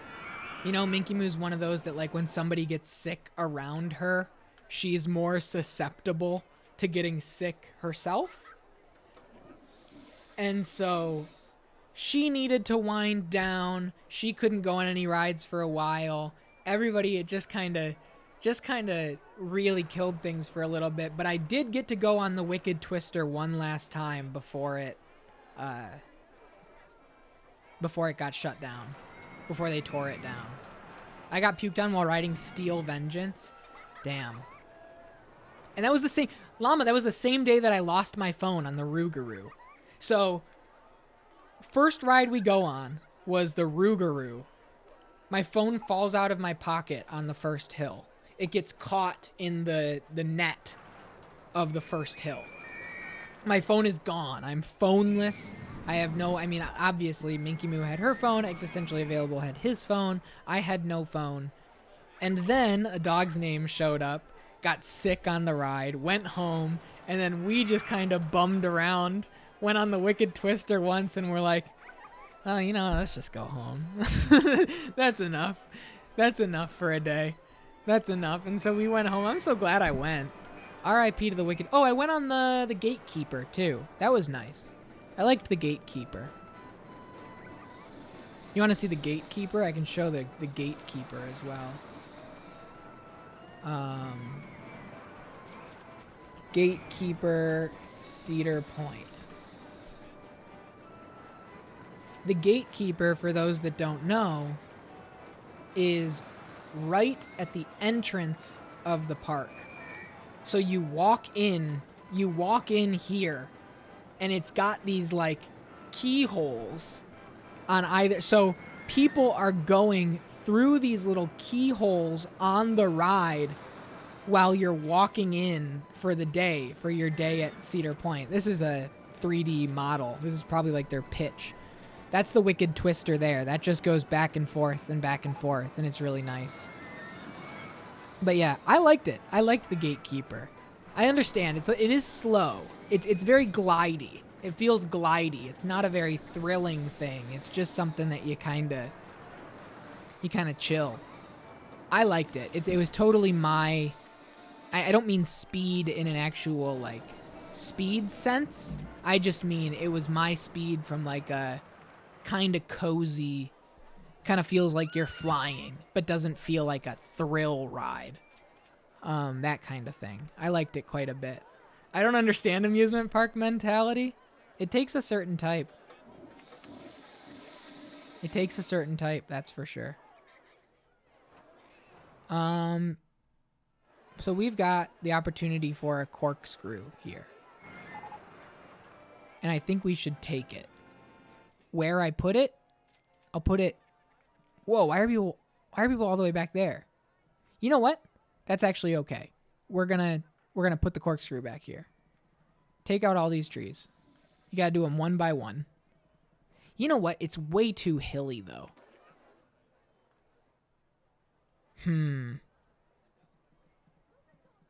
I gotta figure this out. I gotta figure out where we're putting this damn thing.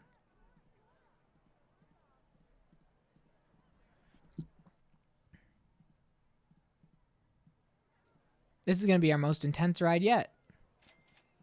Trees are gonna be in the way no matter where we put it. Ugh. Okay. All right. I gotta figure this out. Deleting these trees one by one is horrible.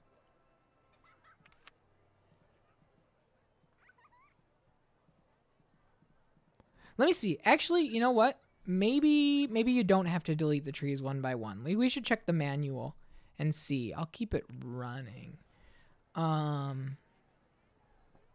If Gatekeeper was a little faster and they really pulled through the elements, I'd like it more. I still try to write it every once in a while thinking I'd like it, but I still don't. Yeah, I mean, for me, like that's the best way I can describe it. It's got kind of a chiller. It's my favorite coaster paint job. It looks nice. It's a beautiful, beautiful ride visually. Here we go. Let's take a look here. Let's go like this. And then I want to look for trees. Using only the trees provided, you can change the environment, landscaping. What if I want to destroy all of the trees? Land and water. Decoration. I don't know. It doesn't look like it's here for me in an easy way. Modification, land, blah, blah, blah, blah, blah, blah. Take over your terrain, expensive process, so why do it? You need open for that. Yeah, I suppose you're right. Okay. We got 700 guests. We got a 700 park rating. What do we need? 1,000 guests? Yeah. And we got 2 more years to do it. 3 more years to do it. Damn. Okay.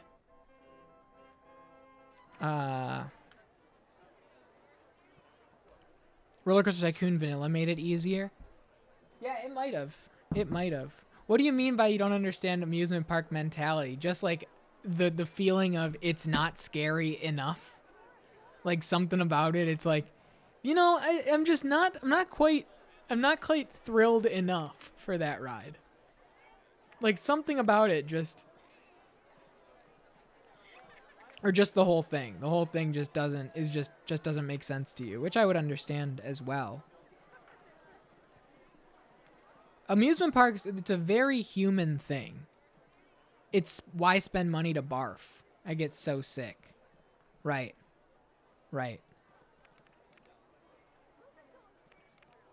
Sometimes I just think of it as like from the human perspective of it. Like these are just man-made steel machines that people pay to ride on. Some parks do give you free Dramamine. That's true. I have seen it. Cedar Point will give you, free Tylenol or whatever. And one time my sister burns very easily. Very, very, very easily sunburns. And, fuck. Sometimes you place a ride and you wish you never did. Well, it's here. And they give her free sunscreen at the medicine tent. The first aid tent or whatever.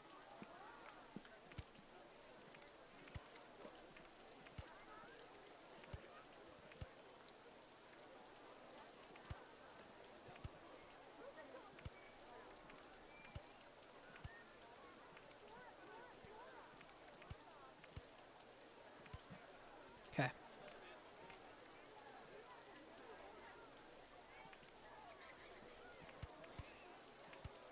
In Pennsylvania, they won't give you Tylenol. You have to buy it. I don't think Dollywood gives you Tylenol.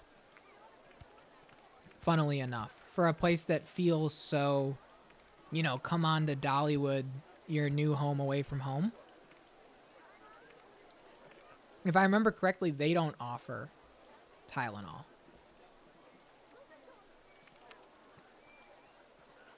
They do take down your name. That's true. I forgot about that element. They totally do. They totally do take down your name. Ask if you have any drug allergies. Yeah. They sure do.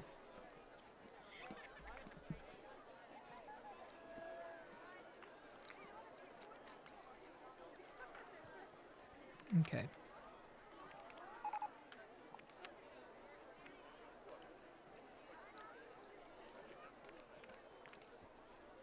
How much am I paying to get in this park? 50 bucks yet? I sure am. Okay.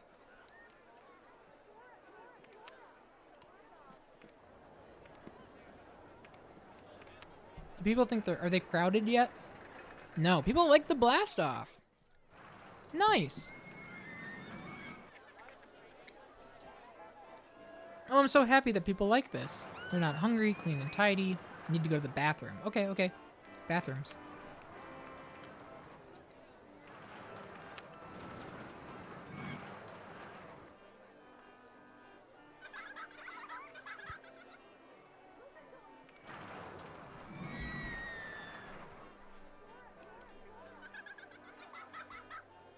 I was on antibiotics over the summer that ruined my stomach, so the nurse got to give me Tums a lot. Nice.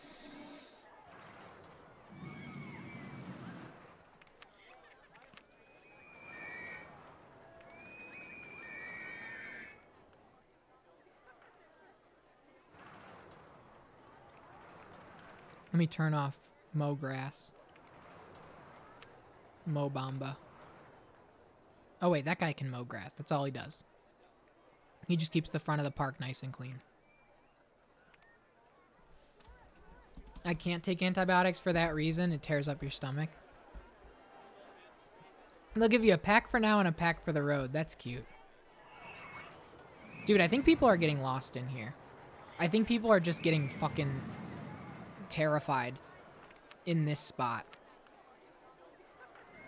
They're just walking around here completely. Oh, and all my... Okay. You know what? This was a good move. This was a good move because all the flowers here were wilted. In fact, I'm going to get a second guy doing this.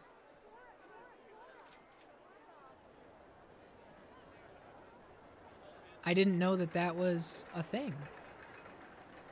I'm glad I did this. I'm very glad I did this. Cool. I just don't I can't visually tell the difference. That's good to know.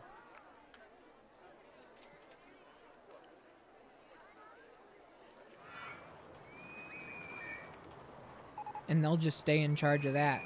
We got a chair. Oh, we got an observation tower. I should drop an observation tower in here. Yeah. Where's it gonna be? It should be up here with the slide, I feel. Uh-oh. Uh-oh. Uh-oh. Uh-oh.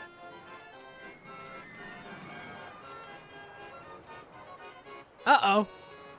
Uh-oh. There it goes.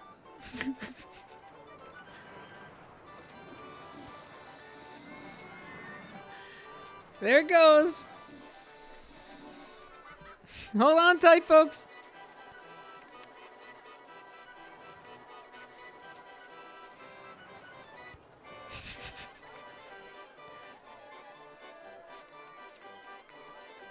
We have liftoff.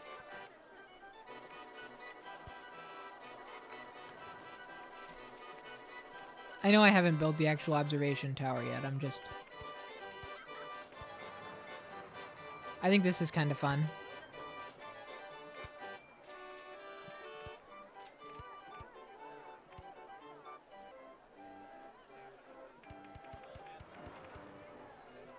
Don't make it too high.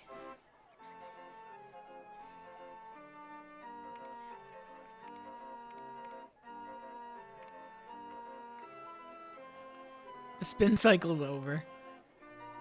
I don't want to make it too high, but I think that will be able to see everything, which will be nice.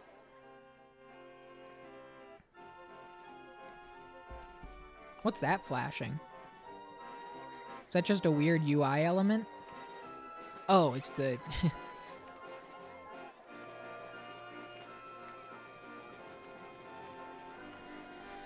Okay.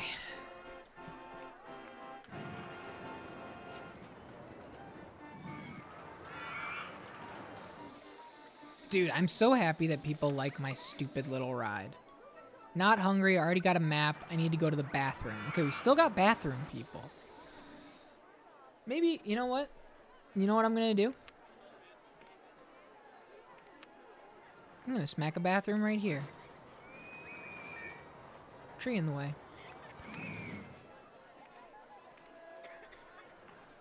Little bathroom in the garden. Look at, those are the people that need to go to the bathroom. Look, they're all going, they got 2 people, 2 customers already in that bathroom.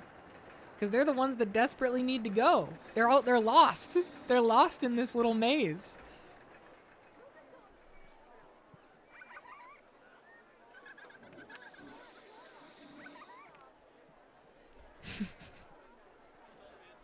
How fun. How fun. Blast off. Everybody loves the blast off, man. Something more thrilling. Haunted house is a good value. We got another good value. People like these rides. People want to get off the Ferris wheel. What else is new? That's typical. People hating on the Ferris wheel is typical. Dude, I'm glad we kind of cut off. So here's the thing about this map, Nancy. This map is like way bigger. And we were thinking that people were getting lost already. Imagine if all of this was open. So the first thing I did when I opened up this map is just deleted one piece of walkway so that they couldn't, you know, couldn't go here. Right? And so this entire section of the park is just, someone put weird paths everywhere. Well, I mean, this is one of the ones that's, you know, you showed up into a garden and you're turning the garden into a park. So it's like a botanical garden that you turn into a park. And then you just open the park in sections, or you just don't, because we have 900 guests right now. We're getting close to 1,000. I think the next section coming up will be, what if I did this? What if I went, come here. Now that I know that we have the blast off from the station, I feel like our opportunities for roller coasters are a lot better. If I did a steel mini and I go like this, I go, you know, 1, 2, 3. I do need a nice water attraction. That's a good call. And then we kind of go boom, boom. Can I hit a corkscrew here? Oh, wait, these don't have corkscrews, do they? Unless it has to be... Okay, the minis... Do the minis not have loops? Do the minis not have the loops? Maybe it has to be like a full-size one.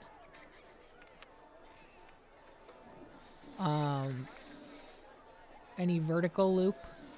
Doesn't... This one has a vertical loop, for sure. Okay, and then I go like this. I go here.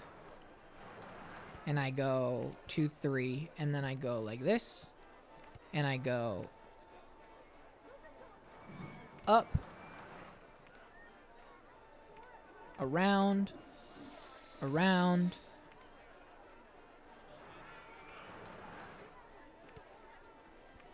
Down. Can't do a loop. Oh, it has to go like this. It has to go like this. No, I still can't.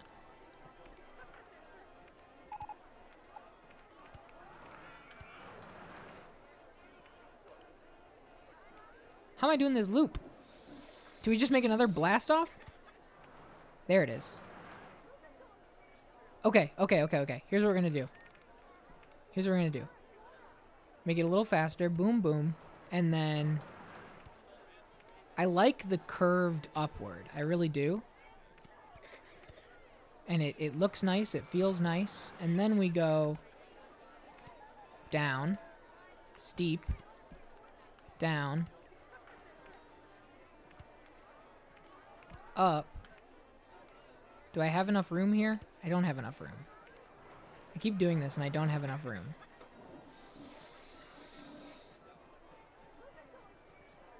Can I delete that? Oh, raise or lower the land first. Oops. I need more room. I'm sorry, everybody. I'm sorry. Hang on. Bear with me. Bear with me. Once this hits, it's going to be good. I swear it. I swear. Tree in the way. Because people like these little roller coasters. Myself included.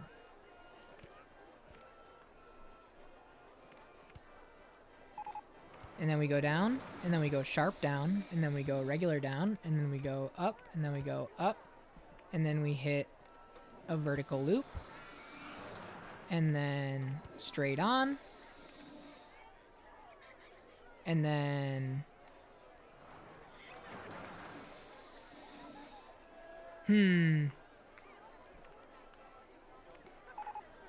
I gotta get enough room to make this thing. Because I can't get into the station from here.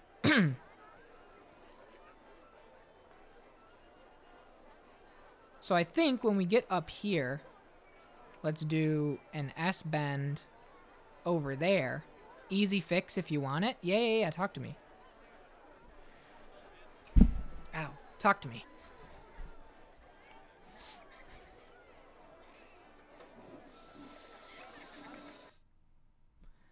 Let's go May year 2. Just while I'm here.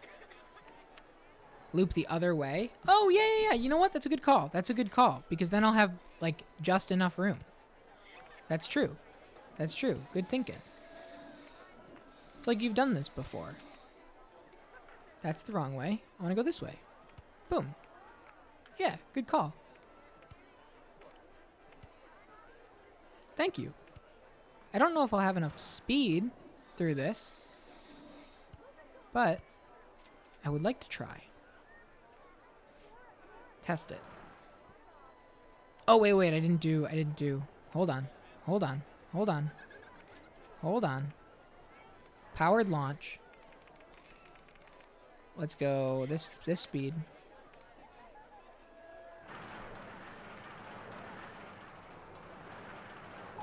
Nice. What do people think? What do we think? Dude, no! Ultra extreme intensity for real? Oh no, that sinks it. That sinks it. Is it the neck? What's the part of it? What's the part of it that ruins it? Should these be banked? 4 lateral G's is more than the flop? Shit. What do I do? Is it even salvageable? The banking will help. Okay.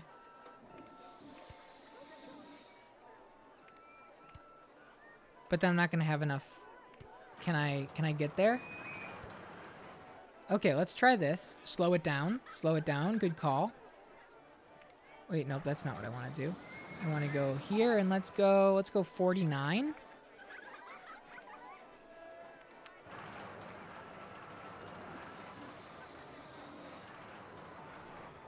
That seemed better. That seemed better to me.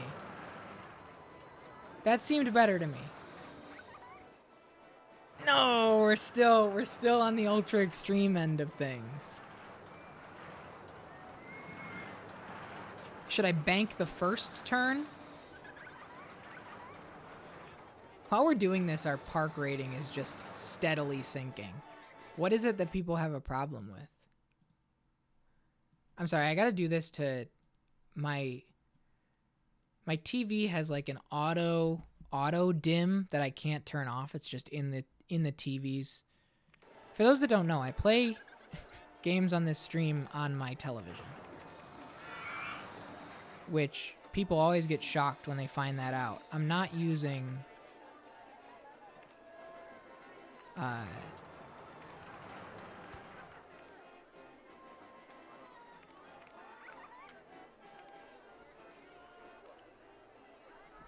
I hate that setting, or it's the true black setting or something. Yeah, it's just... One sec. Hopefully by banking that... Ooh, ooh, ooh. Nope, nope, nope. Back it up, back it up, back it up, back it up. Just like that. Was that even banked? Did I even do that properly?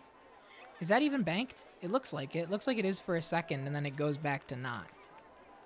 It looks like I bank for a half a second, and then... Yeah, I just go back to not banked. It just throws them like crazy for 1 second. Oh, it needs to be a real... Yeah, you can't bank. Okay.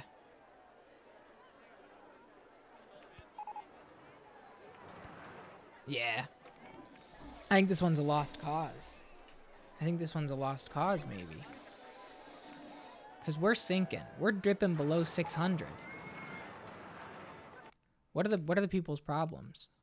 Coaster 3 is a good value. I've been sitting in line for Rollercoaster 1 for ages. Good value. Already got a map. Good value. Thirsty hungry. Thirsty hungry. Okay. I'm gonna do without this coaster for now. I gotta get people food. Where are the people that are hungry? I'll bet you they're caught in this.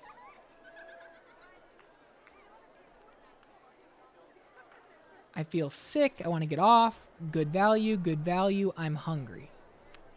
Yep. Okay, well, maybe I just got lucky grabbing the one that was in there at first. Let me clear out some of these.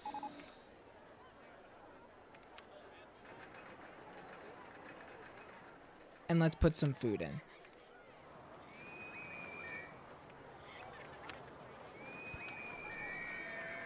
There's a thirst.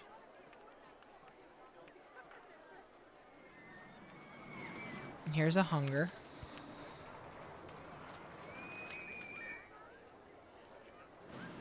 Here's a hunger.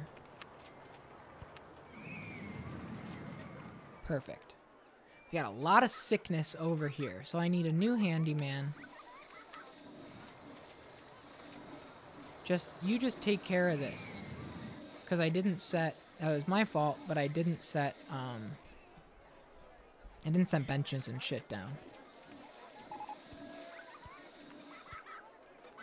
Disgusting state of your park. Yeah. We know. Way ahead of you. Okay. It's because of that corkscrew. Hopefully that clears things up.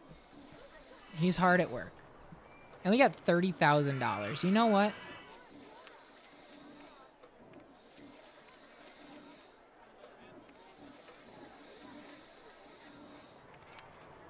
You have to hand place every single one, which is funny.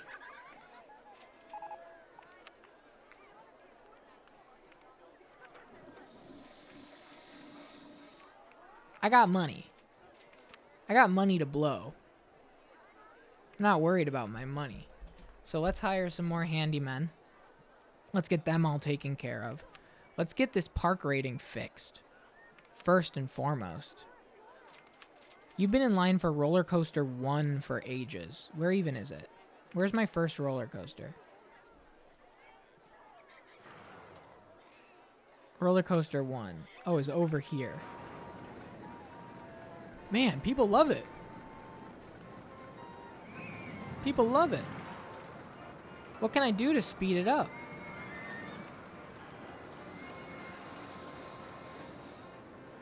There's nothing I can do. The people just like this track. If I turn this into a reverse incline launched shuttle mode, no, I don't want to do that. That's just how it's going to be. Safest park in the country. Love to see it. Love to see it. Let's get another mechanic in here. Because we're almost at 1,000. And we're going back up. We're going back up. 650. 650. That's good. That's good. July year 2. I have a pain because I have to raise this. My posture's so bad, everybody. My posture is so bad. One large turn. You mean back? That was probably back during this era, JF. I'm sure you were talking about. Yeah, we sunk that. We sunk those plans. Maybe another day. Maybe we'll get another roller coaster there in time. What else did we get that's new? Swinging ship. We can get a swinging ship on the water. I like the swinging ships on the water. That always feels good. A riverside swinging ship. Like right here. Not a lot of people ride these, so I feel like I can get away with having a short line.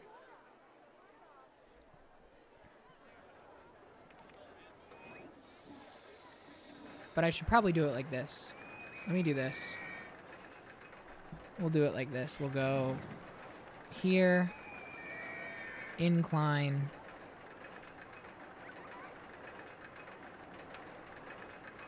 lower this, straight away, go like this. No. Yeah, there we go. Go like this, go like this. Oh, the swinging ship's in the way, right. Go here, go across, and then have people enter there. And then the exit can be just the one spot right here with an exit that goes up like this. Okay. Open that shit up. Okay. What else do we got? What are some new rides? Broken down. Large monorail train, I don't really want to do. Chairlift, I don't really want to do. Observation tower, we already added. I think that's everything.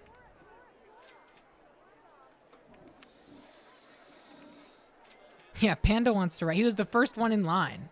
He was like stoked. What are the people thinking? I'm not hungry. I've already got a park map. Roller coasters are good values. I need to go to the bathroom. Okay, that's good intel. We've got a bathroom there. Where are all of our bathrooms? If I look at all my rides, I've got 4 bathrooms in the park. 1 in the gardens, 1 by the blast off, 1 in the back here. So I think I need 1 over this way. So this isn't a very like walked area. Yeah, 930 guests and 4 bathrooms. That's right. You got a problem? You got a problem with me? Okay. I should probably check where the people are that need to go to the bathroom. Where are you? You're right here. Okay. You're walking into the bathroom. Okay, fair enough. Bathroom. Where are you? You're over there. You got a bathroom right there. That's your own problem. You're in the bathroom. You're right next to a bathroom. All right. These people don't know how to help themselves. Is the conclusion I'm coming to. The conclusion I'm reaching is that these people just do not know how to help themselves. I want to put a ride right here. And I also think it may be nice to put a log flume here.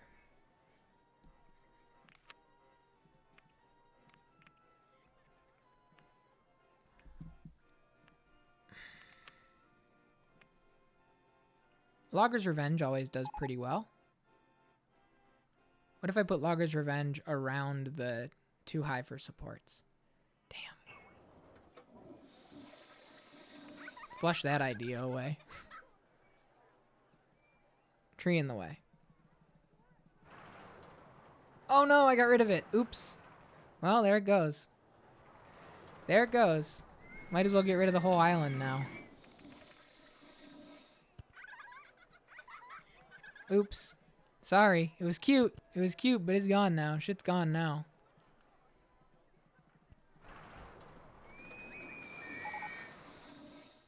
I gotta do some stretches or something. I'm feeling like a really, really bad pull on the side of my...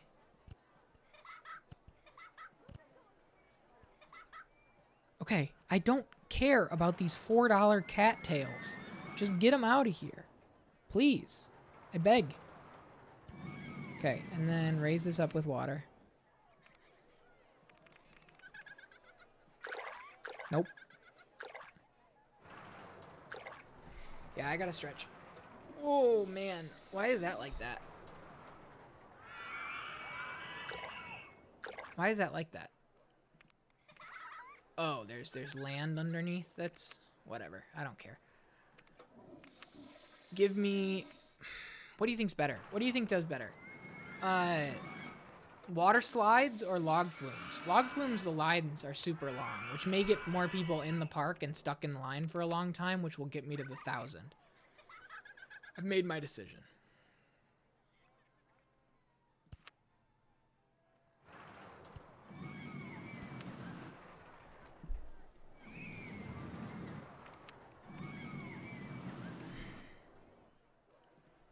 Always thinking like a businessman. You got to. You have to.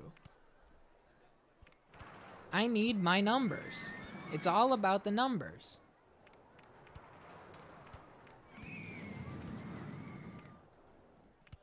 Just get people stuck in this line forever. They'll learn to love it. They'll fall in love in this line. And the line will go right next to the... Look at this. Okay. The exit will have to go like this. Can I go underneath it? Probably not, right? Yeah, they're not going to let me go underneath it.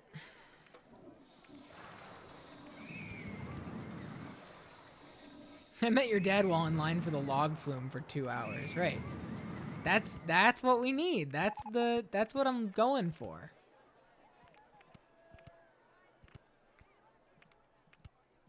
And then you know what? This is probably gonna have to open up the new like aqua block. I'll have to put something else in there. Let's take out an ad campaign for the log flume. I need to get up and stretch. This is actually really starting to hurt. I may go grab a Tylenol. I'll be right back. See, these idiots are just gonna get stuck way over here. We should put a little boat tour over on this side for them. For the morons.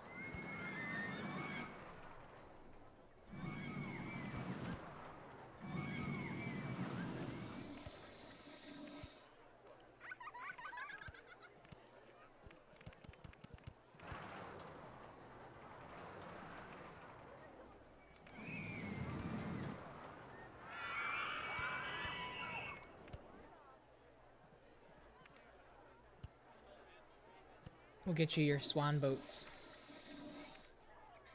There you go. You wanna do water tricycles? Yo, what's up, buddy? Hang on 1 second, Ollie. Alibab one lurk. How are you? I know you know exactly what I'm about to explain to you. My posture is killing me, man. Right here, I'm like really, like I have a crazy tightness. Give me 1 second. I'm gonna get up and go grab a Tylenol. But I hope everything's going well. Sorry I haven't been able to, I've been so busy with my streams and setting everything up. I hope that everything's going well. I saw the Rumbleverse trios are out. I was watching, I've been catching up on your YouTube videos. And I don't know if you've seen, NL had a Rumbleverse saga a few months back. And the NL Rumbleverse videos, it made me want to try it. I still haven't. Ollie, maybe I'll have to link up with you and you'll show me the Rumbleverse ropes one of these days. No pun intended. The literal show me the ropes. I hope you're doing well. Let me go ahead really quick for everybody. Ollie, I met, a year and a half ago you were playing Returnal and then you played Village. And Village is when we really hit it off. Ollie does a great mix of competitive, fighting game play. Rumbleverse is technically a battle royale, but a lot of fighting game spirit in it, mixed with first playthroughs. So I saw you're starting Callisto on Sunday. Is that right? Or you're starting Callisto? You got family in town. I can't remember quite what it was. Yeah, I'm feeling like just like right here. Right here. It's just it's how my setup is, and being on the computer while looking this way, but my wrist and my whole arm going down here with the mouse. Yeah, it's kind of killing me. Yeah, I'd love to. I am not getting Callisto Protocol right away. I don't quite have the money for new games the way I used to. I want to play it. Ninx, you're preloaded and ready? Fuck yeah. I want to play it. I do. But I don't quite have it. You're going to start it late tomorrow. Okay, awesome. Awesome. That may be one that, you know, maybe I'll engage in a first playthrough watch. I'll be on the other side of things. Yeah, if you're going to start late tomorrow, I'm not streaming tomorrow. Maybe you'll see me there. I love Dead Space 1, like, a lot. And so I'm excited for it, you know, conceptually and everything. But give me 1 second. You guys talk amongst yourselves about Callisto Protocol. I was going to say Calypso. And I got to go grab a Tylenol. I'll be right back. Advil, whatever. Same thing. Zoom me out. Take a look at this park. Take a look at these hands.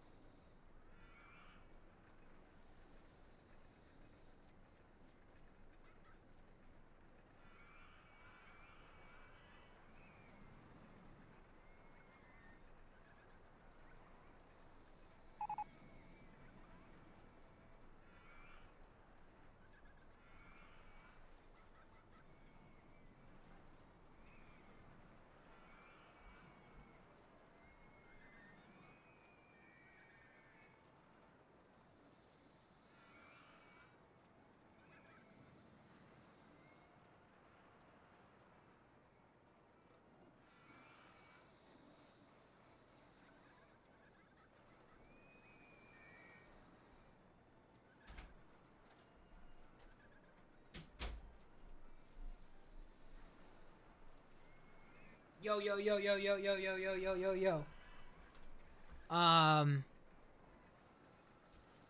Big Dead Space fan. I'm hoping for the best and the studio going forward, so I had to buy it. 9 o'clock can't come faster. Man, I always forget about West Coast gets to start those games at 9 at night. A brand new release, and they get to kick it off at 9. That's so cool. Gimmick for this park was an old orchard farm. It's gardens. So it's like a botanical garden that you can walk through, and it's not an orchard so much as, what are they doing all the way back here? What are they doing all the way back here? They should not be allowed to be back here. God damn it. I gotta slowly but surely. Get out. Ah, shit. They're lost. They're gone forever. Fuck. One sec. Hold on. Bear with me. Okay. I know you and I are busy and on the different spectrums. Yeah, absolutely. You know how it is. Come on. Okay. No, no, no. We lost another one. The ants are escaping. Okay, he's gonna find the right way, though. He's gonna find his path. At least he's not walking in the... Oh, maybe spoke too soon.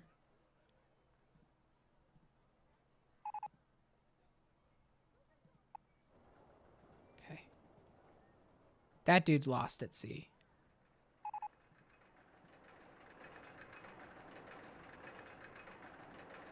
He'll figure it out. I trust him to figure it out. And if he doesn't, well, it's a shame. What happened while I was gone? Anything? Anything at all? He did not figure it out. Let me give you a hand here, buddy. Anything? Let's see. Oh, vertical loop on the corkscrew roller coasters. We got go-karts. I could put the Earth Nugget special back here. Mega Track. Could be fun. Maybe put the Mega Track back here, get people excited. Too high for the supports. All right. Here's what we're going to do. I used to be able to kick it off at 9 p.m. Not anymore. And how has the move been treating you? How's the new place? I know it's not quite new anymore, but how's the place? How are you acclimating to Texas lifestyle?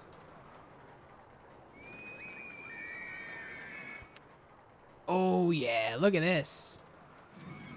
Look at this. People are going to love this. They're going to love this.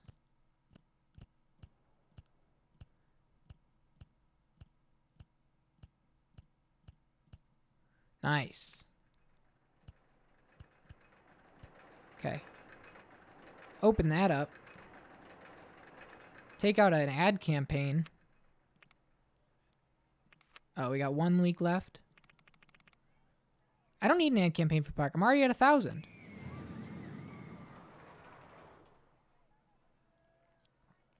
People are going to be back here. What's up? How you feeling since last night? I'm feeling all right.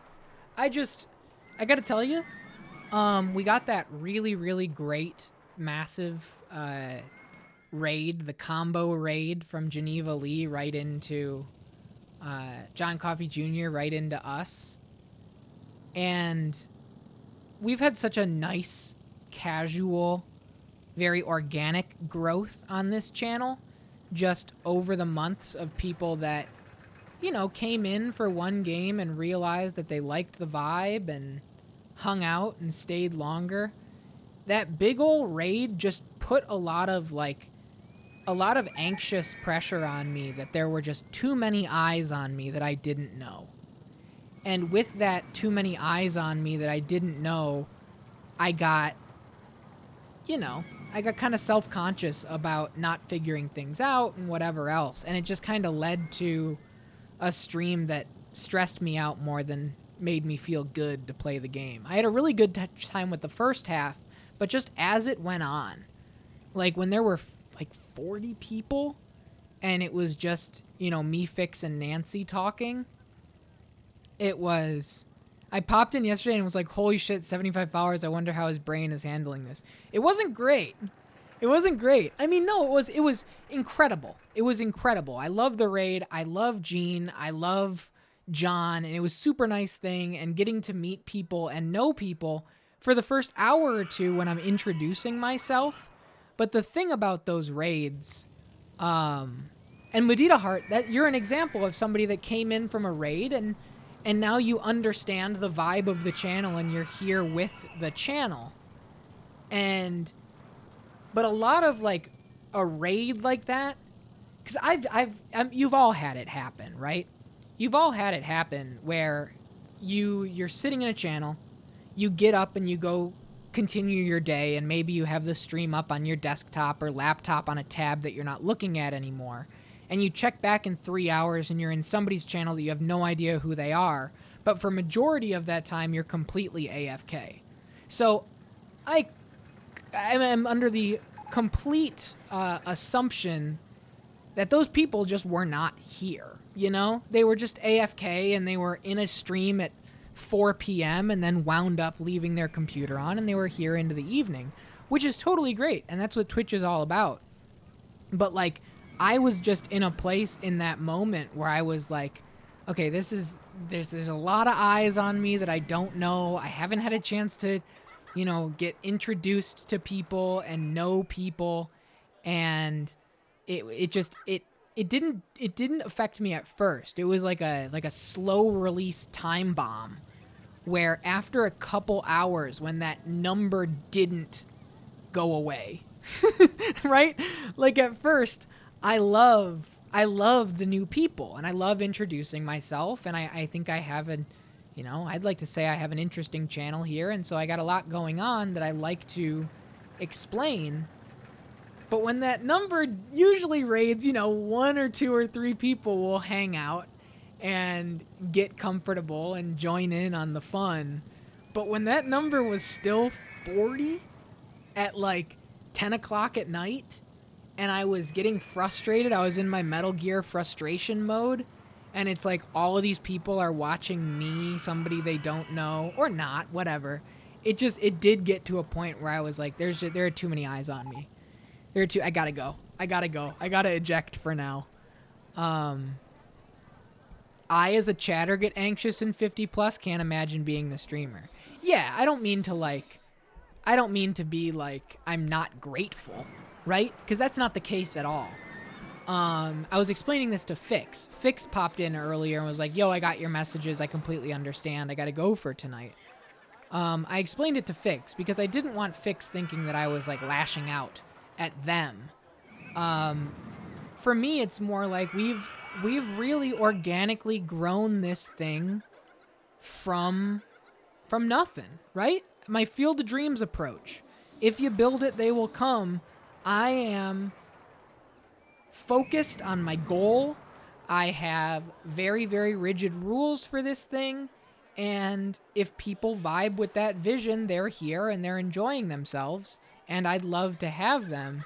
And so it's not stratospheric rapid growth. It is a much slower kind of cozy growth to it. And so when I just had like a giant spike like that, it became a lot in that moment. But yeah, anyway, yeah, it was a lot. It was a lot. I wasn't quite prepped for it. Couch feels, right? How can that many people fit on the couch? And what I wanted to say was, right, I'm incredibly I'm humbled and grateful, and it's incredible to me that I don't mean to like put the number on the spot. On my end, I'm seeing 24 right now. I'm seeing 24 people. A year and a half ago, if I was doing GoatedQuest and it was June or July, I was doing Shin Megami Tensei Nocturne. I did a full playthrough. I did Shin Megami Thursdays. Like Shin Megami Thursday, Shin Megami Tensei. And I did Shin Megami Thursday every week. And like, that was like me and KCG. That was it. It was just the two of us. Sometimes they wouldn't even be here. It would just be me, like 1 or 2 viewers. I had one guy that would pop in those SMT streams. He came in one week and he was like, are you playing on hard? That's the first message he said.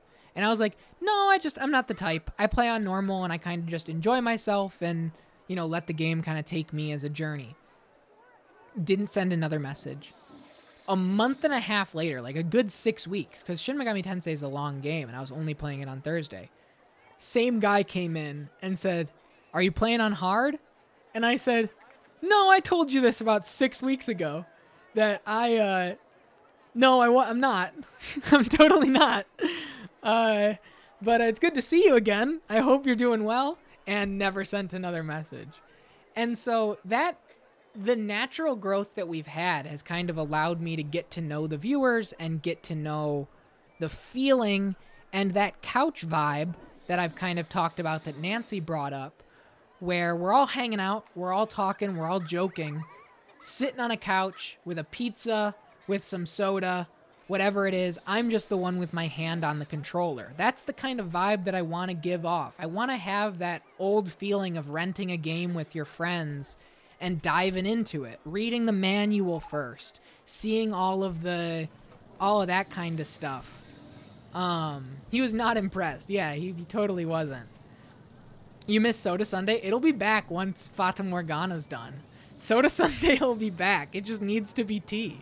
I can't do the sugar and the caffeine before reading like that. Fata Morgana's gonna be done soon. Sooner than I think we think. It's just gonna be done. It's crazy. And I gotta hire another handyman, it looks like. And so like the coziness can grow, right?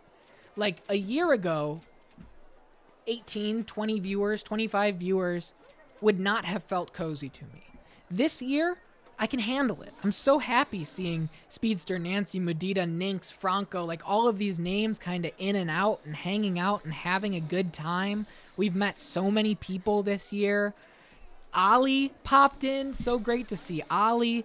I saw Ollie said lurking, cleaning the apartment, all of that kind of stuff. It's been great.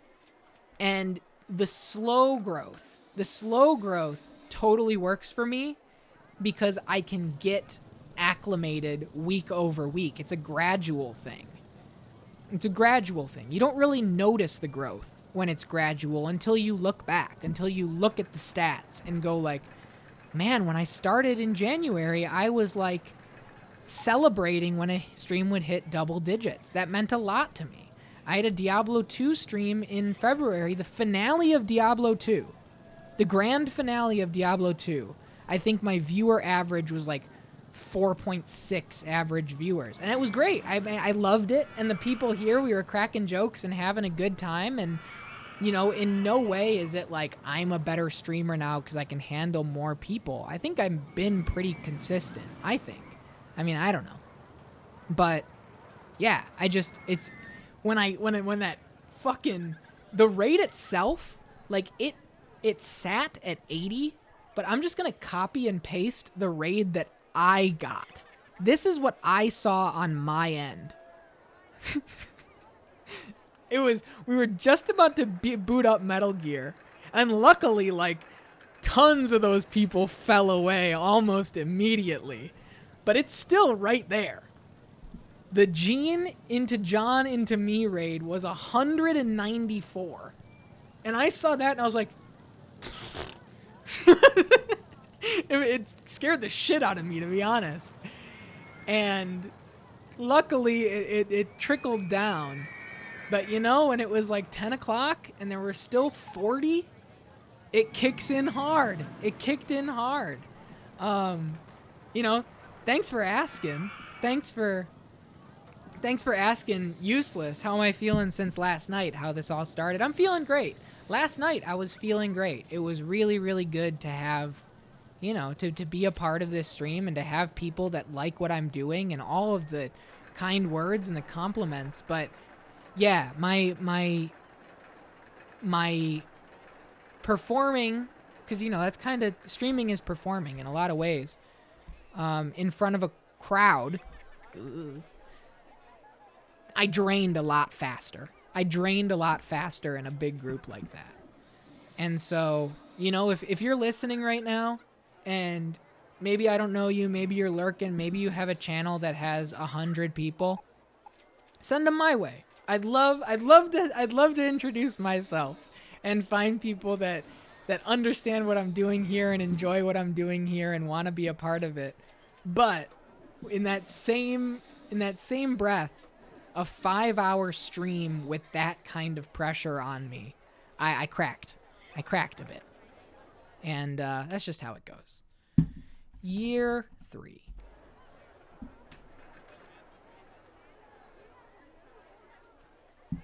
Sentimental mode over now. Mudita, how are you? How's your evening going? I hope you're doing well. What a journey. What a journey. Yeah, you're telling me. You're telling me. This whole year has been a journey. This, honestly, sentimental mode back on for a second.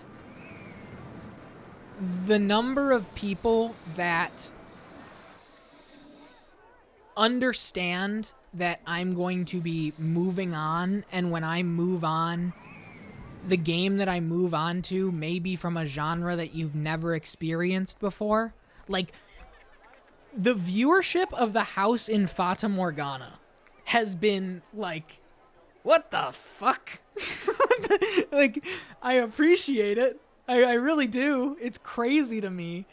But like, a 50-hour-long visual novel that's like niche to begin with because it's a visual novel, but like, I got people coming back and love the Sunday story time. That's what I'm saying.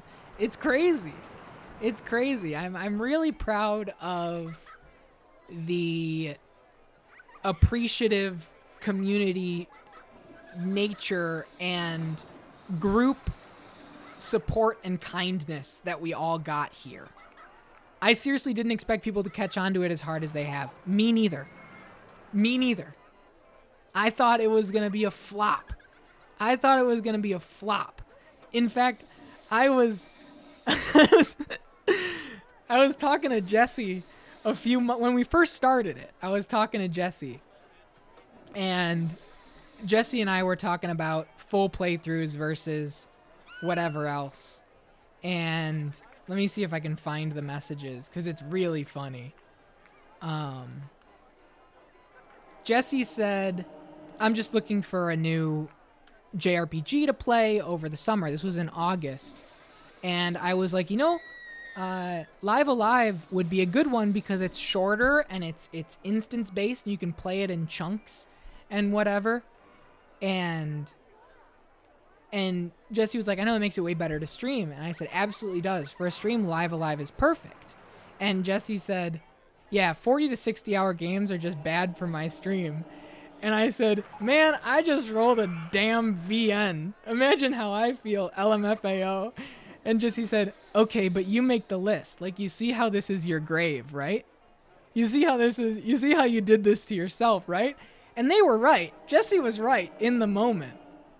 But the fact that it caught on, and the fact that is the game streamable, they want the chaos, and it totally makes sense. It's a different thing. And I love Jesse's stream, and I love everything. Yeah, you see how this is your grave. It's a total Jesse quote. And everybody's got their different thing, right? Everybody's got their different thing, and it's, just the fact that we were able to take something that could and should, we all knew it, right? I made a narrative game list, and I went, all right, this is poison. This is like, what else were we playing at the time? It was like, the other stuff is for you. The narrative is for the journey, is for Goated Quest, is for the actual quest stuff. And just the way that it worked out. I mean, it's crazy. So you guys get me. It's a lot of, I do a lot of work on the prep kits and things, and a lot of that is not typical Twitch stream fare, right?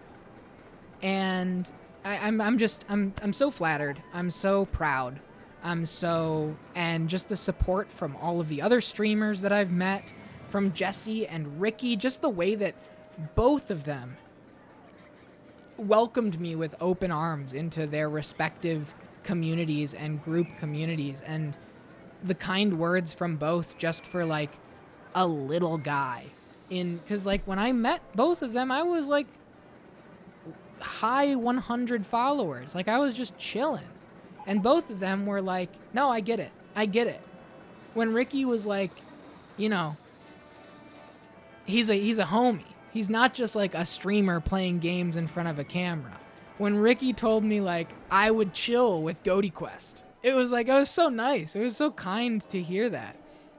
So anyway, just we're in December. It's December, okay? This is the last month of the first year of GoatedQuest, and It's gone so much better than I ever could have imagined. Ever could have imagined. Ever. Ever, ever, ever, ever, ever. So thank you to each and every one of you.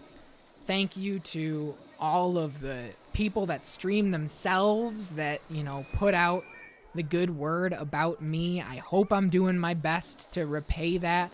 I hope you guys have met somebody new that you like hanging out in their streams as a result of me, be it Ninx or Ollie or Gene or John. Well, John, you know, is through Ricky, but like Snow and Tay and everybody, Manic Socratic, Bernard Babel, all of these people are instrumental in what I do, and I'm just so thankful, I guess, is all. A little late for Thanksgiving, but that's what I'm saying. Going to my head. Yeah. Thank you for everything. That's all. Thank you. Thank you. Hey, thank you. Thank you. Gaming. All right, sentimentality mode off. We're done. We're done. You can be thankful anytime. That's true. That's true. Gaming. Thank you. Thank you. Thank you. Moving on. Back to games. Anyway, more video games. How can you blame me, though, right? We're here. Gaming. We're here. All we have to do is coast for 2 more years. I'm going to finish out this park tonight, by the way. I think I'm going to finish out this park tonight, because we're already, well, here's the thing. Let's think about this now. If I called it now, let's wait for the end of year 3. We'll finish this park, and how difficult is Dinky Park? Given how I have done so far, do you think the space concerns will mess me up, or do you think the fact that I know that the blast off is going to be a successful ride, I'll be okay? I don't know much about it. All I know is that it's like a tiny little plot of land. I know this is a 4-year park. That's why I'm saying, should we get to the end of year 3 and then save, so that next stream we'll do year 4 and then Dinky Park, which is a 2-year joint. That's what I'm thinking. So that it's like 3 years worth of time in total to fill out one stream. But we're going into year 5 here, because we did 2 of, I don't know. I'm just trying to think from a perspective of segmenting out a full stream. Because next week we're going to do 1 more Rollercoaster Tycoon, will be the finale for the first game. And then 2 streams of Metal Gear Solid to try and finish that out. And we're probably going to have a 3rd, like, grand finale for the house in Fata Morgana, because I learned that there is an unlock at the end of Fata Morgana that is a supplemental story for the end of the game.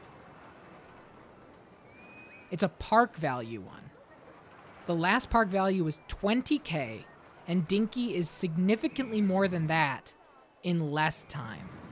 Oh, that hurts. So I should finish this one out. And then I'm going to have to take maybe a couple cracks at Dinky Park. You know what? We'll do next stream. We'll finish this out tonight. We'll make it kind of a long one.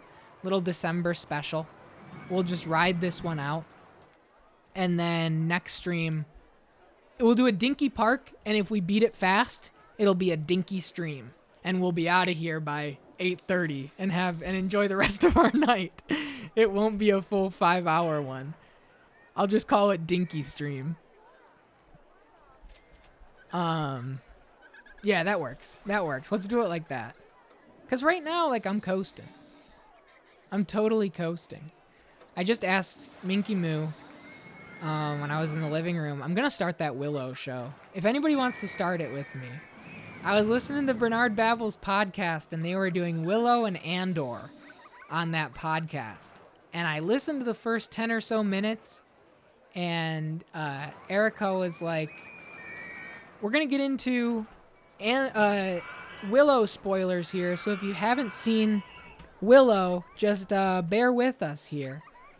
And I was like, man, I should watch it. Why not? Why not? Like, give me a show. Give me a show. I booted up that Dark Spire last night, and I immediately, the DS game that I was talking about, and I immediately was like, I need a manual. I need a manual for this. This is way too difficult to just figure out on my own. Way too much. So, you're gonna need those supplements and for the end of Morgana? It's gonna be crazy. It's gonna be crazy. What a game. What a game. I love it so much. Oh, man. Hi, everybody. Hi, everybody. Hey. I've got a subathon coming up. The last week of December. We're going to be playing my favorite game of all time, Cave Story, which is a tradition of mine to play on the last week of the year. And I need an exclamation point subathon, yeah. And then for every 20 gifted subs during that stream, we will add another game. Once the second game is added, and bear with me because this is going to look ugly for a second. I'll take you over to the Gauntlet screen here. We're going to have these light up as the new games are unlocked.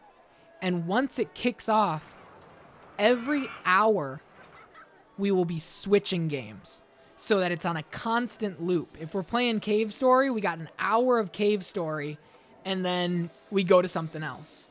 We have an hour of The Last of Us, and then we go to something else. We're going to have counting up for the current game as well as the entire time of the Gauntlet itself. I'm going to have like a bonus if you really love The Last of Us and we're like right before a big pivotal moment and you say like, you know what? I need a little more time with The Last of Us. For 500 bits, it will automatically add 30 minutes to the game switch so that you can stick around. You know, if you only got a couple hours to watch the stream and you're in the midst of something that you really enjoy, that's there for you as an option. I'm very excited for the stream. It's going to be a lot. It's going to be a lot. I'm going to be here a lot. I'm going to be hanging out a lot. We're going to enjoy our time together in this last little week of the year. I hope you're excited too. And then January 1st, we're going right into the Questies. I hope you'll join me for that. An awards show for the first 40 games, the memories, the laughs, the crying, the sadness. We're going to have an in memoriam section. There's a little spoiler about the Questies. We're going to have an in memoriam of all of the fallen characters that we have lost. We're going to have moments of silence for all of the characters in all of the games that we've lost over time. It's all going to be there. I've got a lot of ideas. I've got a lot of fun planned. And I hope you'll join me. Ready? I hope you'll join me. Are you ready? Are you ready? That's the question. I'm ready. Well, I don't know if I'm ready. I'm getting there, I think. Even all the creatures in LOL, they'll get a footnote. We'll figure it out. We'll figure it out. Every enemy in Valkyria Chronicles, no, just like the main cutscene characters that we've lost. I'll have to think back on all of them. You know? I'll have like big, like, spoiler alert. You know, everything's on the table. If you haven't played any of these 40 games, please back up because all spoilers are on the table for this moment. So, it'll be fun. I'm super excited.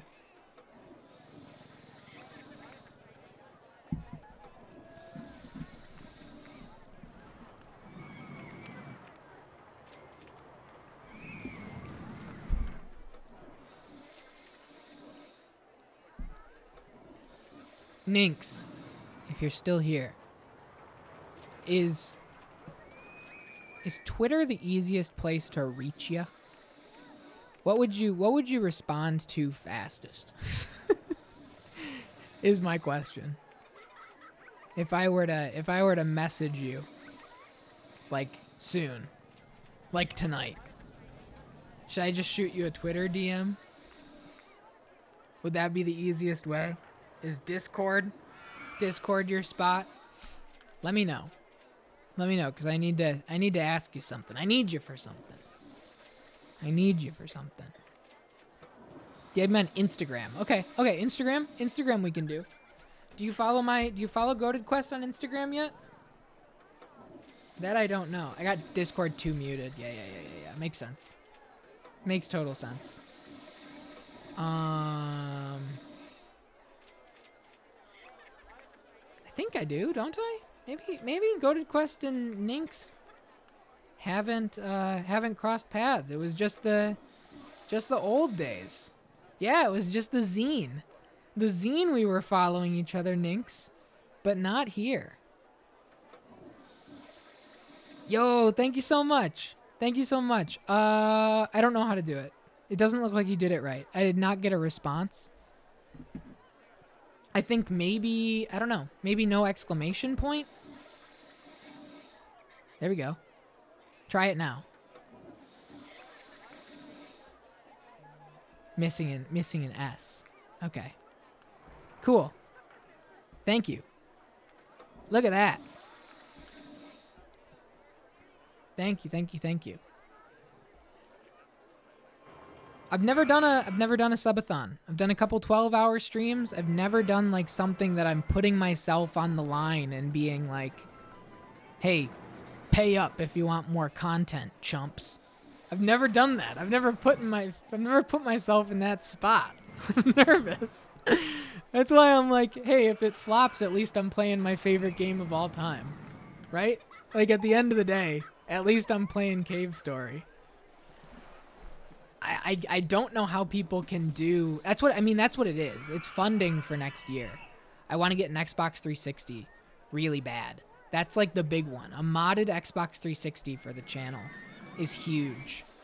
I have a lot here, but there's still so much. I have a commitment. I mean, for those of you that know, I have a commitment to this original hardware as much as I can. We're playing this on Windows 2000 Legacy PC. And this wasn't that easy to procure. This was shipped internationally from Canada to the US.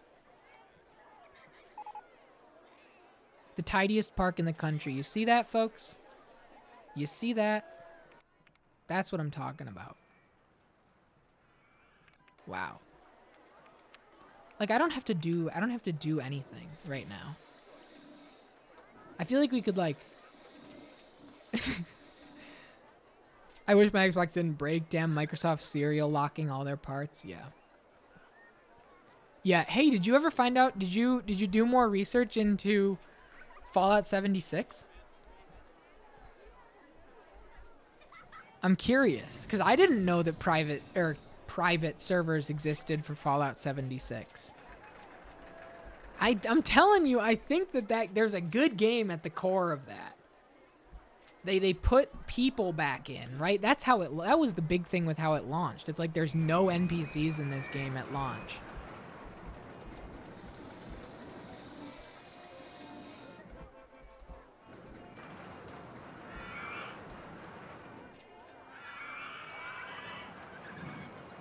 Dude, I love the blast off. Look at that ride. Look at how quick that is. Look at the throughput on this thing.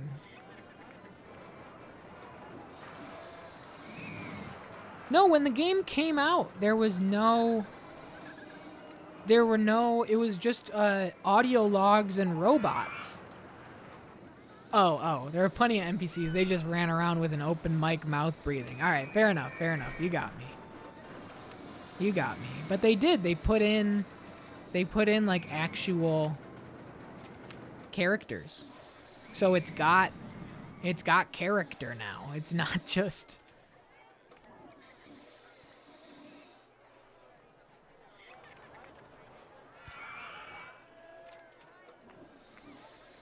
I would love to put... Oh, they can put a balloon stand right in there. Look at that. Perfect. I did see the NPCs. I hated talking to them. I've played the free-to-play weekend with a friend a few months back. Gotcha. I don't know too much about the game. I liked Fallout 3 when it came out in, what, 2008? Right, Balloons for the Lost. Give them some SOS signal that they can let out into the air when nobody knows where they are. It's so funny that everybody here just doesn't know where they are. They're having a good time. He's smiling. He's grinning ear to ear. The balloons are really good value. Good for him. Did he make it out? Nope. He's still looping. He sure is still looping.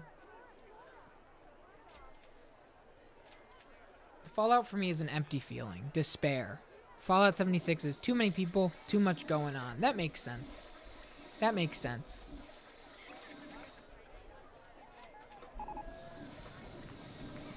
I like these go-karts. I would ride these go-karts. We went to Dollywood with some friends. Actually, the same friend that got sick at Cedar Point went to Dollywood and was like, I'm not riding any rides. So don't even think about going on rides. Don't even think about asking me about going on rides. I'm not doing it, but I want to just hang out in the park. And we went on bumper cars, and honestly, the most fun on bumper cars I've ever had in my entire life. Because me and my friends, we actually tried to drive like we were racing. Like we were actually trying to see how quickly we could, how many times can you bob and weave through the other idiots in the bumper cars, and who got the most laps when it was over. Most fun I've ever had in bumper cars in my life, which if you asked me historically, bumper cars is pretty boring. I had a really good time. I should put bumper cars right here when I get it. I've been to an actual indoor track and it's sick. I can only imagine. Balloon stall. Wooden crazy rodent roller coaster. Maybe I could fit one of those here. Yeah, now we're talking.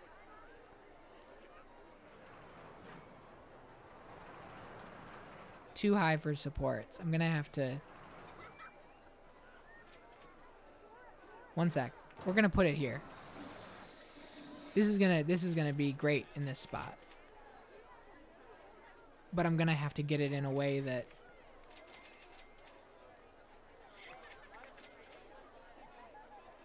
Cedar Point's bumper cars are one of the few that don't ask you to go in laps. Most parks have you go one way to avoid head-on collisions, but not Cedar Point. Llama? That might be why. That might be why. Because I've only ever done it at Cedar Point. And so I never had the... I never had people that actually, told us not to be an idiot, right?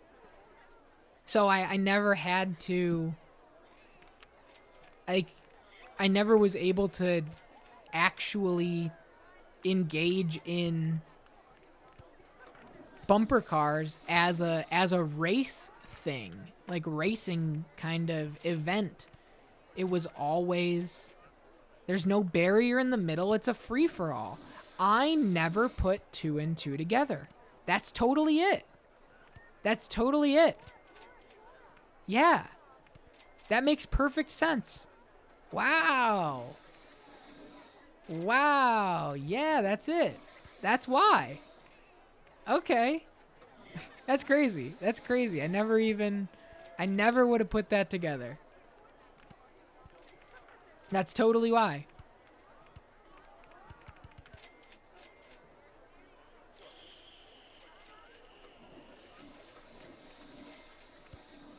And we'll put the giraffe. Where's another giraffe? What other wacko obscure park knowledge do you want? I don't know if I'll let you know. I'll let you know when it comes up. But yeah, that makes sense. That totally makes sense.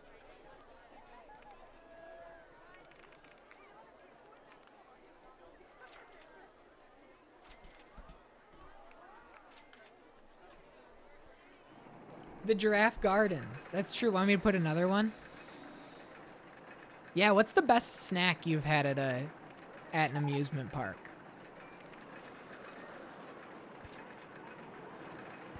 True.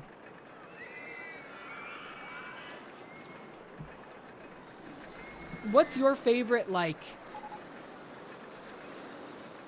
something like, you know, we talked about the grist mill cinnamon bread at Dollywood.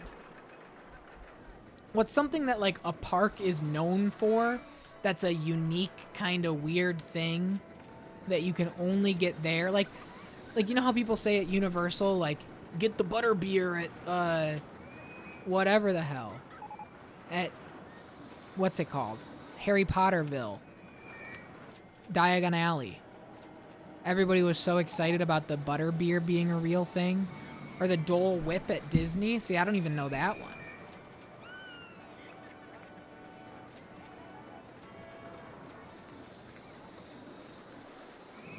Dole Whip. I've gotten Dole Whip at 2 non-Disney parks? Whoa. Oh man, shit. We gotta go fast. We got vommers. Everybody's gonna be getting sick. We need to put everything down. Whoo! They do call it a Dole Whip? Oh, wow. Oh, Disney doesn't call it a Dole Whip?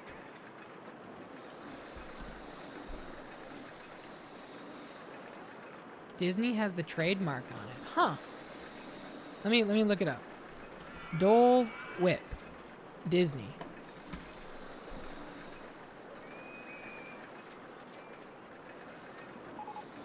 I didn't know about this. All I know about Disney is the hidden Mickey. According to precisionfoods.com, the following is the ingredients list. The list is kept behind the counter at the snack stand and is available upon request.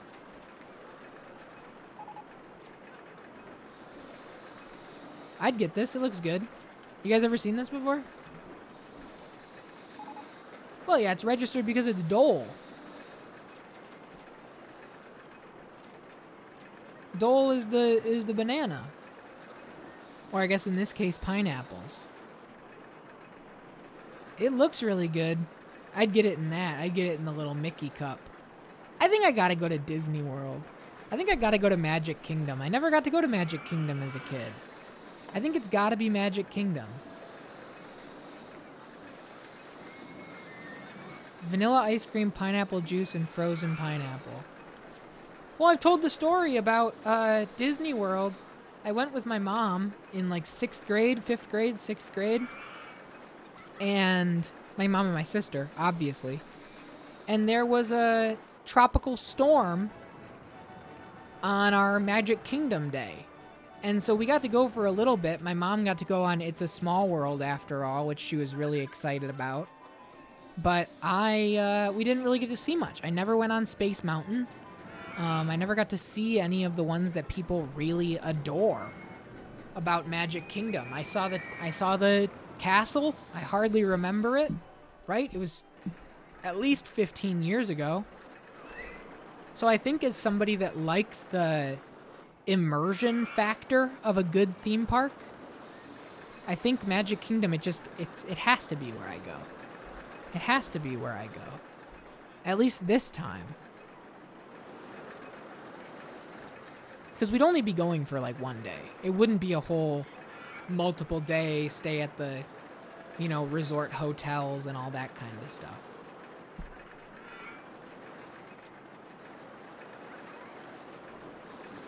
For one, I can ride most of the rides. That's good. But like for two, it's not even really about the rides so much. If you ask me, like I said about Universal, my favorite area of Universal and that entire Universal Studios, we went to both parks. We had both park passes.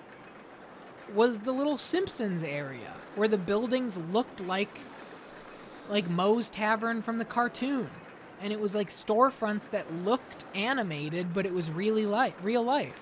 I thought it was so cool. That's the kind of stuff that like I get excited about. Disney's kind of hard to do in a day with the change in fast passes. Interesting. Interesting. I mean, if you're not going on real like rides, if I'm not like a ride warrior, to use Cedar Point phraseology, Epcot Nations are on Lake. I did that. I liked Epcot. My sister thought Epcot was boring. I really liked Epcot. Eat real Italian and buy real Japanese candy. That's fun. Epcot was fun. I liked Epcot quite a bit. Everybody my mom kind of prepped us for Epcot being the boring one. If you want special dining experiences, you need to book them now. Oh, that's something to consider. Maybe I should go for my birthday. We need to get Minky Moo back in here. Where is she? Pop on the stream real quick.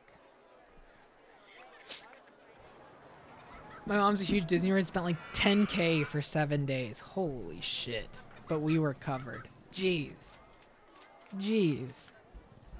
I'm waiting. I hope she's feeling alright and up for... Maybe she fell asleep. I'm not sure. Yo, hey, what's up, Minky Moo? We're talking about Disney. We're here talking about Disney World. Because the more and more we talk about parks, it's like... I need to go to Disney. We have all of these options. We have Universal or whatever, but at the end of the day, like, I need an adult experience at Magic Kingdom. Like, almost exclusively. I just need to go there once. I like the immersion. I like the sense of being in a little world for a day. It's got to be Magic Kingdom. It's the move. And Llama just said, given the fact that it's December and we're going to be going in January, February, if we want to do any special dining experiences, we need to book them now. So, since you're not, here playing Rollercoaster Tycoon, do you want to look and talk about different, restaurants? Because Minky Moo's vegetarian on top of that. So we'd have to see, you're going to take me on a date to a castle? Yeah. We're going to take you on a date in the castle. Might be too late, but maybe you still can. Yeah, hopefully, we catch things, after Christmas, but before spring breaks. You never know. Disney's a nightmare year-round. But it is worth looking into. It's something to consider.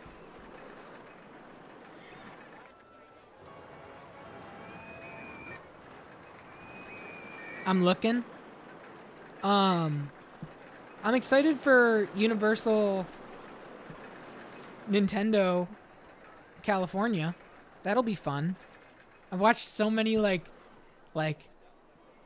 amusement park fucking their whole job is making YouTube videos for parks, which seems like a fun job. Llama, have you ever, honestly, if it takes away from all the excitement of it, don't fuck with it. But there are people that their entire day job is making YouTube videos for parks, going to parks, focusing on today we're X, Y, and Z, and trying out this food, which seems fun to me, but also a nightmare.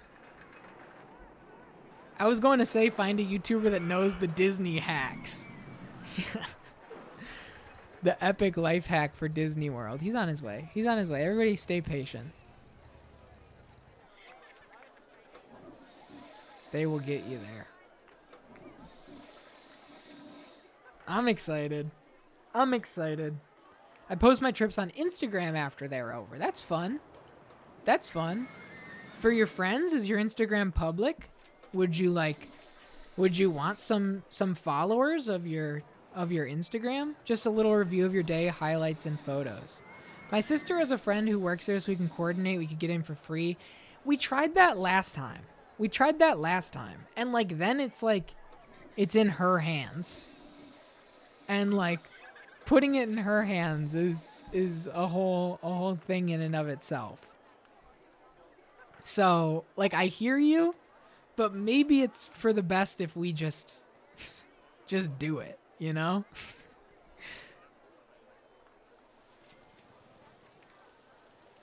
Oh, I already raised the price on these umbrellas.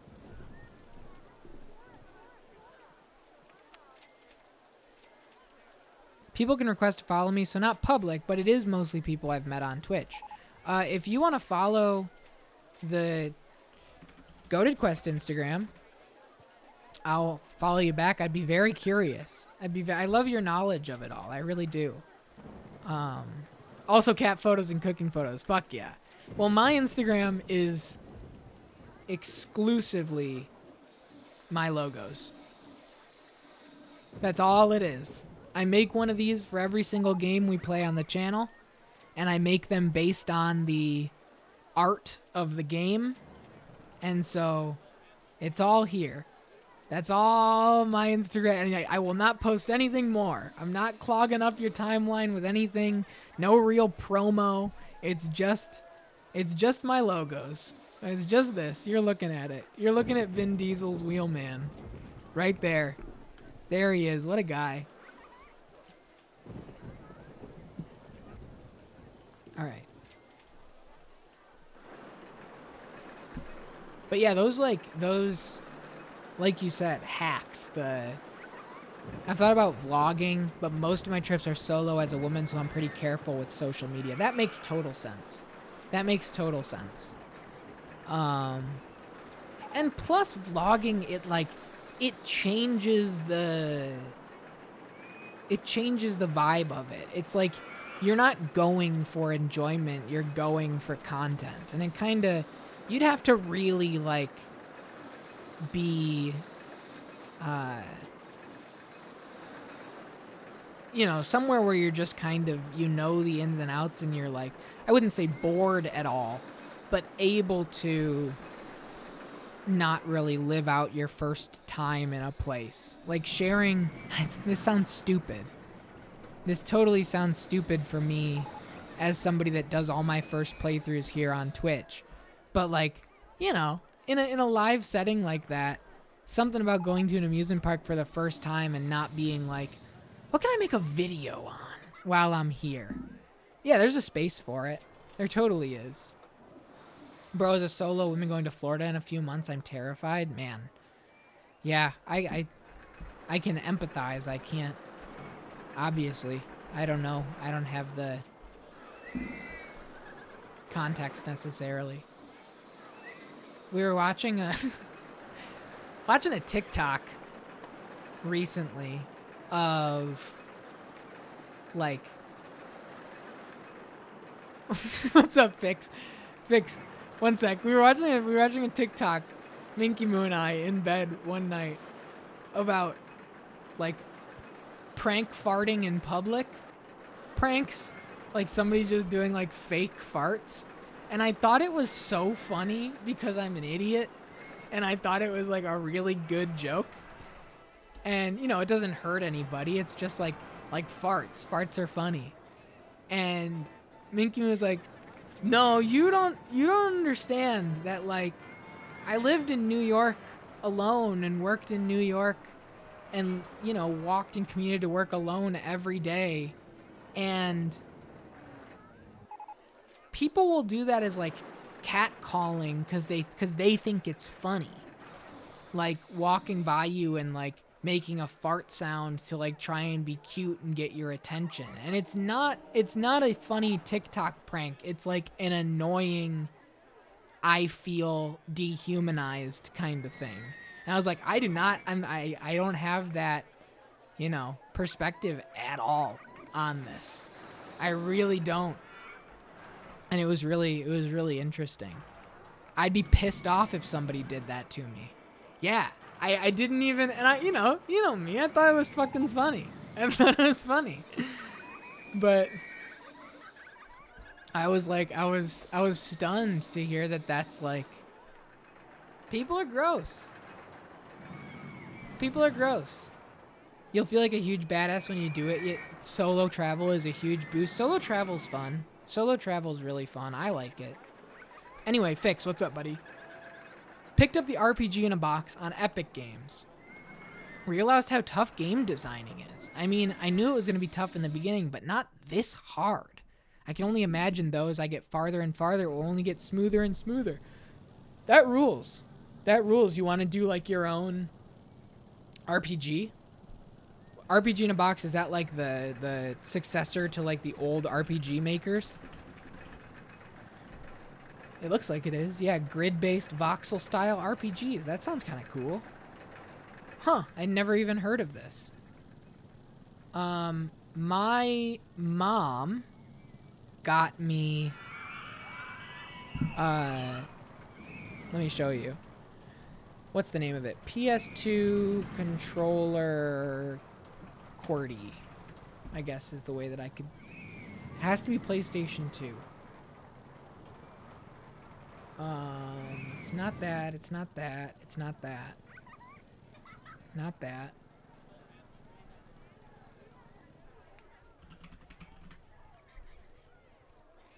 It's this. I got this for Christmas one year, along with a copy of RPG Maker for the PlayStation 2 as a Christmas gift to start making my own games. And yeah, it's hard. It's hard. I mean, I was doing it on a PS2, which brings with it its own sense of problems. But yeah, this was such a thoughtful gift too. Such a thoughtful gift. That's cool. I've never heard of RPG in a Box. I just looked it up. That's neat. Could do a body cam of just existing in New York City for a day as a woman, and you'd see. Yeah, I have no idea. You knew me. Minky Moo, you met me in New York. I just throw on headphones, put my head down, and listen to. I don't even exist. No reservations available at Cinderella Castle. Fuck. Well, now what? Now what? Now my whole. Oh my god. Now the whole year is ruined. It's very interesting, and I'm still figuring out what to do. But when I do, I bet I'll have so much fun. I'm excited for you. I'm excited for you. I'll look for videos of the airport because people do walkthroughs and put it on YouTube. It makes me feel like I've been there before and feel more confident in navigating. That's cool. Yeah, that's cool. Not afraid to ask an employee for help, of course. Of course, I worked in retail at Costco for 5 years. Started in Detroit and then worked in New York. And yeah, people are helpful. It's their job. You know? Showing somebody where to go gets you away from what you're doing for a while, and nobody can get mad at you for it. You know? You know what's really funny? When you yell about something and I hear it from the other room, I have to wait 10 seconds to find out why. It's like a reverse echo. I live in rural Ohio, and 90% of the time someone honks or yells at me. God forbid exercising in public. My sister worked at Walmart for 20 years, and she says it's annoying when people ask where shit is. Huh. Yeah, you did mention it. I'm surprised by that. Maybe it's just like the Costco difference, I guess. I guess I didn't have much experience working in a retail environment that no offense, kind of sucks. Like Costco, you know, is kind of, people call it the gold standard of retail employment or whatever. She's stupid, don't listen to her. Because for me, it was like if I was in the middle of doing something, like if I was bagging up, you know, people's carts, if I was being the cashier assistant. Enjoy your shower, Minky Moo. So I would hate walking to school in high school because people would honk at me and yell out their windows. If somebody goes like, hey, can you show me where the frozen cherries are? It's like, fuck yeah, I'll show you where the frozen cherries are, because who's going to get mad at me? Right? Who's going to get mad at me when I leave my oh, man. Now I have to leave and not frantically put people's groceries into a cart, and I can go and, like, stretch my legs a little bit. Oh, yeah, that sucks. No, Honestly, that's the first thing I ever taught anybody. Because we'd have go-backs. And you would have... if you get to the front of the line and you go like, you know what? I don't actually want this sweater, right? You would give it to a cashier's assistant, and they would put it in a basket to go... I use basket and cart interchangeably. To go back later on when it dies down a little bit. If you ever go into a Costco, you'll see a section of Costco that's just like a ton of just overflowing baskets. But there's a difference. Hot go-backs and cold go-backs need to go back immediately because, you know, they're temperature sensitive. And so one of the first thing I taught at Costco to anybody new that I trained was like, if you ever have a hot or cold go back, if you hear somebody shout that, jump on it. Because you just get to leave. And nobody can get mad at you. You're doing your job. You can just walk away and clear your head for a minute, put the thing back and walk back. And then it gets you out of the way. So any help that people need, I'll help them. I'll go anywhere. And if a manager asks what I'm doing, I'm helping this member. They wanted to know where this was, and so I told him that I'd show them. And then the members remember you. And they come back and they be like, "Yeah, you're the little guy that helped me with this or that." And then you use it as an opportunity to respectfully and kindly speak to someone who's probably had to deal with Karens all day. Right, there's that too. New York was the best for it. Because New York people don't expect that. New York, nobody expected that kind of personal one-on-one sort of support. You know, it's so fast. It's so like, what do you want? All right, here's how to do it, and now get out of my way. I have shit to do. I was not that. I led my department. I was the supervisor of major sales, and I was like, chill with somebody for 20 minutes. Tell them all about the TVs. Tell them all about everything. Show that you know what the fuck you're talking about, and then, you know, that's what will make people remember you and come back and recommend buying their electronics at Costco for their friends and everything. And we had really good sales numbers when I was there because we took a slower and more cared approach. But it was like a very known, like, you do not operate like you're from New York. You could I stuck out like a sore thumb when I was working. But I had a lot of fun. I met a lot of really, really, really cool people that I was very, very proud to know. That Midwest kindness, it pays off. It pays off. It totally does. He's going to think we're annoying. Like, I care what this 20-year-old thinks of me. Exactly. What amusement park did you work at, Llama? That's awesome. I'm a very oblivious man. I can't tell when someone's mad or not. And when I think they are, I'm usually wrong. Yeah, I mean, there's that, too. I've paid for a ladies' Subway out of my pocket. Damn. That's the kind of thing Costco would not go for that. Costco, even if you, like, helped an old lady load her cart, if she bought $500 worth of groceries and she's 80 years old and she's like, I need help lifting all of this into my car because I didn't plan for this, and you have to, like, do a whole bunch of stuff. Right, okay, one of the Ohio parks. Very cool. I'm glad. That's fun, and that makes sense. That makes total sense. I didn't need it once I quit teaching. Cool. Could not accept tips. No matter what it was. No matter how much help you gave. No matter how insistent the member was. I say member because they're not customers. They pay for a membership, so they're members. You were not allowed to accept a tip. At all. Under no circumstances were you allowed to accept a tip. And you could get in trouble for it. If it was found out that you accepted some sort of tip or anything like that.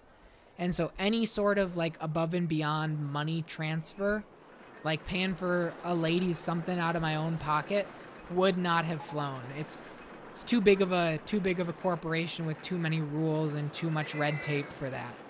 Definitely homeless and short like $4. I already made the sandwich. I just paid for it. That was back when minimum wage was $8. You did the right thing. Don't get me wrong. You did the right thing. Hey, hope you're having fun. Big RCT player. Welcome to the RCT community. Yo, 7-3, thank you so much. These are great emotes. Whoa, this is everybody. This is everybody. Here, you got to add mine too. There's mine. 7-3, what's going on?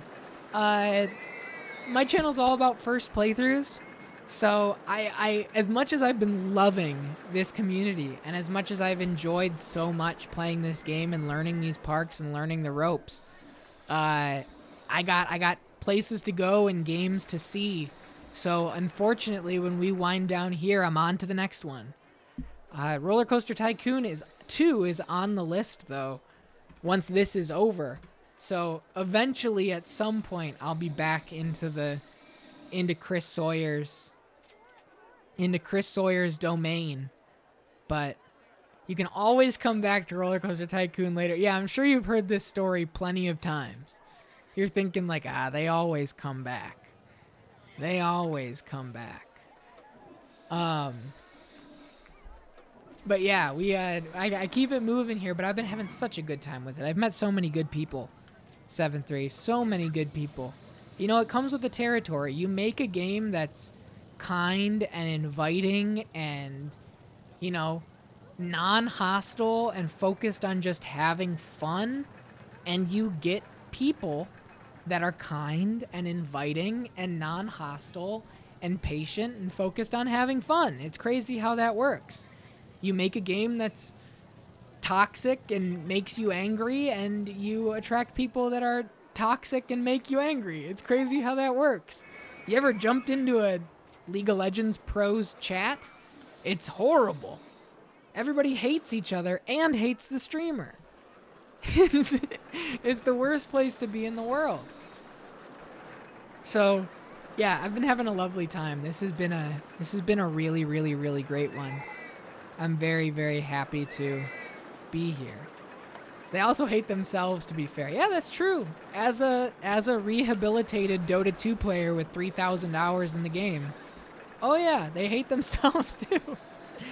Rollercoaster Tycoon makes me smile and laugh. Yeah, same. I've been having such a good time. The Hollow Knight community, right.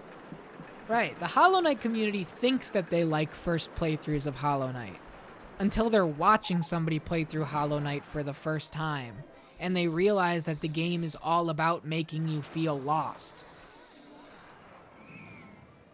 I've tried Hollow Knight on stream last year.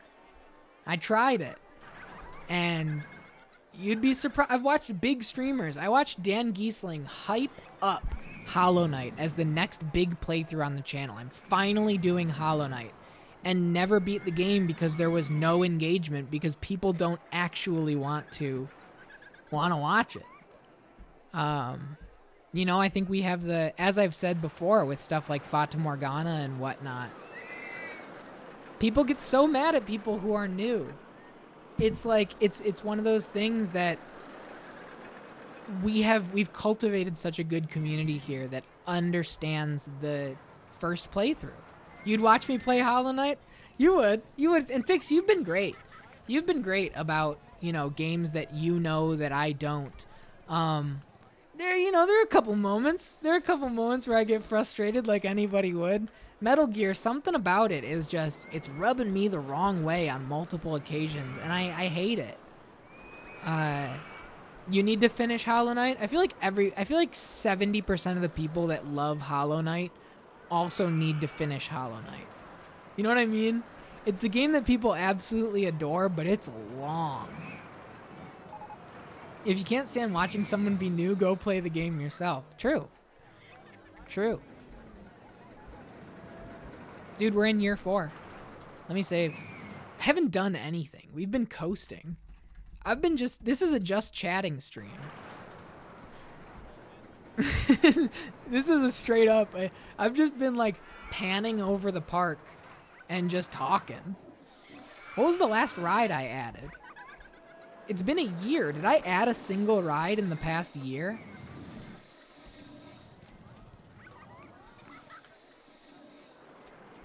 There's a whole other side to Rollercoaster Tycoon, the sandbox, which means the game never ends.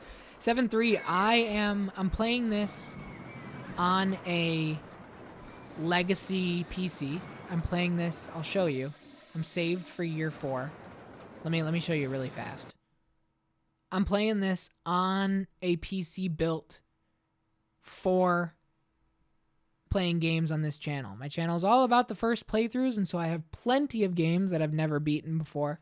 We choose them at random through marbles on stream, and I don't know what I'm going to play next. It could be something on the Sega Saturn, it could be something on the PlayStation 5, it could be something on this PC, it could be something on the NES. Who knows? It's all over the map, and that's what it's all about. And so a lot of, like, we've talked a lot about OpenRCT2 specifically, and how everybody who's come in, my immediate recommendation is just play OpenRCT2. And when I play this, you know, when I play Rollercoaster Tycoon 2 eventually on the channel, I will be playing on OpenRCT2 just to see the difference. I hope Mother 1 wins, but I'd be fine with DMC as well. I'd be fine with DMC. We haven't played like a true character action game yet. Like, at all. I need one. There are so many in that PS2 era that, like, I want to play so bad. You play OpenRCT2? I feel like most people do. I just have this commitment here to... a big thing for me is approaching the game as if it was launch day for said game. So if you go down into like my About section, I have a whole prep kit on Rollercoaster Tycoon where I talk about Chris Sawyer, I cite interviews, I talk about the development process, the, you know, development ideologies that Chris Sawyer brought into the game. We watched the 1998 commercial for the game, all of it. I do a deep dive, and then we play. Right, we like to pretend we're a Japanese teen in the 90s. At the computer store, it's you and Leetopus playing vanilla that I know of. Nice.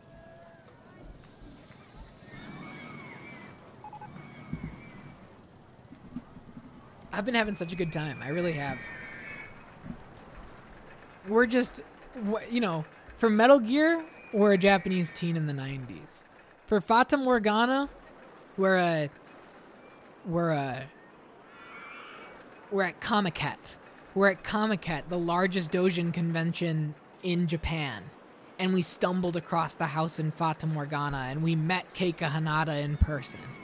For Rollercoaster Tycoon, we bought a box of cereal and it came in the box. Right. Metal Gear and Sweet Home. He took 2 years, streamed every Rollercoaster Tycoon 1 scenario. It would take me so long, mama. Look at we're just killing time. Like, to do a 4-year scenario is a long event with no fast forward, with no, you know, no quality of life stuff. It takes a hot minute. So, we're a kid eating Apple Jacks asking Dad if we can install the CD on the family computer in the living room. Right. That's the Rollercoaster Tycoon vibe. Apple Jacks. I almost bought a box of honeycomb 2 days ago. I had a huge thing for Apple Jacks when I was in college. Man, I haven't had honeycomb in years, and I saw a box of it the other day. But the line at the grocery store was too long, and I didn't want to wait for it. I wanted it, so I had it in my hand. And I went and got in line, but the lady in front of me had, like, an insanely full cart, and I was like, no, there's no way. And so I gave up. You've never had honeycomb? Oh, it's my favorite. And it's actually not my favorite, but it's up there. It's a really, really good cereal. Cereal tier list, I have an old man and also a little kid at the same time tasting cereal. We only have Cheerios here at the house right now. Simple. Growing up, Kix and Life. Kix and Life were my favorite cereal. I do not like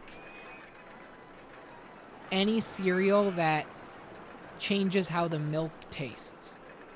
So Kix is very light in its sweetness, and so you can just drink the milk after. And you know, I've evolved to oat milk at this point in my life, which I feel everybody should do. Oat milk is phenomenal. And so like Kix doesn't change the taste of the milk, but like Frosted Flakes, I'm out. Too much sugar and it changes the milk taste, and I'm not interested. What else? What else we got? Life cereal, wonderful. Doesn't change the taste of the milk too much. But like Cinnamon Toast Crunch, too much. Fruity and Cocoa Pebbles, too much. Anything like that, it has to strike a balance. I love all cereal in all forms. Changing milk, getting soggy, don't care, love it all. Frosted Mini Wheats, all-timer. All-timer cereal for me. Love Frosted Mini Wheats.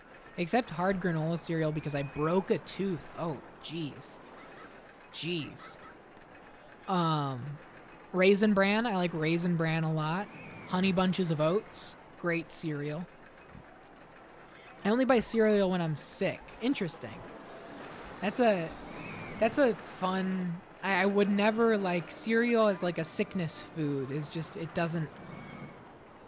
Not... You know, when I was a kid, my sickness food... I was a picky eater. I shouldn't say I wasn't a picky eater. But I didn't like texture combinations in food.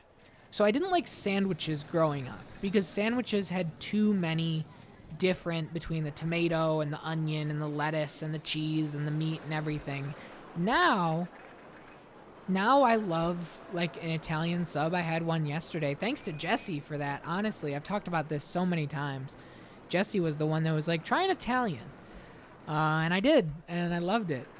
When I was a kid, it was ham and salami with provolone toasted at Potbelly.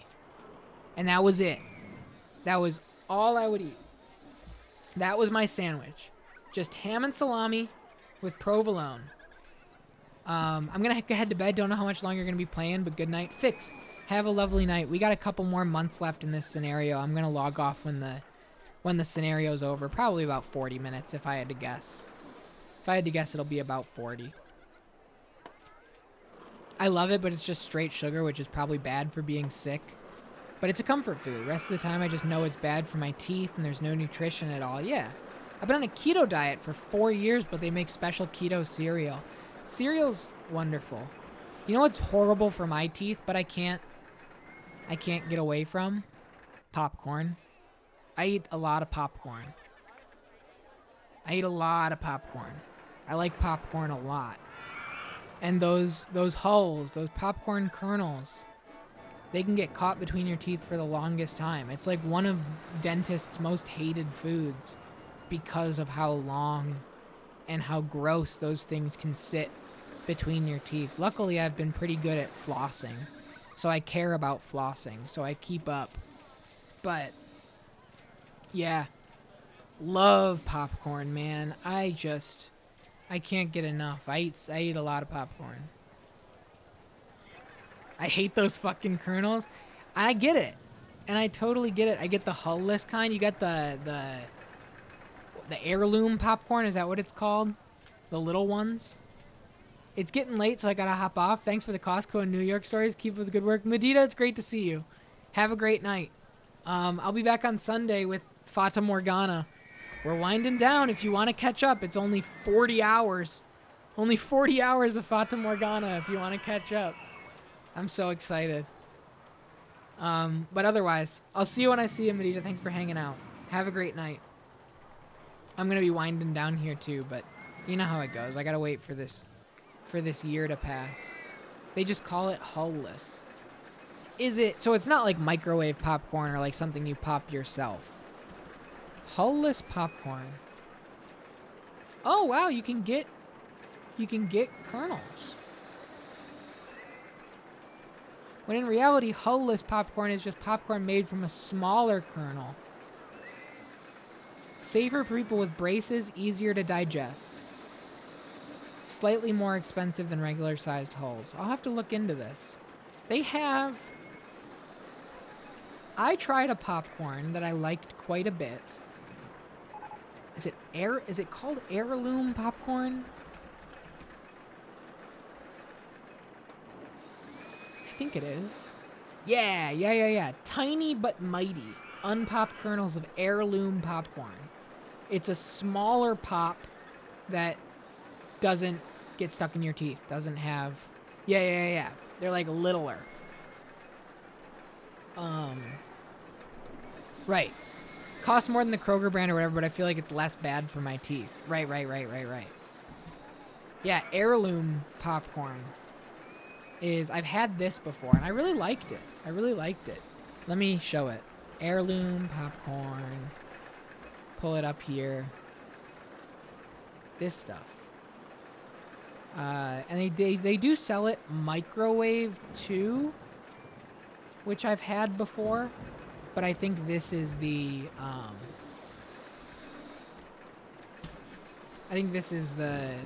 bagged. That stuff. Unpopped kernels.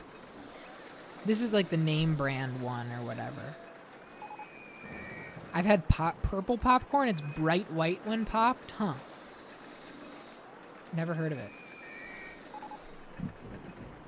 Open a whole new world of popcorn. Hey, Ninx, you may be a popcorn. You may love popcorn once again, now that it's not getting caught in your teeth as much.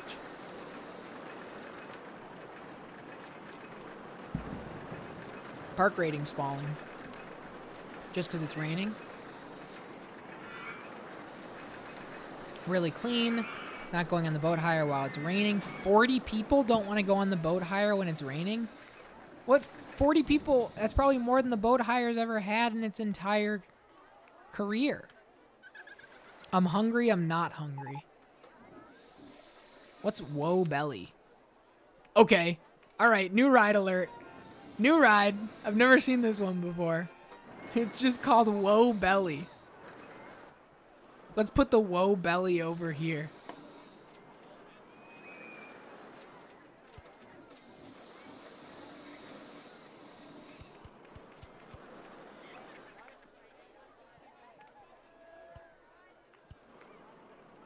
Whoa Belly. Funny name. I don't know how high up we want to make it. This might be too much.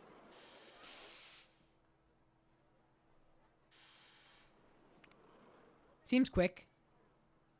Can this... If I make it too fast, can this launch off the spire? Medium, high, medium. Okay, that's actually a pretty good ride. I like that. Let me save. Whoa, belly. That's what I'm doing. That's why I saved. Sure can. Oh, can you imagine if it launched off and then caught back on? That would have been crazy.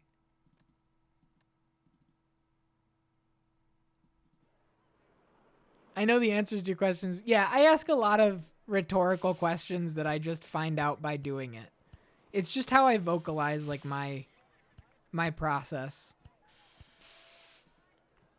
I appreciate it. I appreciate the commitment to the no backseating. Right. Yeah, that's the real blast off. Shit. Okay. People are gonna love Whoa Belly. And there's benches already here. We'll put a few.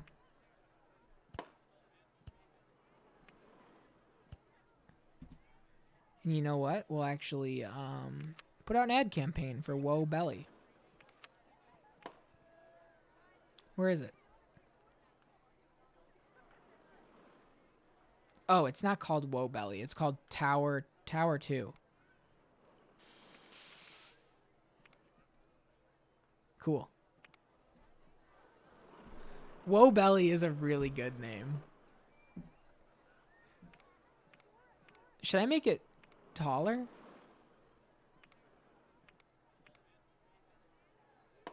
Ride time, 8 seconds. You know, that'll get people on and off quick. Just an 8-second ride. Popularity seems pretty good. What do people think, though? Are they having fun? We'll find out in a second.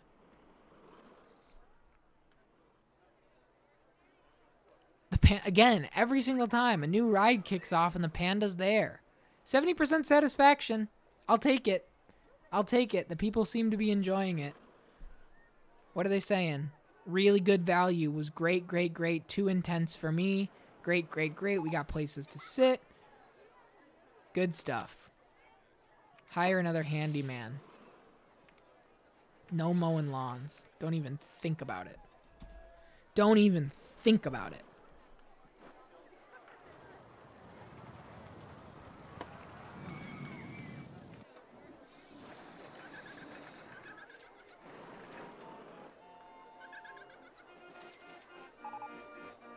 There are a couple people mowing lawns. There are a couple lawn mowers, but not all of them is basically what it comes down to. This guy, he can mow lawns. He's fine. He's hanging out. Nobody's even back here. He's mowing lawns for the part of the park that's not even open. He's mowing lawns for the part of the park that is closed off. And you know what? He can. Handyman 17, just keep doing you, buddy. I support you.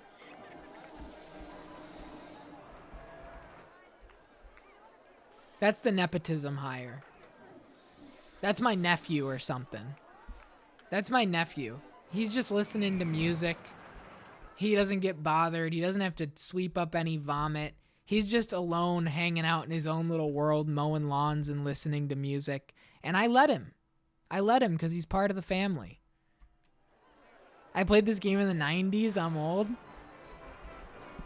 I probably played it around when it came out. I was born in 95, so I was probably 5 or 6 when I first played it. Came out in 99, so you didn't play it too much in the 90s. You played it for the last year of the 90s.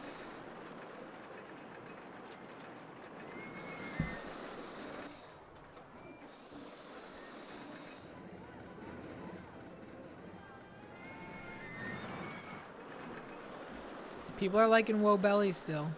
I started playing it in 6th grade. Satisfaction 75%. Wow, out of 88 customers. That's pretty good. People are loving the Woe Belly. This is good.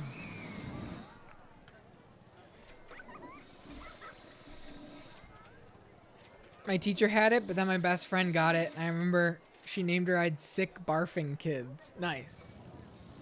Like Ollie telling me to make the whole park bathrooms and call it irritable fun syndrome. I like that the game just allows for that, though. Like you said, the sandbox 7-3.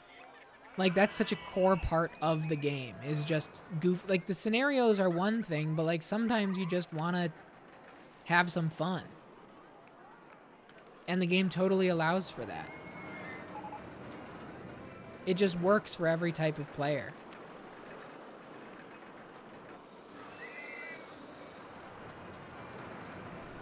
So good.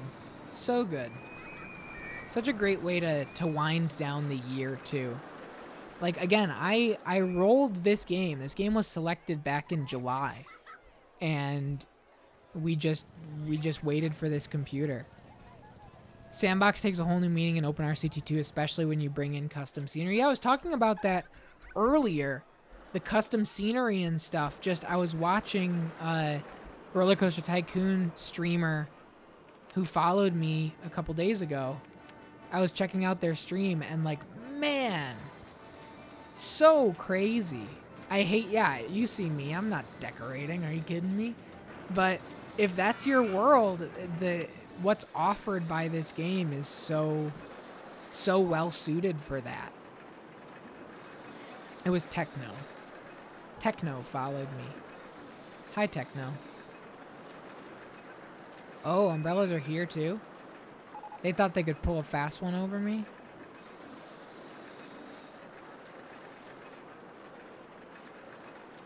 Not on my watch. You take your cuddly toys, but your umbrellas are not going to be any less than 20 bucks. I'll tell you what. Don't even think about it. Don't even think about it. Don't even consider it.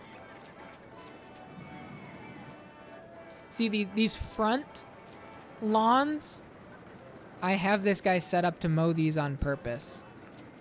Because I like the intro to the park being clean and then kind of falling into madness as you explore more. Technofuzzy's my friend. We talk on Discord and play games. Yeah, they followed me the other night. I don't know if they saw one of my highlights or whatever it was, but I think it was during the day. It was just the middle of the day the other day. And, you know, I still haven't met them, but I'm happy that they found something in this channel to say what's up.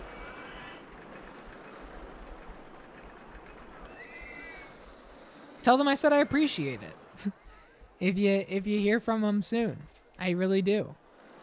And I don't mean to like put them on blast like this, but I was checking out their urban park, the one that's like all inside a city, and it's absolutely insane. I've never seen anything like it. It was the duck clip, probably. Hey, you know, it could have been. It could have been. It could have been the duck clip, the quack clip.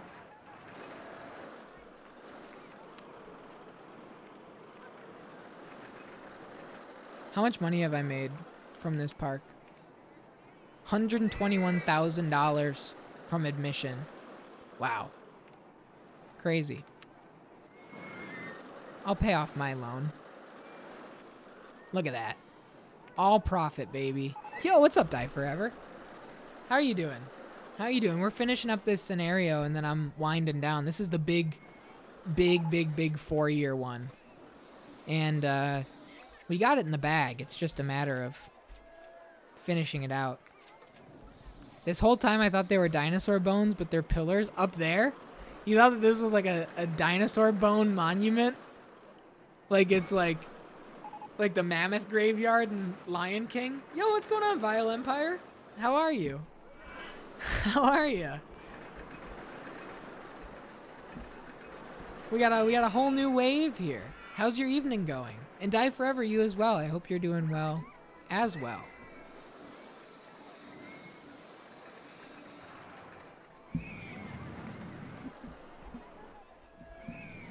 I'm having a good time. This game's just a good time.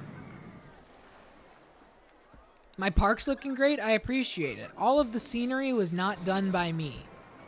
I pulled up to a park that, you know, was a botanical garden. So, like, this was here.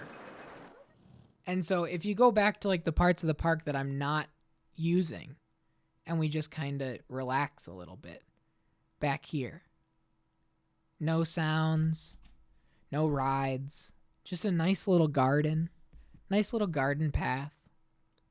Maybe we pick up one poor schmuck and we just drop him back here and have him enjoy the quiet life. Back here, we've got even more stuff. Look at this beautiful little area. I didn't use any of it. I cut off those parts of the park. Was not my problem. I was able to get along just fine with the front of the park. Dude, his big smile turned into a smaller smile when he got here. We got to bring him back. This was so fucked up. What a nightmare scenario. Hey, you want to go on the roller coaster? Really good value. Means you already went on it. Okay. Maybe you want to go on... Maybe you want to go on the observation tower? Could be fun. Nah, he's not interested. He wants to go on something more thrilling than the tower. Okay. Let's think about this. Maybe you want to go on Rollercoaster 2. We like this one. He thinks it's a really good value, but he's not going on it. What about the blast off? You like the blast off? Really good value. He likes it. I just think he doesn't want to go on rides anymore. He just wants to walk around. I don't think he wants to go on rides anymore. Ruined your sleep schedule? I hear you. I hear you. My sleep schedule is a mess. Oh! He's getting online for Rollercoaster 1. Hey, you know what? Enjoy it, guest 1607. Have a great time. Thanksgiving ruined mine. Mine's just bad. Mine's just bad. My life ruined mine. I sleep in too late. I stay up too late. I don't know. I don't want to get into it. I'm not like upset about it, but I just, as a person, I need a lot of sleep. I'm just the kind of person that needs, you know, I told you how tired I was earlier on this stream. I'm glad I caught a second win, but I was like tired. And I slept like 10 hours overnight. This stream's currently ruining mine. Nancy, I know, you have that 11 o'clock shut off. Head to bed. We're not doing anything here. October's gonna hit, and that'll be it. We'll all disperse. You're not missing anything. There's no more surprises. There are no more. I already gave the surprise at the top of the stream. Subathon, December 26th through the 31st. Goaty's Gauntlet, 6 of my favorite games of all time. All-time favorites: Portal, Bloodborne, Undertale, Cave Story, The Last of Us, The Legend of Zelda: Ocarina of Time. It's up to you to determine how many of them I beat. Every 20 gifted subs another game unlocks. Can I beat all of the games that you decide in Goaty's Gauntlet in the 6 days between Christmas and the New Year? It's up to you. That's up to you. I'll see you then, though. Yeah, no 7th guess. No. We have so many people asking about, like, what about games you have played before? Like, everything on the channel is a first playthrough. And so I was like, hey, you know what? I had this as like a little surprise moment beforehand. I was like, yeah, I'll do games that I've played before, but let's do it as like my version of a subathon. And so that's what I did. These are all games that I know and love and have played before and beaten multiple times over. I think I've beaten every game on this list except The Last of Us. The Last of Us is the only one on this list that I've only beaten one time. But everything else I've beaten multiple times over. So, yeah. I'm very excited for it. We should hire some more entertainers.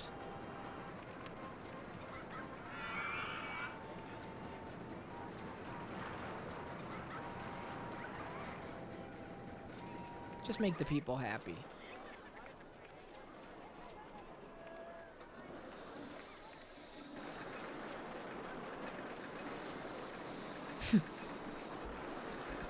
It's been that one panda this entire time. It was just that one. He was everywhere. Every time a new ride would open, he was there. He was there dancing in line. Give him a break. Give him a break. He walks pretty fast for a cot. He does. He gets around. He honestly deserves a raise. Yeah, maybe he really is a panda. Just hauling it on all fours. Every time we look away. I wish I could give raises. We'll give a couple elephants.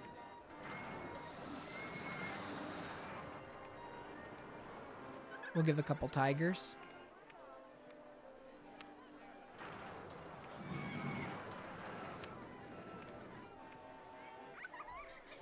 That'll be good. It's July, August, September, October, and that'll be it. And then next stream, the Dinky stream for Dinky Park.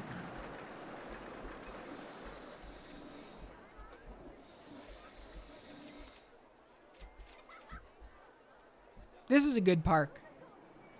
It's no Leafy Lake, I'll tell you that. It's no Leafy Lake, but it is a good park. It is a damn good park.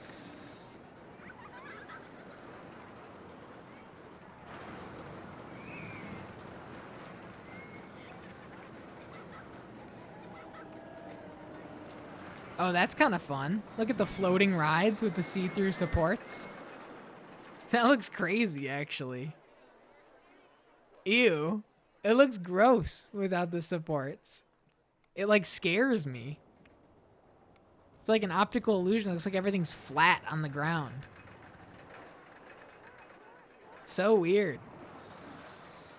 This one looks cool without the supports, I will say. But, like, this... There's no depth perception when there's no supports. The depth perception does so... The supports do so much to aid the depth perception. That's so interesting. When I was a kid, I'd try to put as many paths under the ride as possible so that the supports would disappear. Is that... They'll completely disappear? If I were to just go like... If I were to just go like this? Yeah? You know what? I'll keep that one like that. I'll put a souvenir stand right at the end here.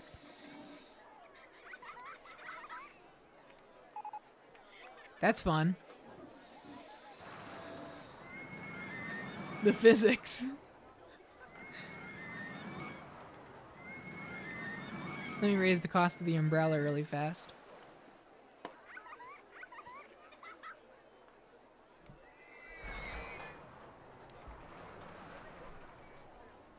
No seventh guest. No games that I've beaten on this channel so far this year.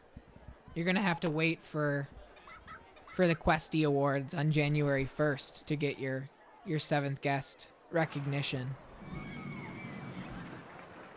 I said that I was gonna have the categories finalized for December 1st, but I'm thinking I'll keep them a secret. I'm thinking I'll keep the categories a secret. I think between myself and Franco and some of the special guests that I have, I'll be able to pull enough nominees on my own without needing to ask for, like, nominee support. And I think it'll be more fun if it's a secret and you guys can just get them all together. You know what I mean? Like, see all of everything I have planned. You're ready for input? Trust me, I think it'll be funnier and more fun if it's an award category that you didn't know ahead of time. Because it's not going to be like... It's not like the Academy Awards where it's like Best Actor. The awards are like goofy stuff, right? Like it's just like my kind of awards.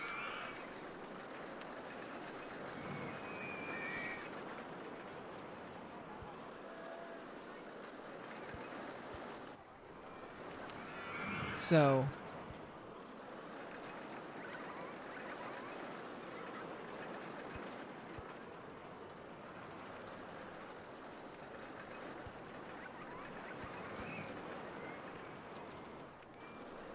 it'll be fun. It'll be fun.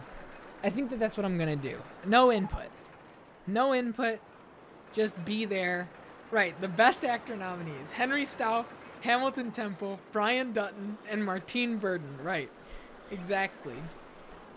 And Tad. Was that his name? Tad? Get Boy Tad?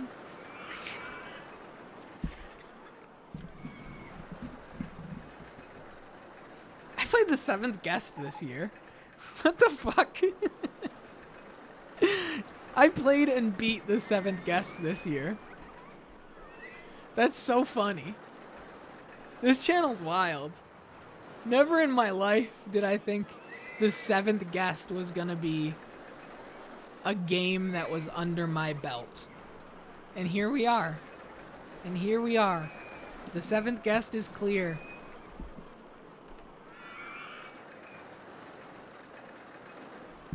I recommended it like a week into being in this stream. You sure did. You sure did. Don't ever say that I don't pay attention to the recommendations. Don't ever say I ignore suggestions. It's a game everyone should experience. There's a lot of history. It was when everything got rolled.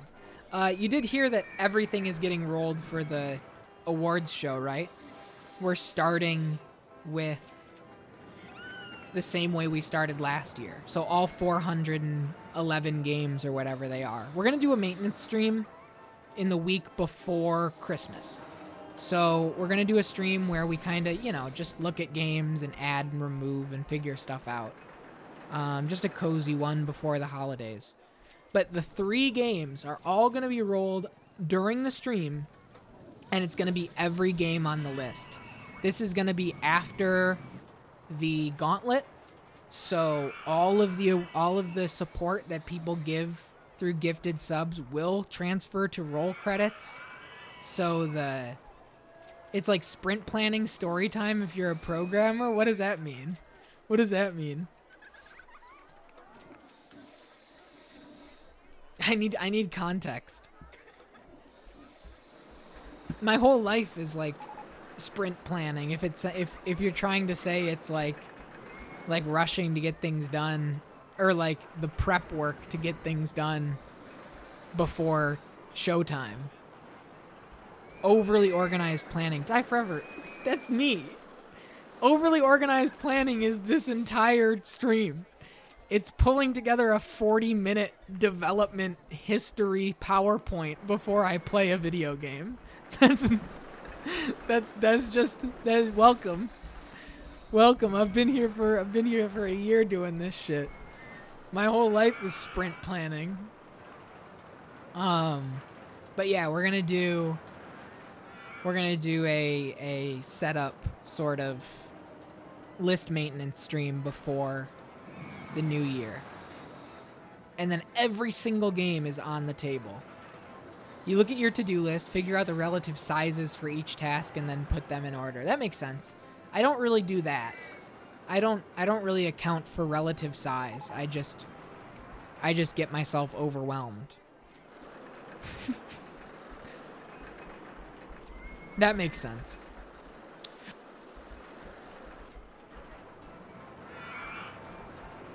I do have a couple things now that you say that. 400 games and you want to add more. It's true. There's a lot of weird ones that we don't have. There's a lot of weird ones that we do not have on the list that I want to get on that list. Like the GoatedQuest games are not... Yeah, the GoatedQuest games are not on the main list. They got to be transferred over. So that's another 50 right there. The 11th hour... The 11th hour? Yeah, that's got to be there. It's got to be there. We got a lot. I mean, there's a lot of shit. There's a lot of shit. The 13th doll? I'm going to put my foot down on the 13th doll. Isn't that effectively how much of it is Graham and the other guy's name, Rob? Any of it? Phantasmagoria should be on the list, I think. Phantasmagoria is a really cool one. And there's a lot of history in that one, too. Holy shit! I have a 9.99 park rating. Did you see that for a minute? Weren't involved, but they approved it for commercial release. Holy crap! Is that perfect? Is 9.99 perfect? And now it's raining, so we're dipping a little bit. I wonder if 999 is perfect if it doesn't account for 4 digits. Wow. Rob approved it. Graham doesn't own the IP anymore. I think 999 might be perfect. Wow. Good for me. That feels good. That feels real good. We'll put a little car section back here.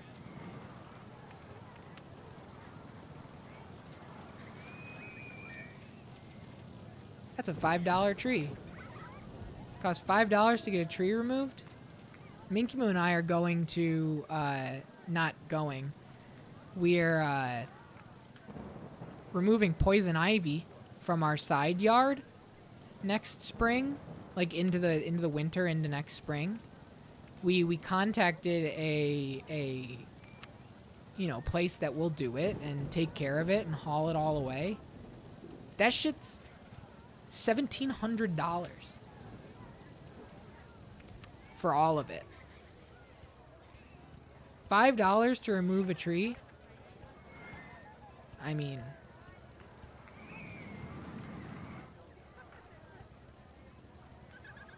it's a lot more than $5, I'm telling you.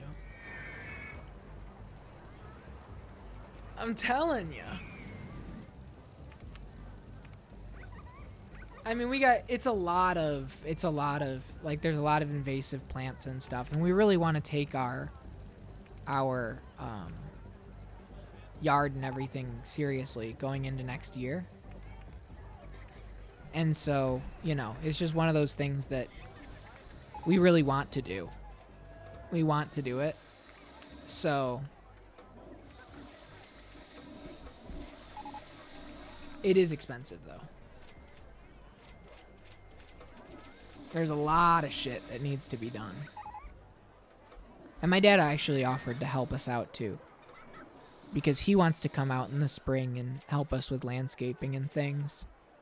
So, yeah. Anyway, long story short, $5 to remove a tree? That's easy money. Imagine turning on the TV and seeing a commercial for Busch Gardens, Six Flags, or Islands of Adventure, and they don't show you any of the coasters. Instead, they just show the fucking go-karts. Yeah, that's what this is. That's this part of the park.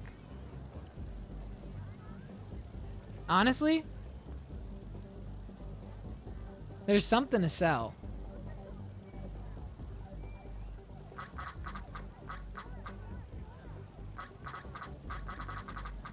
Not even the go-karts die forever.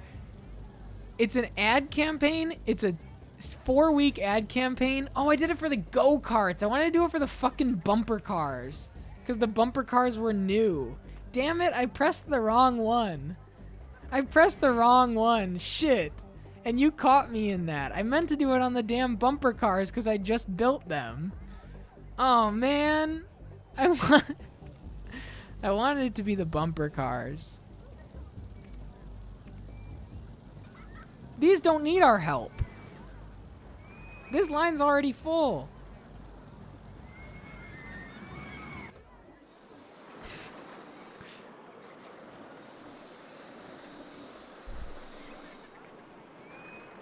This game's great. It's so good. It really is so good. You can also run a commercial for your hot dog stand. Don't give me ideas. Do I even have the hot dog stand yet? I don't know if I do. I got cotton candy. Is hot dog in the first one?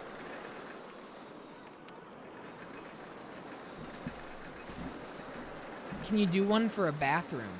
Yo! I gotta wait for the end of the 4 weeks. Particular ride. I don't see bathroom.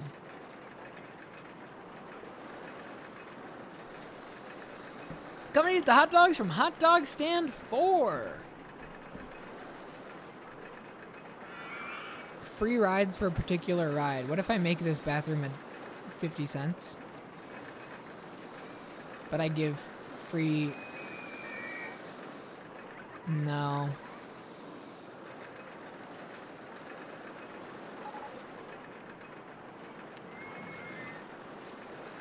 No. Free food or drink? Can I do restrooms? Nope. Are people actually paying?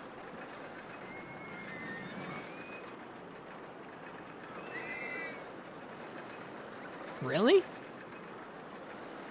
No, that's that being paid.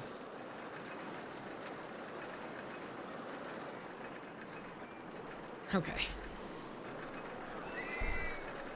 We're almost here.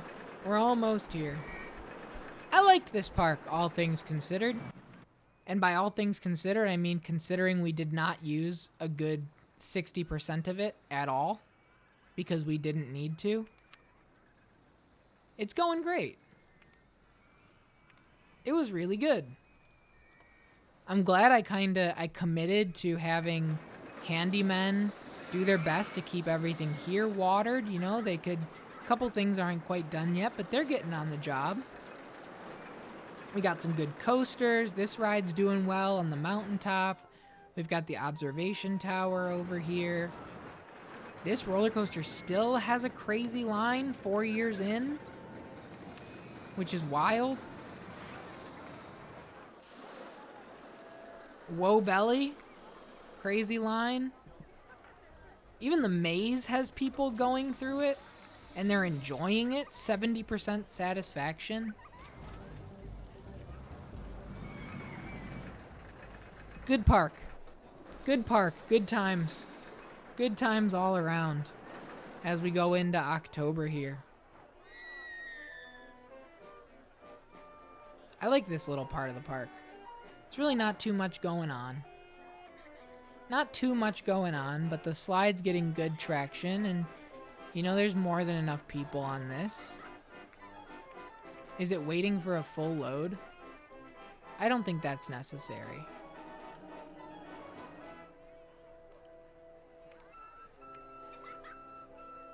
We can wait for a quarter load. I would love to be on an observation tower like that. It's very nice.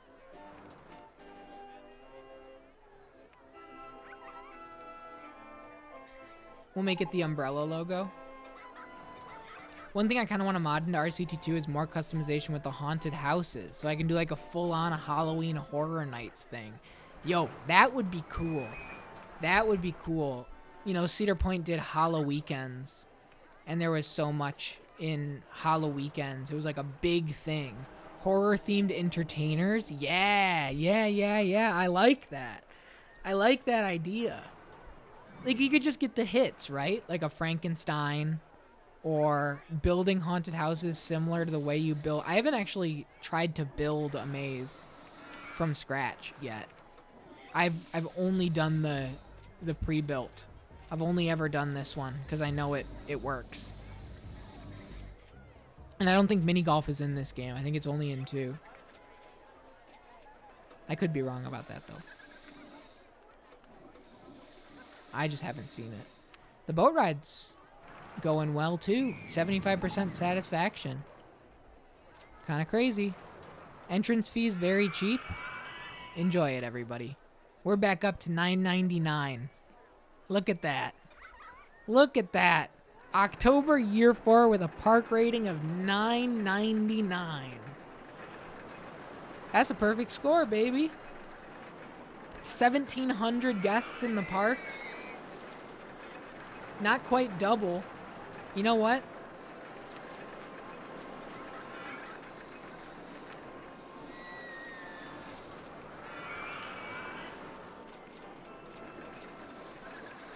Lots of cash. $9.99. And we're about to get more of an influx of people. Do people even think it's crowded? Need to go to the bathroom. I'm not hungry, clean, and tidy. I feel sick. Nobody's overcrowded. There's a lot of room to breathe and walk around and live. Everybody's lost and stuck in here because of the pathfinding, which is funny. Look at us. Look at us go. And all that without a single security guard. Without a single guard for any of the scenarios.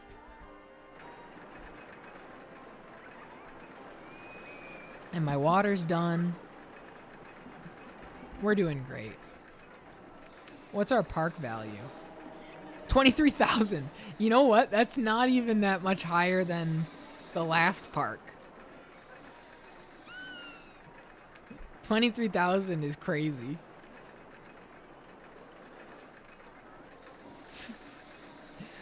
Dude, Dinky Park might be a challenge. Might be a challenge after all.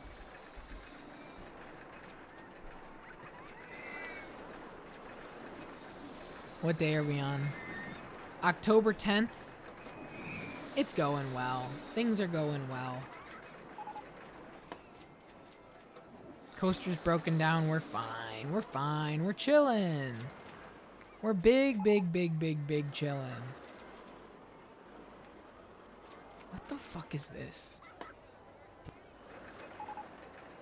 Alright. I know where we're going after this. So stick around for the raid.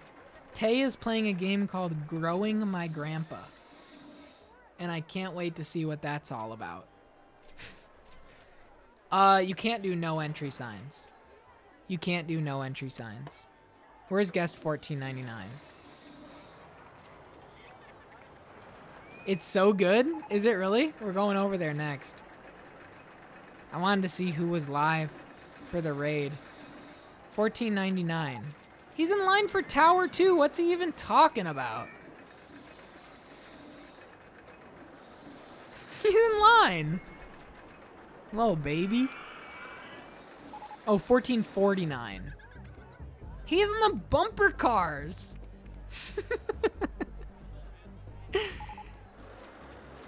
Dude's on the bumper cars as we speak. He's like, I got no idea where the fuck I am.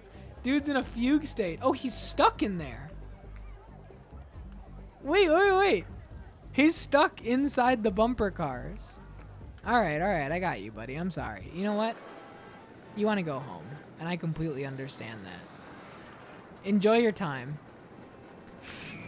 See ya.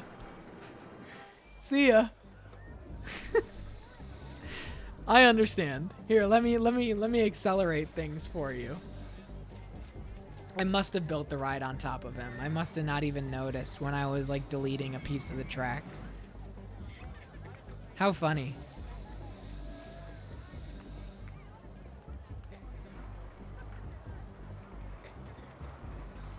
He was just about to break all your benches on the way out anyway. I let him. I dropped him right at the exit door.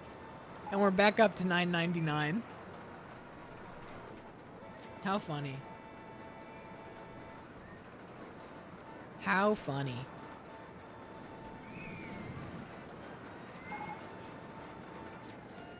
Yeah, this was a good park. I gotta say, of the 5, my heart's in it. I left my heart at Leafy Lake. 100%. That park is mine. This one's cool. Emerald and Platinum or Diamond Heights, whatever it is, was okay. Forest Frontiers is a fun starter. Dynamite Dunes. I like the greenery. I'm not built for the desert. Leafy Lake, though, man, what a good park. I love it so much. Oh, I love those duck emotes, too. That's awesome. Let me click a duck really fast before we leave. Can I pop? Oh, I wish you could pop the balloons in the air. That would be a cool addition. I don't see any ducks. But we have to be right in the heart of it all. When it all ends.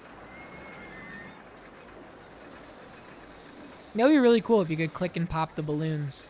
You can pop the balloons in the air? Did I mess that up?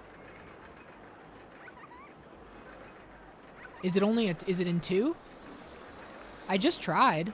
Somebody let go of a balloon.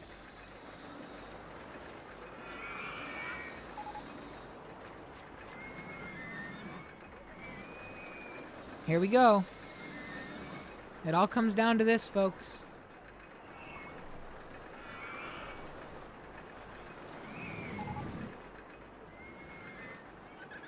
I know, that's why I'm right here. Die Forever. I'm waiting. It's October 30th. We're right in the heart. We're right in Balloon Central.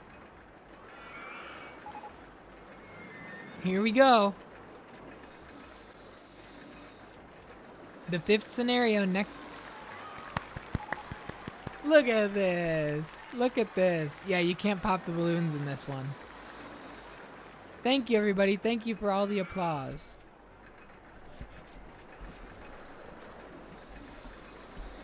And that's us. We got to the end. Look at all the balloons fly. Thank you, everybody. Thank you. W.